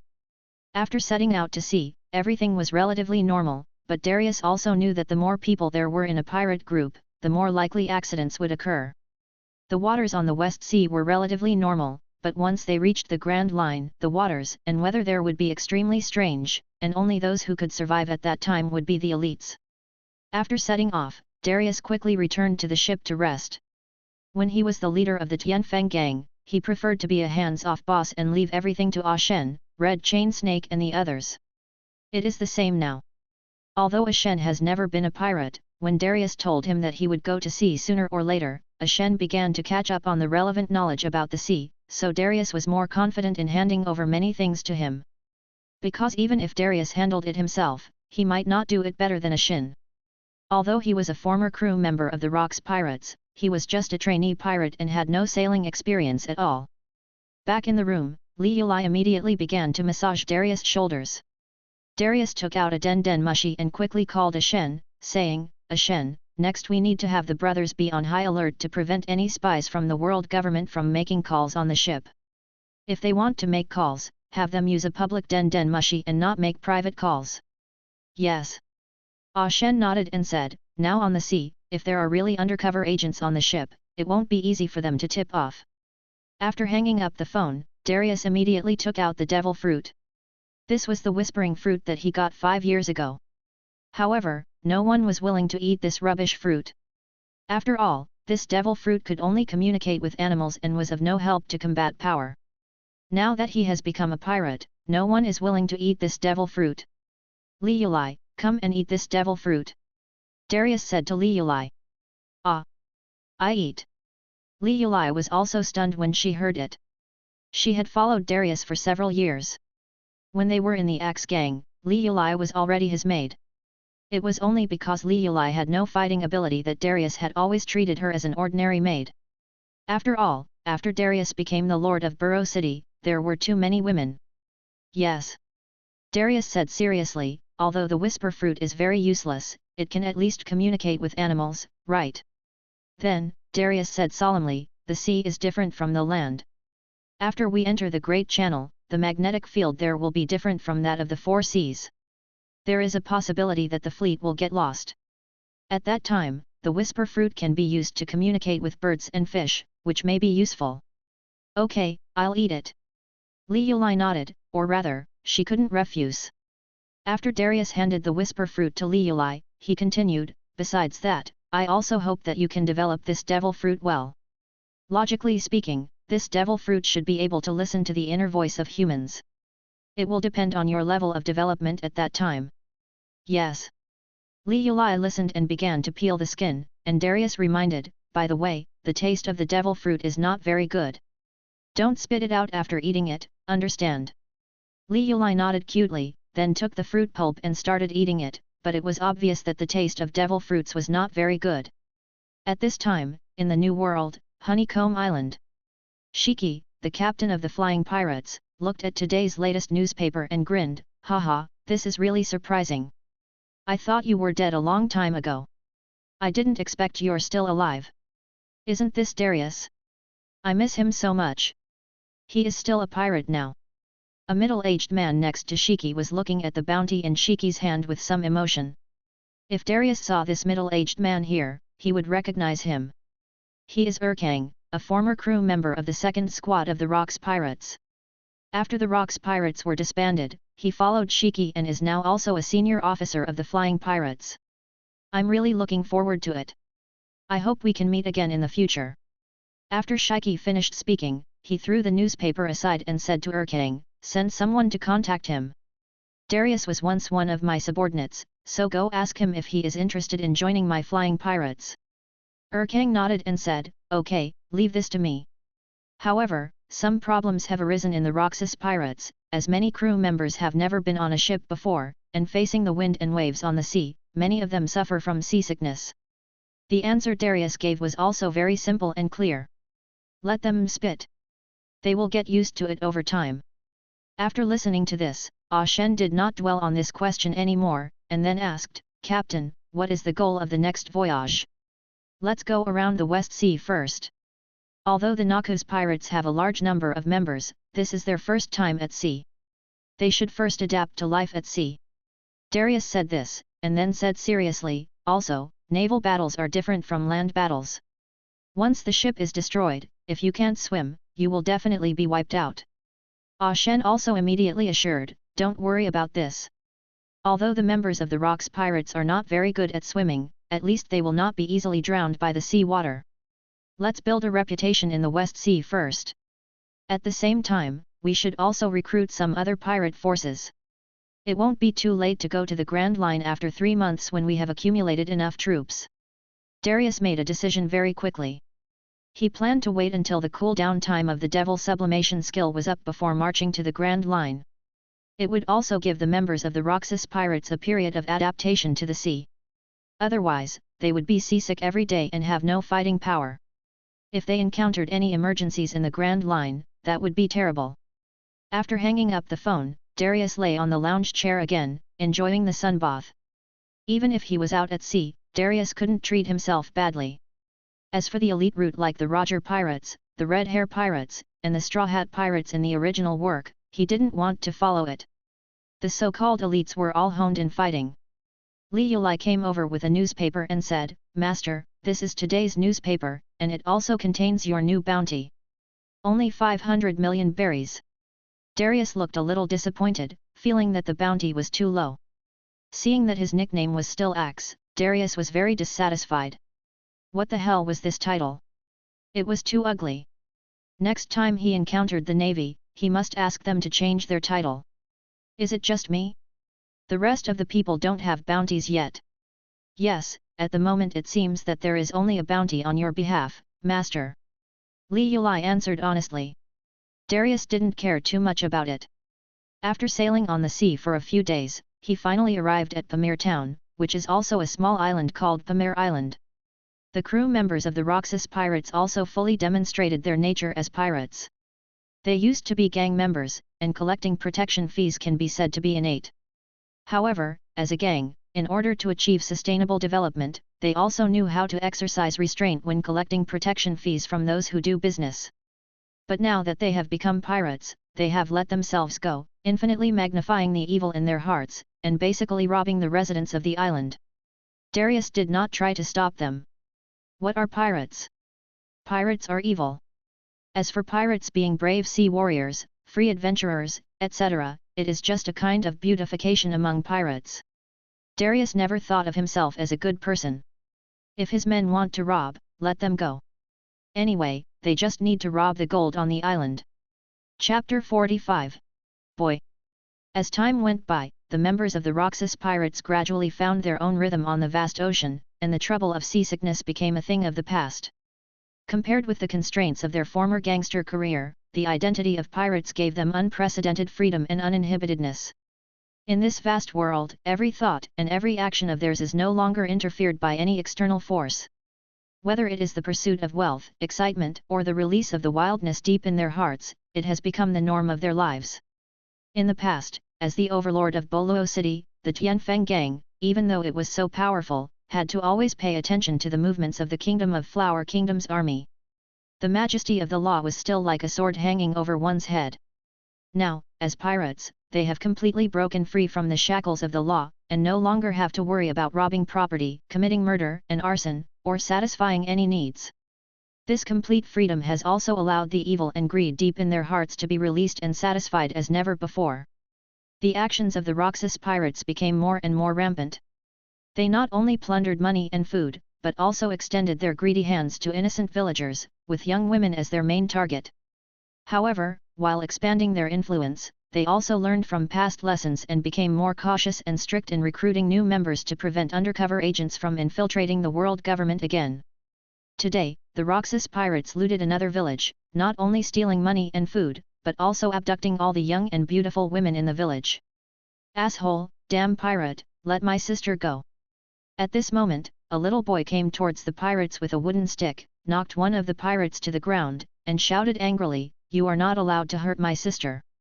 The members of the Roxas pirates around were also a little surprised when they saw the boy suddenly jumping out, and then they laughed out loud, "Ha ha ha, Lao Wu, what's wrong with you? Are you still drunk? You were actually hit by a little devil." The pirate named Lao Wu was also very angry at this time.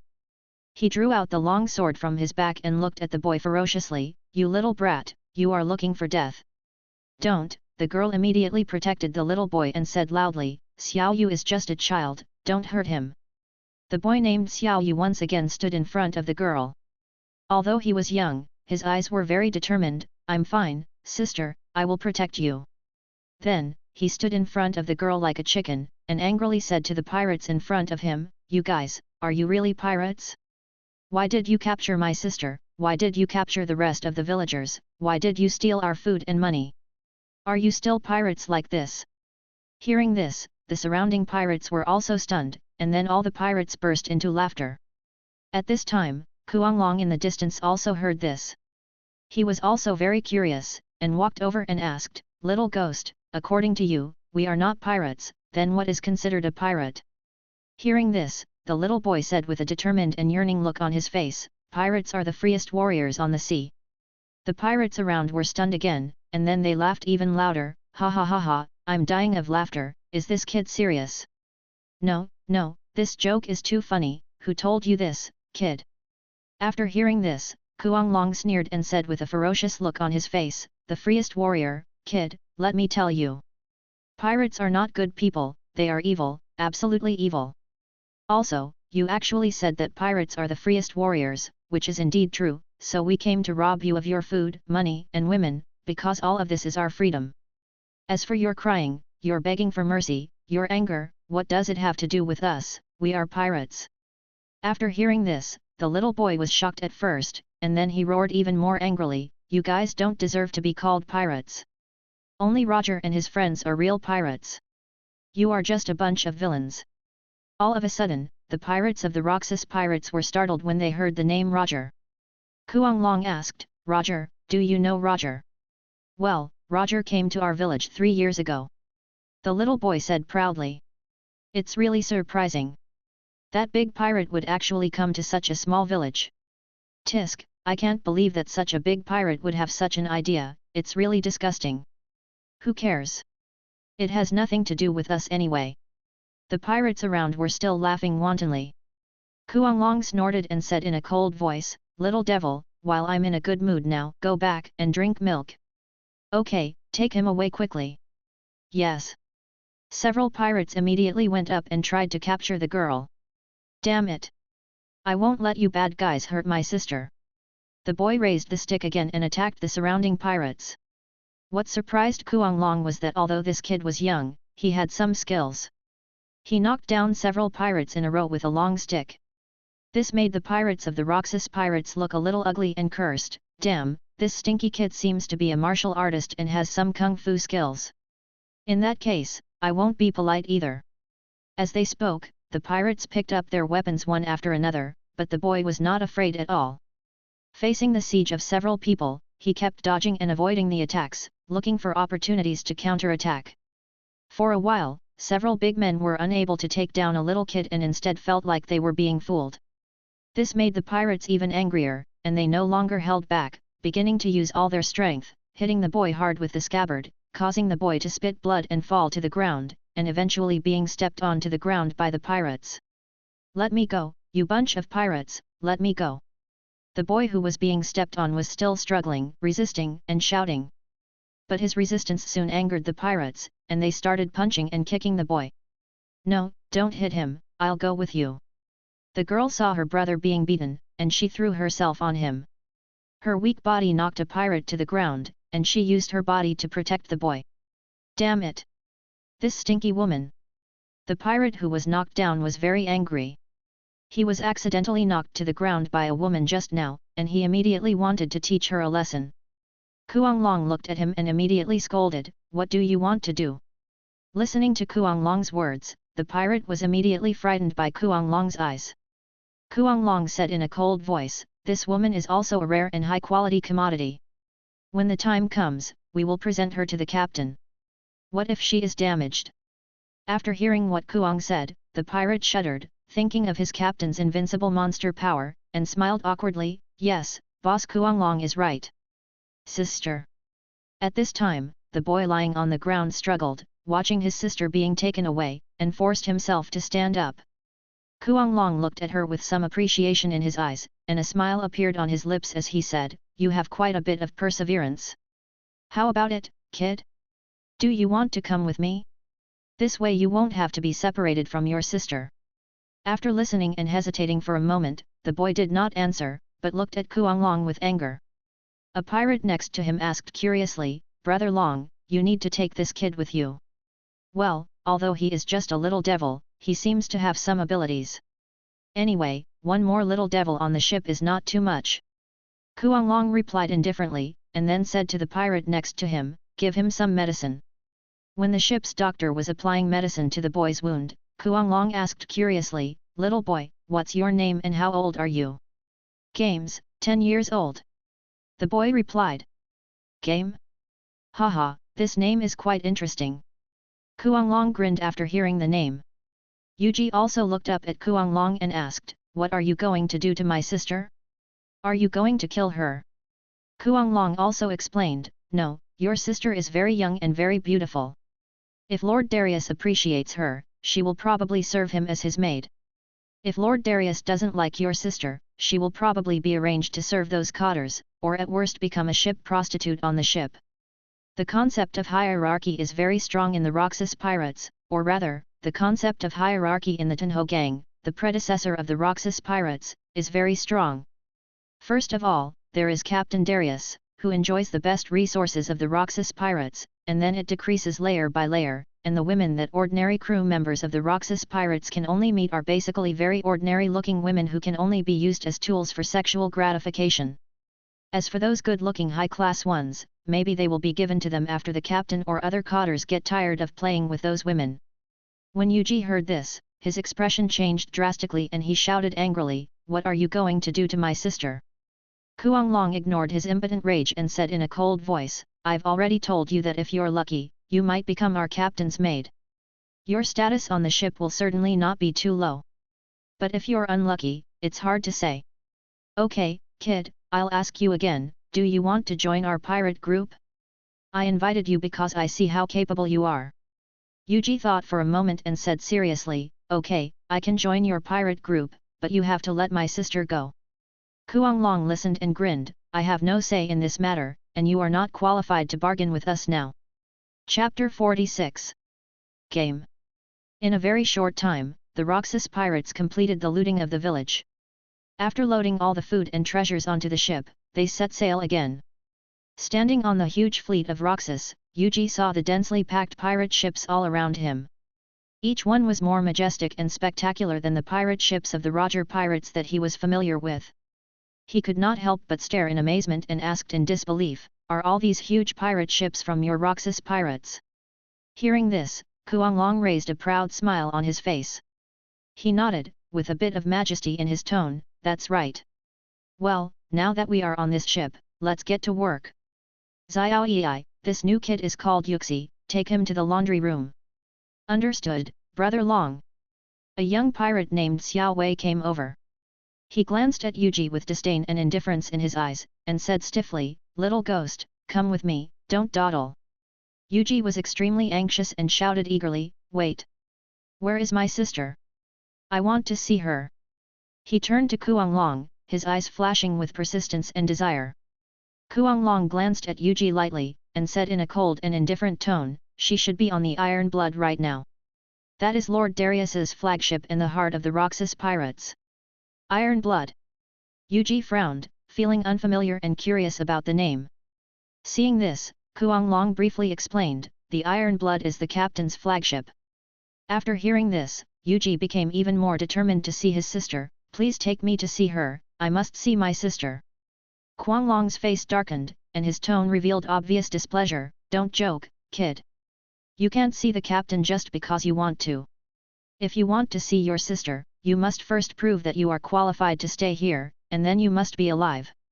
Now, go to work immediately, otherwise, you will bear the consequences. Xiao Yi, take him down. As you command, Brother Long.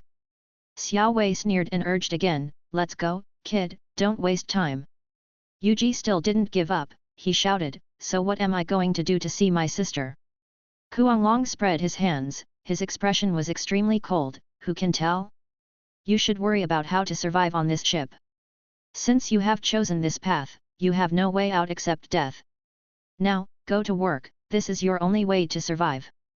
Yuji wanted to continue asking questions, but Xiao Yi grabbed his arm and took him to the laundry room. Xiao Yi's voice was as cold as iron, enough, kid, you're already on the ship, it's time to face reality.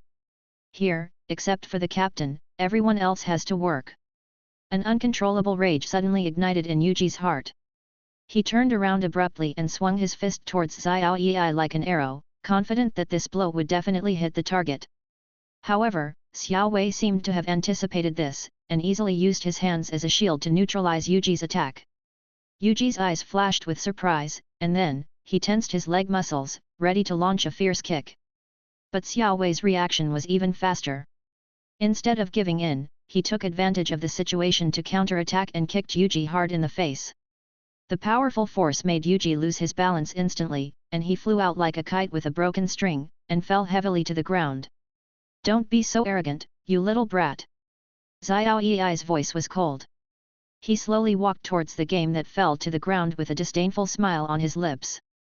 Yuji covered his bleeding nose and curled up in pain. Xiao Yi continued in a cold tone, now, stand up immediately and go to the laundry room to start your work today. Otherwise, I don't mind letting you know what real pain is. The surrounding pirates laughed at the scene, mocking and gloating over Yuji's misfortune. Haha, this kid really doesn't know what he can do. Yeah, Lao Wu and the others all fell into his hands, it's time to teach him a lesson, otherwise he won't know how much he can handle. Xiao Yi's face became even gloomier. He stared at Yuji with a fierce light flashing in his eyes. Don't think that you can do whatever you want just because Brother Long has a favorable opinion of you. Here, newcomers must have the awareness of newcomers and learn to respect their predecessors. This is the most basic rule. After that, he swung his fist again. Although Yuji tried to resist this time, due to the disparity in strength, he was knocked away again and hit the wall heavily. Xiao Yi spat, his face full of disdain, a country boy, relying on a few tricks of kung fu and daring to be arrogant. You have no idea how cruel and vast this world is. How could Brother Long be so blind to fall for you? After saying that, he picked up the game, walked towards the laundry room, and then threw him into the laundry room like throwing away garbage. In the laundry room, an indescribable sour smell hit his nose, and several baskets of smelly socks piled up like mountains came into view. Yuji's face had just come into close contact with these filth, and now he was so disgusted that he almost vomited. Xiao Yi stood outside the door and coldly ordered, your task is to wash all these socks. If you don't finish it, don't think about eating today. Although Yuji was furious, he also realized the cruelty of reality. He tried to calm down, as the place was filled with a disgusting sour smell. Xiao Yi took off his dirty socks and threw them to Yuxi without hesitation, I'll give you this pair of mine as well. After that, he turned and left, leaving Yuxi with an angry face. For several days in a row, Yuji had no chance to meet his sister, let alone the cotter Kuang-long. Every day, he had endless work to do for the group. If he wanted to quit, he would soon be beaten up. Moreover, here, he couldn't even complain because the law of the jungle was followed on the ship. In the past, people of his age in the village were no match for him, and even the adults in the village could not beat him. However, after coming to the Roxas pirates, even his direct superior Xiao Wei was able to crush him. Xiao Wei's strength was not even ranked among the top on this ship. This feeling of powerlessness, instead, aroused his extreme desire for power deep in his heart.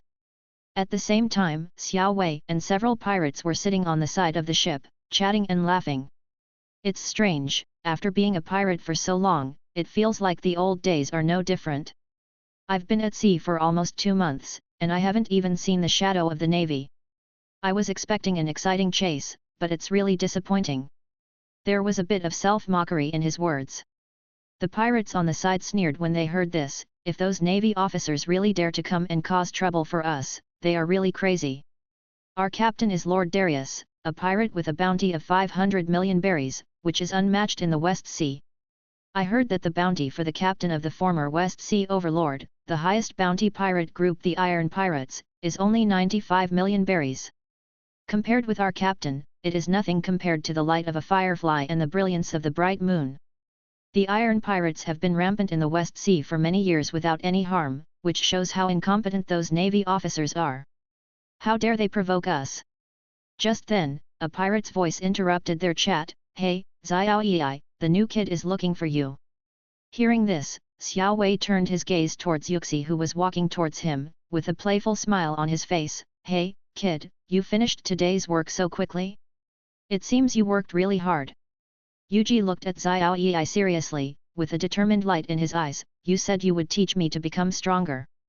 Xiao Wei chuckled, his tone was full of joking and helplessness. You are so serious that it gives me a headache, kid.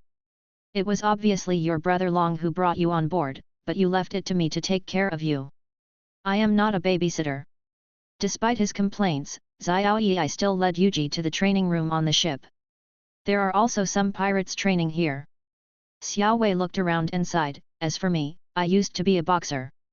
What I can teach you is nothing more than some fighting skills and swordsmanship. However, my swordsmanship is just some experience I have gained from chopping people over the years. After that, he threw a set of protective gear to Yuji. Come on, let's have a competition. Let me see how good you are. Chapter 47, Iron Fruit.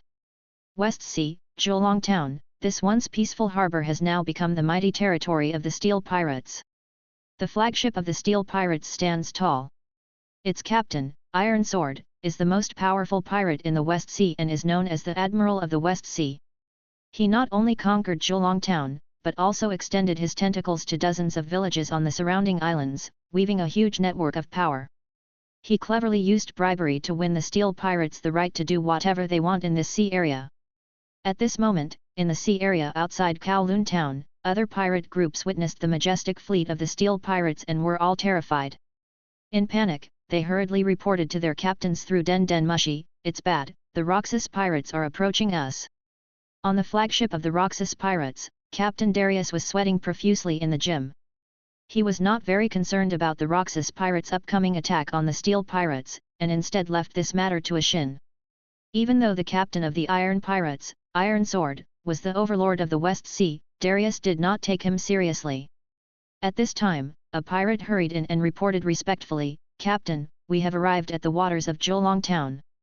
Vice Captain A. Shen asked if you have any special instructions. If not, he will order a general attack on the Steel Pirates. Darius wiped the sweat off his face with a towel, his eyes revealing an unquestionable determination. Everything remains the same. The person with special abilities must be captured alive, and all gold and treasures must be brought back. As for the rest of the matters, leave it to Ah Shen to handle. As for the Iron Sword, I will only give him half an hour. If he can't handle it, I will take action. Yes. The pirate retreated. Then, wearing a tight yoga suit, Blue Crystal walked into the gym. Although she was over 7,000 years old, time seemed to be particularly tolerant to her, and her figure was still graceful. She asked gently, "Master, don't worry. When Ah Shen was not yet a power user, he killed more than 1,000,000 pirates, and that was more than a decade ago. I believe he will live up to your expectations." Darius smiled and nodded, put down the barbell in his hand, and turned his gaze to the Blue Crystal. "By the way, you don't plan to go? I deliberately restrained my murderous intention to give you a chance to gain experience." Blue Crystal gently nestled in Darius's arms, her eyes sparkling with tenderness and coquettishness. "I just want to be with you, isn't this the best choice? And Master, you haven't been with me for a long time, don't you think I'm too old?" Upon hearing this, Darius also gently hugged the Blue Crystal and said teasingly, "Although young girls are good, I also like warm-hearted and gentle sisters like you. Let's go and witness the end of this battle together. At this moment, the Roxas pirates have launched an attack, leaving no room for their opponents to beg for peace. This is exactly Darius' usual style in his view. Meaningless negotiations are just a waste of time, and only by using absolute force to make the other party surrender can the true power be revealed. Even if there were voices within the Steel Pirates who wanted to negotiate, it had vanished at this moment. With a round of fierce artillery fire from the Rox pirates, the Steel Pirates were caught off guard and their defenses collapsed instantly. By the time they recovered from the shock, the elite of the Rox pirates had already approached the shore like a tide, preparing to land and fight. How unreasonable! This is too much. Captain Taijian of the Iron Pirates was furious. As the recognized overlord of the West Sea, when had he ever suffered such humiliation? He had heard that the Roxas pirates had risen to the top of the West Sea, and he was dissatisfied. He had never thought that the other party would be so arrogant and domineering, and directly launched an attack. Moreover, the two sides had no old grudges or new hatreds. This move was really puzzling and infuriating. However, the enemy had already made their move and caught them off guard. Brothers, follow me and charge to kill the Roxas pirates! Taijian roared, and then his left hand turned into an iron stick as thick as a bowl, and his whole body was covered with metallic luster. He is the eater of the iron fruit, which can transform any part of his body into steel, making him indestructible. Ashen, the vice-captain of the Roxas pirates, quickly locked onto Taijian as his opponent, and in a flash, he approached and slashed with his sword. As a pirate with a bounty of 9,500 million baileys, Taijian was naturally very powerful. He easily resolved Ashen's attack and looked at the man in front of him, wondering, "Who are you?" Ashen calmly responded, "My name is Ashen, the vice-captain of the Roxas pirates." Upon hearing this, Taijian was furious. "Where is Darius? I have no grudges against your Roxas pirates, why are you invading my territory?" Ashen raised a cold smile at the corner of his mouth. "Things are unpredictable in this world. I can only say that you are unlucky and are destined to become a stepping stone on our road." After saying that, Ashen's attack became more fierce. However, Taijian was no ordinary man. Before Darius appeared, he dominated the West Sea for many years. He used his iron body to counter Ashen's sword and sneered, "Swordsman? Humph, I'm the Iron Man who ate the iron fruit. My iron body is your nemesis." After saying that, his other arm turned into a giant sword and swept across. However, Ashen was agile and easily dodged, with a hint of contempt on his lips. "Iron Man? Interesting, but even steel can't stop the sword in my hand." The two were fighting fiercely, and a full-scale conflict between Roxas and the Steel Pirates broke out. The Steel Pirates were able to dominate the West Sea, and they naturally had their own strengths, especially their large number of people. Although they were not as many as Roxas, they also had 50 warships and more than 7,000 people. Zhuolong Town, as its core stronghold, also had 4,000 to 5,000 soldiers left behind. At the beginning of the battle, the two sides were evenly matched and the situation was stalemate. The contest between Ashen and Taijian was particularly fierce. Ashen seemed to be intent on testing his years of hard training. He had not yet used the power of the devil fruit, but his swordsmanship alone made him even better than Taijian, the overlord of the West Sea. At this time, Darius stood on the Iron Blood, overlooking the battlefield. Because the opponent was just a pirate from the West Sea, Darius gave his subordinates room to grow. If he went on the battlefield himself, it would undoubtedly deprive his subordinates of the opportunity to train. The battlefield is a ruthless testing ground. Only by going through the test of life and death can one become a true strong man. The strong survive and the weak die. This is the rule of the Roxas pirates. On the battleship, Kuanglong also ordered his crew members to join the melee.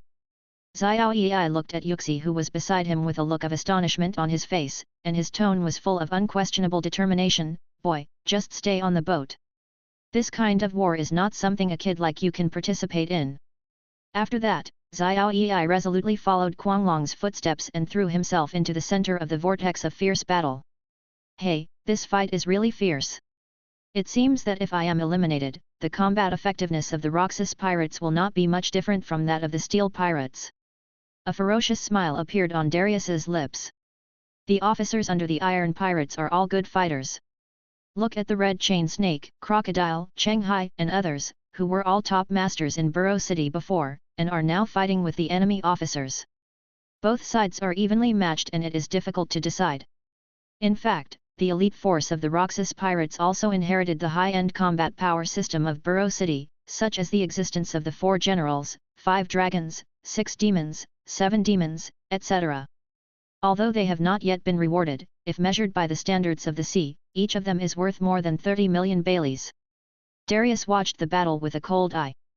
Although he saw that the Roxas pirates had a temporary advantage, this advantage was more due to the suppression of numbers. The duel between Ashen and Taijian became the focus of everyone's attention. The battle between the two constantly collided with sparks and sword energy, and ordinary people had no way to get close to them. Damn it! I'm made of steel, how did your sword hurt me? Taijian was covering his abdomen at this time. His steel body had been injured by Ashen's sword energy. I've already told you, it's just steel. It can't stop my sword. Ashen smiled confidently. The iron sword was indeed very powerful. If other people faced this steel body, they might not have any good way to deal with it. But he was different. He was not only a swordsman, but also a master of domineering power. Stop looking down on me! Taijian roared, and a layer of lines appeared on the steel on his body, raising his defense to a higher level. On the Iron Blood, seeing that the battle had not yet ended, Darius finally couldn't hold back any longer and used his observation haki to spread his voice far away. "Ah God, a quick victory!" Darius' voice was soft, but it reached everyone's heart through his observation haki. Upon hearing this, Ashen smiled bitterly with a hint of helplessness, and looked at Taijian and said, "It seems that our captain is getting impatient. This battle must be ended as soon as possible." After saying this, Ashen's body began to undergo amazing changes. Grey hair began to grow on his body, and within a few seconds, he expanded to 5 meters tall and transformed into a ferocious werewolf. Taijian looked at him in shock. "So you are also a person with special abilities?" "I am a person who has eaten the animal-type grey wolf fruit." After saying this, Ashen started to attack. The power of the devil fruit doubled his strength. Taijian was already at a disadvantage in front of Ashen. Although Taijian had a body of steel, he knew nothing about domineering. Facing Ashen, who mastered the dual-color domineering, even a body of steel could not withstand it and was quickly defeated.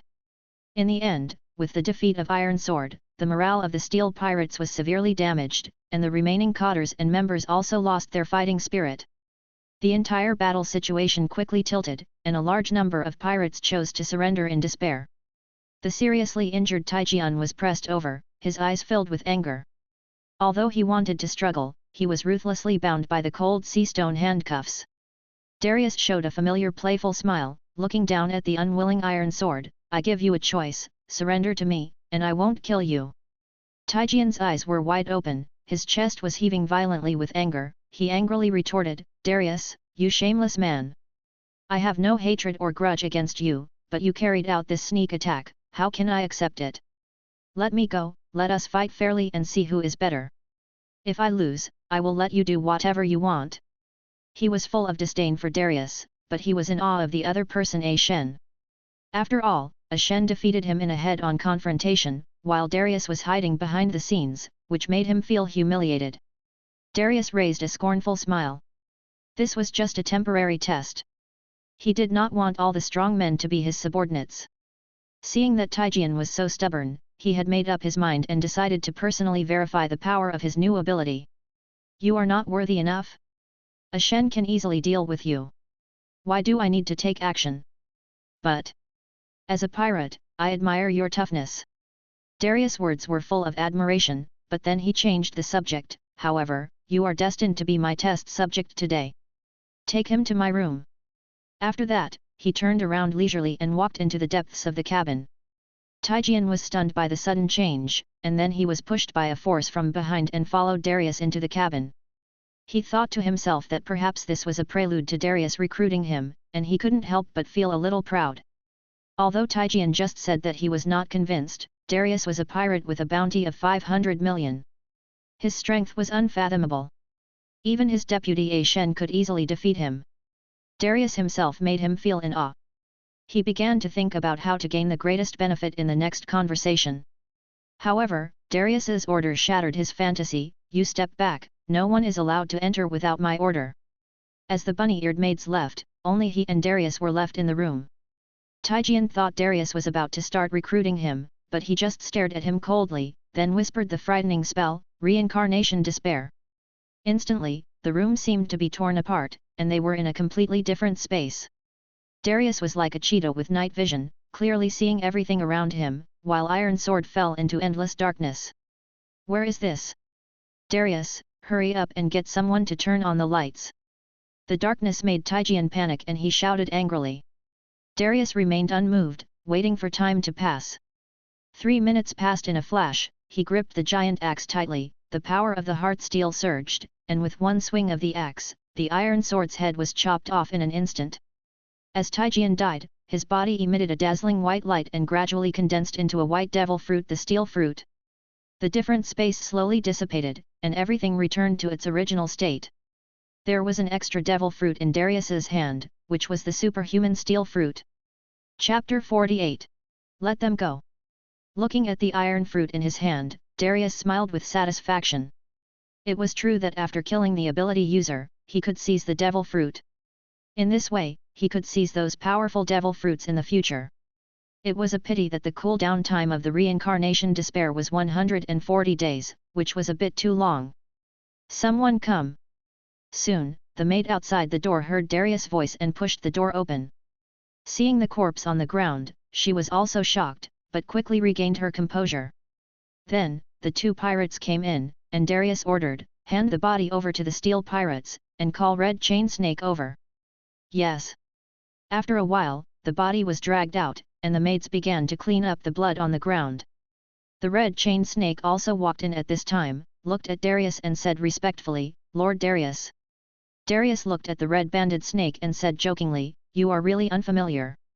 You are my woman, you should call me master. Yes, master. The Red Chain Snake also said respectfully, and then sat next to Darius. She also knew Darius' possessiveness, but she also knew that with her own strength, it would be impossible for her to monopolize Darius, so she wanted to show her powerful strength in front of Darius and let Darius see that she was completely different from those vase women. What's more, she was once the strongest woman in Shishibura city, and her pride would not let her sit on the same level as the rest of those vases. Darius hugged the Red Chain Snake's slender waist, took out the devil fruit in his hand and said, don't you want to become stronger? This is the steel fruit, eat it. Iron fruit?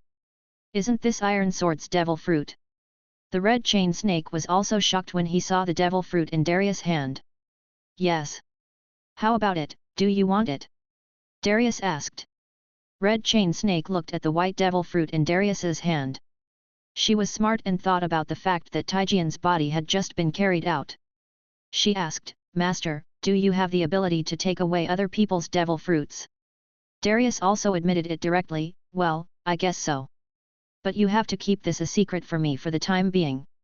Yes. The Red Chain Snake said respectfully. Compared to being a woman, she was actually more like a warrior. She was absolutely obedient to Darius' orders. Looking at the devil fruit in Darius's hand, Red Chain Snake hesitated. If Darius had the ability to take away the abilities of the devil fruit user, then could she go and find the devil fruit she wanted? The iron fruit was indeed very strong. If you eat it, you can get a steel body, at least the defense will be greatly improved. However, this devil fruit may not be suitable for you. Darius could tell at a glance that Red Chain Snake was hesitating. What are you thinking? Although I can take away other people's abilities, this ability cannot be used at any time. If you want to improve your strength, it's best to eat this devil fruit directly. Besides, the steel fruit is not too weak. It can only be said that Iron Sword is too useless. If he has armament haki and combines it with this devil fruit, both his attack and defense will be greatly improved. After listening to this, Red Chain Snake nodded in agreement. She was good at swordsmanship, and if she could really get a devil fruit, she wanted a devil fruit that could enhance her swordsmanship or assist her swordsmanship. However, the steel fruit was also a devil fruit that could improve defense and attack power in all aspects. In the end, the red-banded snake took the iron fruit and ate it. In Kowloon town, the battle was over by this time. In addition to those who were directly killed, more than 3,000 people were captured. The Roxas pirates also began to plunder the treasures accumulated by the steel pirates over the years. At this time, Darius also got off the boat and came to the dock of Kowloon town. As a Shen's deputy and also the financial minister of the Roxas pirates, Monkey also came to report the situation to Darius. Monkey is a middle-aged man who is almost 50 years old and wears a pair of glasses. He used to be the boss of the killer gang. Although his own strength is not that good, he has a younger brother, Crocodile, who is very powerful. Among all the cotters of the Roxas pirates, his strength is also among the best. Although Monkey's fighting ability is not good, he has a good brain. Since the killer gang was destroyed, he has been working as a staff officer under Darius, handling logistics work. The cotters of the Roxas pirates have actually always maintained the same strength as when they were in Burrow City, with a lineup of 4 generals, 5 dragons, 6 demons, and 7 ghosts, but a challenge mechanism has also been added. If the people below want to rise, as long as they get the approval of Darius, they can challenge the cotters, and if they win, they can take the cotters down. During those years in Burrow City, some cotters were pulled down in this way. 2,300 million. This guy is pretty rich. Darius was amused as he listened to the treasures that were looted. The monkey pushed up his glasses and continued to answer, "This is just a preliminary calculation of the money in the treasury.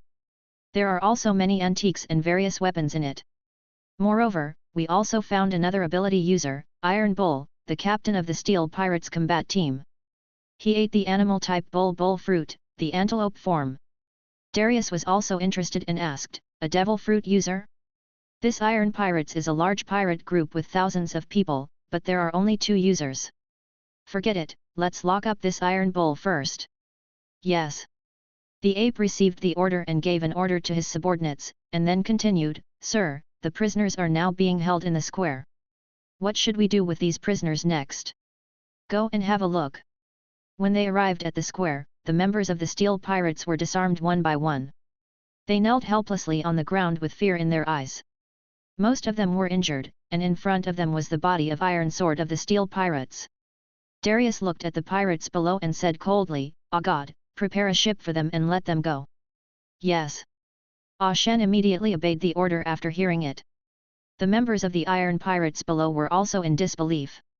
They had thought they would be killed or recruited. But they didn't expect Darius to let them go. They asked, "You won't kill us? The Iron Pirates are gone. It doesn't matter whether I kill you or not."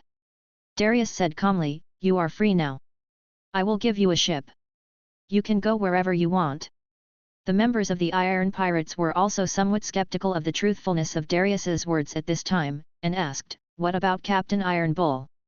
Ah Shen said coldly, "Do you still have the mood to care about others now? Get out of here. This is our territory now. If you don't want to leave, then go to hell." After listening to Ah Shen's words, all the pirates were glad that they survived.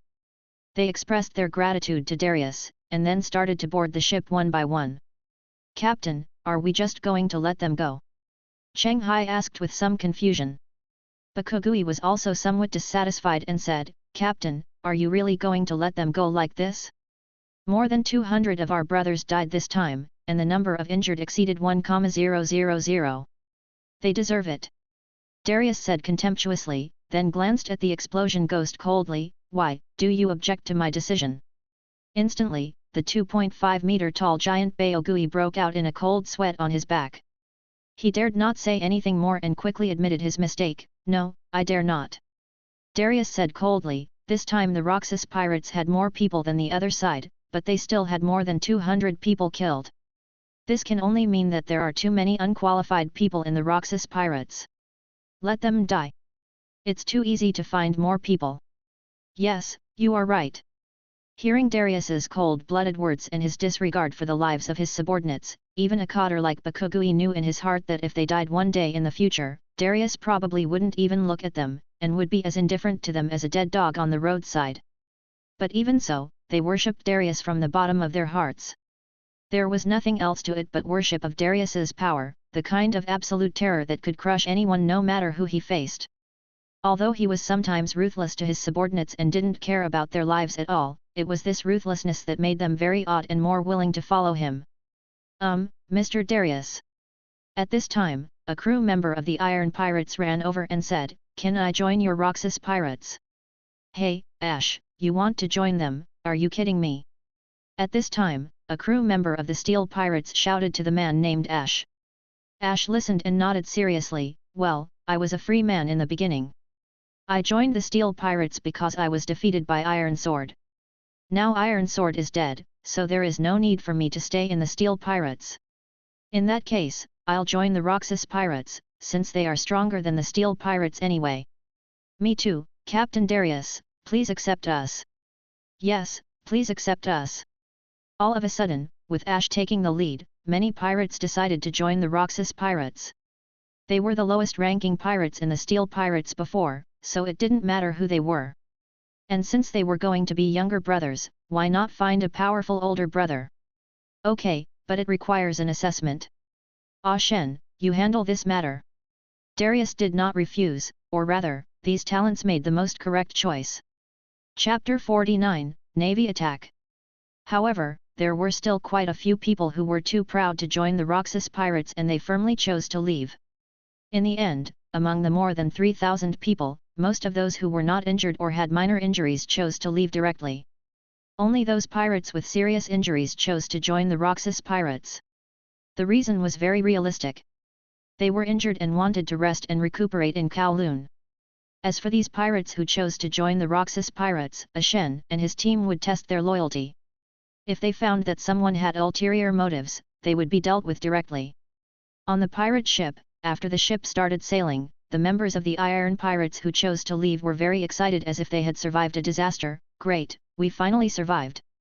Don't be careless, who knows what will happen if they regret it. All the cannons on this ship have been unloaded. Start the ship quickly and increase the speed to the highest possible speed." At this time, an officer on the ship watched the ship gradually leave the dock, and said with a ferocious look on his face, "Humph, you let us go this time, but I won't let you go in the future. Just wait. We will meet again sooner or later. We have to say we were very lucky this time. Darius is such a naive guy that he actually let us go. It's a bit surprising that he gave way to us." Watching the more than 2,000 pirates of the Iron Pirates leave on a pirate ship, after they had traveled about 2 or 3 kilometers, Darius raised a sinister smile and said, "Okay, we're almost there." No one understood what Darius meant, but the next second, Darius' body began to expand rapidly, white snake scales quickly grew on his body, and he turned into an 8-headed, 8-tailed Yamata no Orokai. Seeing this scene, the people of the Roxas Pirates were very calm. They just didn't understand how Darius suddenly transformed into the Yamata no Orokai. However, the newcomers who wanted to join the Roxas Pirates were shocked. The behemoth before them was so huge, it was like a monster. The Yamata no Orokai opened its 8 big mouths, and 8 colors of energy, namely red, orange, yellow, green, blue, purple and black, condensed in the air and gathered on the snake head in the middle, forming a dark purple energy ball, which continued to expand. "Quick, everyone, retreat and find a place to hide," Ashen immediately ordered. He now understood why he felt a sense of disharmony just now. He was curious before, why Darius let these people go, shouldn't he recruit them? Was it because he was kind? It turned out that from the beginning, Darius gave them a choice, giving them a ship to leave on their own. If they chose to join the Roxas Pirates, they could live, but if they chose to leave, they would die. Gradually, the purple energy ball became bigger and bigger, and then began to shrink gradually. At the moment of shrinking, the surrounding air trembled, causing the entire ground to shake slightly, and the purple energy ball began to gradually turn black. Yamata Cannon. The next moment, the black energy ball turned into an energy wave and hit the pirate ship of the Iron Pirates in front and landed on the pirate ship. A loud boom boom boom sound continued to spread, and strong winds and waves blew towards the surroundings. The diameter of the explosion exceeded 500 meters, forming a huge mushroom cloud on the sea. In an instant, nearly pirates on the pirate ship were instantly vaporized and disappeared into the air. The members of the Roxas Pirates on the shore of Kowloon Town were also shocked. Looking at the explosion in the distance, even from such a distance, they could still feel the heat wave blowing over. They could imagine how high the temperature was in the center of the explosion. Darius also saw thousands of experience points pouring in. Now he was only 1,000 experience points away from upgrading. It turned out that going out to sea was the right decision. The speed of gaining experience points was too fast. The body of the Yamata no Orokai also shrank rapidly and turned back into human form. Such terrible destructive power, is this the captain's power? Looking at this scene, even the Cotters were once again terrified of Darius' power. This power was completely in a different dimension from theirs, it was simply a monster. As for the pirates who had just joined the Roxas pirates, seeing Darius kill the pirates who chose to leave, they were extremely grateful that they had just chosen to join the Roxas pirates.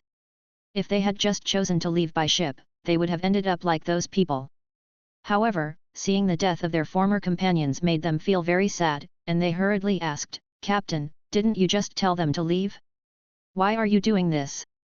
Darius looked at the pirate who was speaking and a smile appeared on the corner of his mouth, which immediately scared the pirate so much that he fell to the ground. He felt that there was nothing more terrifying than Darius' smile. Thinking of his new captain who had just killed nearly 3,000 people without blinking an eye, he actually dared to question him. He was simply asking for mercy. "No, I'm not questioning the captain. I'm sorry, I know I was wrong. Captain, please spare my life. He stuttered in his words, and it was obvious that the pirate was very scared now. Now he regretted asking such a question. Darius grinned and said in a teasing tone, "There aren't so many reasons. I agreed to let them go just on a whim. As for why I want to kill them, the reason is even simpler. If I let them go, they will definitely slander me behind my back, saying that I am an idiot for naively letting my enemies go. Such an idiot will not live long in this sea. So, in order to avoid them scolding me behind my back, I have no choice but to kill them." For Darius, he had no intention of letting these pirates go from the beginning. If they were sensible and surrendered to him, Darius could spare their lives, but it was impossible for them to leave alive. Not to mention them, even the members of the Roxas pirates could not leave Roxas alive. After hearing Darius' explanation, everyone was silent. Darius looked at Ah Shen and said, "Ah Shen, just rest here for a few days." "Okay." Ah Shen listened and nodded. In the West Sea, at this moment, on the vast ocean, 23 naval warships were rushing towards Zheolong town. The leading warship in the middle belonged to the warship of Lieutenant General Slit, the Vice Admiral of the Navy headquarters, and the remaining 22 were warships of the West Sea branch. Vice Admiral Slit, it has been confirmed that the Roxas pirates are now in Kowloon town, and they have just defeated the Iron Pirates, the overlord of the West Sea, with their absolute strength. After listening to his subordinate's report, Vice Admiral Slit waved his hand and said to the row of Den Den Mushi in front of him, "My colleagues, you all heard it. The Roxas pirates are in Kowloon town. The order from the headquarters is to arrest Darius or eliminate him." At this time, Colonel Derrick of the branch said respectfully, "Lieutenant General Slit, please rest assured that we will fully cooperate with you to arrest the criminal Darius." Vice Admiral Slit grinned and said, "Well, I'll leave it to you. You will be responsible for arresting the pirates of the Roxas pirates. After all, this pirate group seems to have nearly 20,000 people. Although they are all a group of minions, they have chosen this path. So they will all spend their lives in prison in the future." Yes. Darius was still enjoying his life in Kowloon town. He had no idea that the navy had gradually begun to encircle the Roxas pirates. Even if he knew, he had no way to deal with it. He could only deal with it as it came. Since he killed Vice Admiral Oldby in Burrow City, Darius became more and more confident in his own strength. For him, unless the person who came was a strong man of the level of the Admiral, the rest would be a waste. Now the New World is so busy, with Roger, Whitebeard, Golden Lion, Big Mom and others, how could the Admiral have time to come to the West Sea to care about a small pirate with only 500 million berries? The members of the Roxas pirates are also absolutely confident in Darius's absolute power. Now, one by one, the Cotters are leading their pirate ships towards the dozens of villages controlled by the Iron Pirates around Kowloon town. As pirates, plundering is their nature, and they must take away everything they can steal before leaving. At this time, the Roxas pirates were extremely relaxed, and the pirates who stayed in Kowloon town were also having fun. They didn't expect that the navy would appear at this time. On the lookout tower, a pirate was drinking and cursing, because everyone was having a banquet, eating and drinking, and he was the only one who was unlucky to be assigned to look out here. Now in Kowloon town, members of the Iron Pirates were either dead or surrendered, so he really didn't know what they were still on guard against. At this moment, there was a sudden boom explosion, and a shell landed on the Roxas pirates' fleet, startling the lookout immediately. He didn't understand where the shell came from, but the next second, boom boom, another shell came over one after another. At this time, the pirate on the lookout sobered up a lot, holding a telescope and immediately looking towards the sea. Military, warships, yes, the navy is coming. All of a sudden, in a hurry, the pirate shouted loudly. They had been out at sea for more than 2 months and had not encountered the navy. Suddenly encountering the navy made him flustered and shouted loudly, but at this time, the members of the Roxas pirates were having a party and were drunk, so how could they hear him? At this time, the lookout finally reacted and sounded the alarm. After the alarm sounded, the pirates who were drinking finally calmed down a little and asked in confusion, "What's going on? Who sounded the alarm? Is there an enemy?" The pirates of the Roxas pirates reacted so slowly that it was beyond imagination. Even after hearing the alarm, some of them continued to drink with confusion in their eyes. However, some of them who stayed behind reacted and said, "Stop drinking.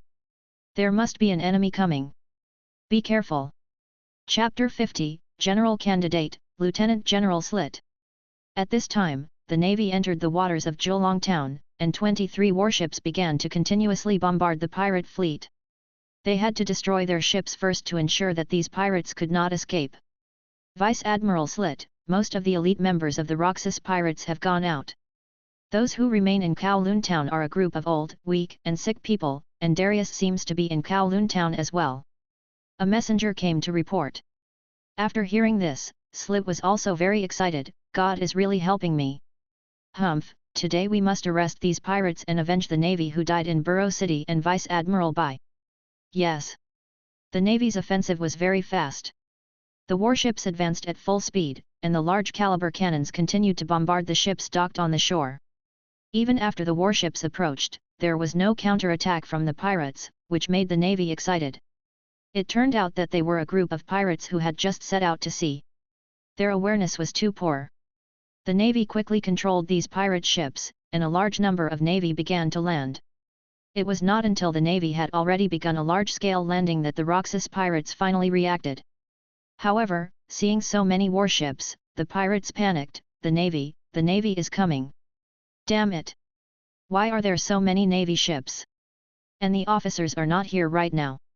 Quick, report what's happening here to the captain. As long as the captain is here, no matter how many navy ships come, the result will be the same. Yes, and contact the officers immediately and ask them to come back for help as soon as possible. At this time, the pirates were in a hurry to inform Darius. When they arrived at Darius's door, they heard a woman's cry from inside. From the rhythm of the voice, they knew that as men, they all knew what happened inside. For a moment, no one dared to knock on the door, let alone push the door open. The pirates immediately panicked and said, "Hey, go in quickly and tell the captain what happened." "Idiot, go in if you want to. If you go in at this time, you will definitely be killed. Go and inform Lord Monkey immediately, tell him what happened here, and ask him to make a decision." The cotters who stayed behind in Zhuolong Town were also watching the navy enter Zhuolong Town at this time. They were also extremely anxious. After listening to the report from their subordinates, they cursed in their hearts, but they were helpless. The monkey asked Kuang Feng next to him, "Have you notified the other cotters?" "Yes, they have been notified. They said they will come back as soon as possible." Kuang Feng listened and replied.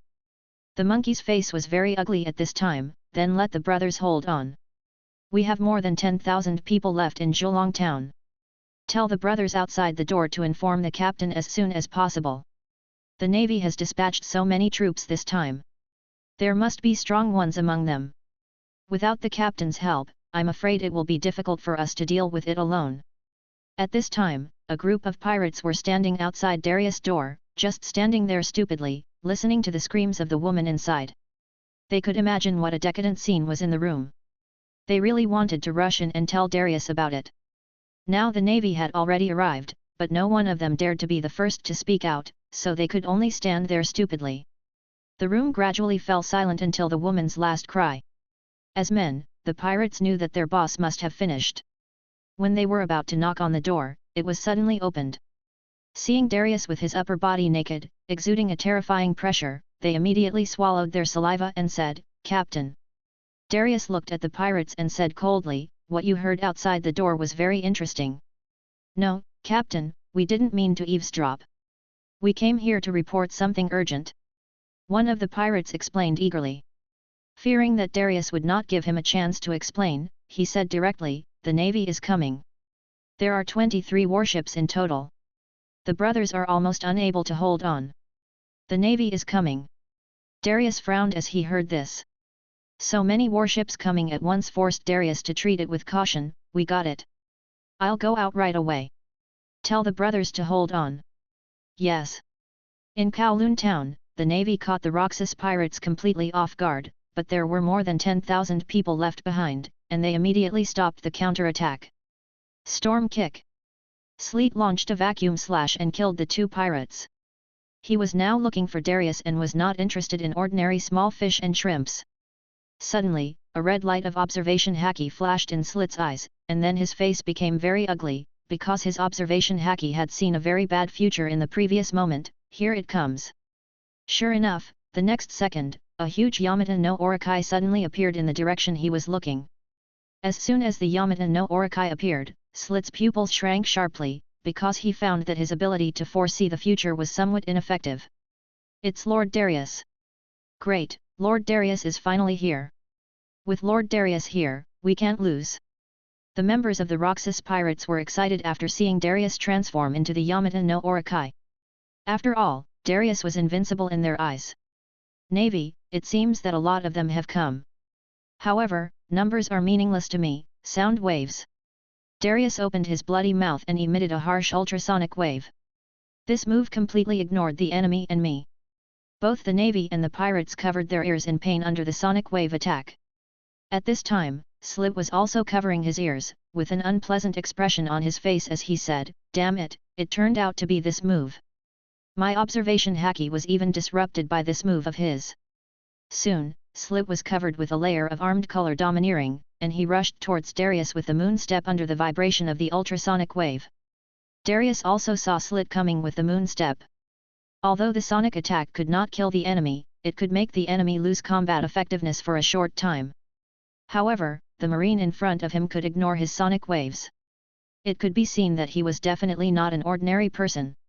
He said solemnly, "Oh, it seems that the navy has sent a tough guy this time." Hurricane flames. The two snake heads sprayed out flames and hurricanes respectively. The wind helped the fire and the fire helped the wind. The two forces quickly merged together to form a more powerful flame. Mist legs, cut off. The vacuum slash and the hurricane flame collided and suddenly exploded in mid-air, and countless sparks splashed in all directions. Storm kicks chaos. Then, Slit flew high into the sky, and his feet continuously kicked out a series of vacuum slashes. Wind blade. Darius looked fearless, and spit out wind blades from his snake's mouth to resist it. The wind blades collided with the vacuum slash, and the surrounding ground was cut out with traces. Some vacuum slashes also fell on Darius' body, but were blocked by the hard snake scales. As the two men fought, the surrounding navy and pirates all moved away, leaving them room to fight and to avoid being accidentally injured by such strong men. Darius looked at the middle-aged man in his 40s in front of him, somewhat surprised that he had blocked his attack, and asked, "Is he the Vice Admiral?" Gradually, the sound waves gradually disappeared, and the surrounding navy and pirates slowly recovered from the sound waves. At this time, the members of the Roxas pirates below immediately explained to Darius, "Lord Darius, that guy is the Vice Admiral of the Navy headquarters, Slit, codenamed Suinhu, and is a candidate for the Admiral of the Navy." Hearing this, Darius also became more serious. A candidate for the general, no wonder he is so strong. It seems that he really can't be underestimated. Soon, Darius' body began to shrink rapidly until it shrunk to about 2 meters and turned into a human beast form. Now that he knew that the other party was a candidate for the rank of Admiral of the Navy, he could no longer use the huge beast form. After all, the other party must be very strong, and his huge body would definitely be a sitting duck. The flexible human beast form was Darius' strongest state.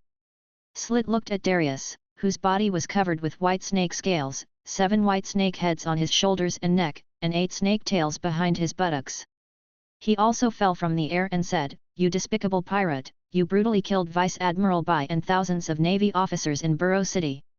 Today, I will settle this account with you. For the sake of my reputation as Vice Admiral Suanhu, I will arrest you today." Darius's mouth curled up in mockery as he listened. "He wanted to arrest me. That's what Lieutenant General Bai said before, but now the grass on his grave is already a foot high. I'm not Vice Admiral Bai." Sleet smiled contemptuously. Although he and Vice Admiral Bai, Sengoku, Garp, Zephyr, and others were classmates, Vice Admiral Bai's strength had always been average among his classmates.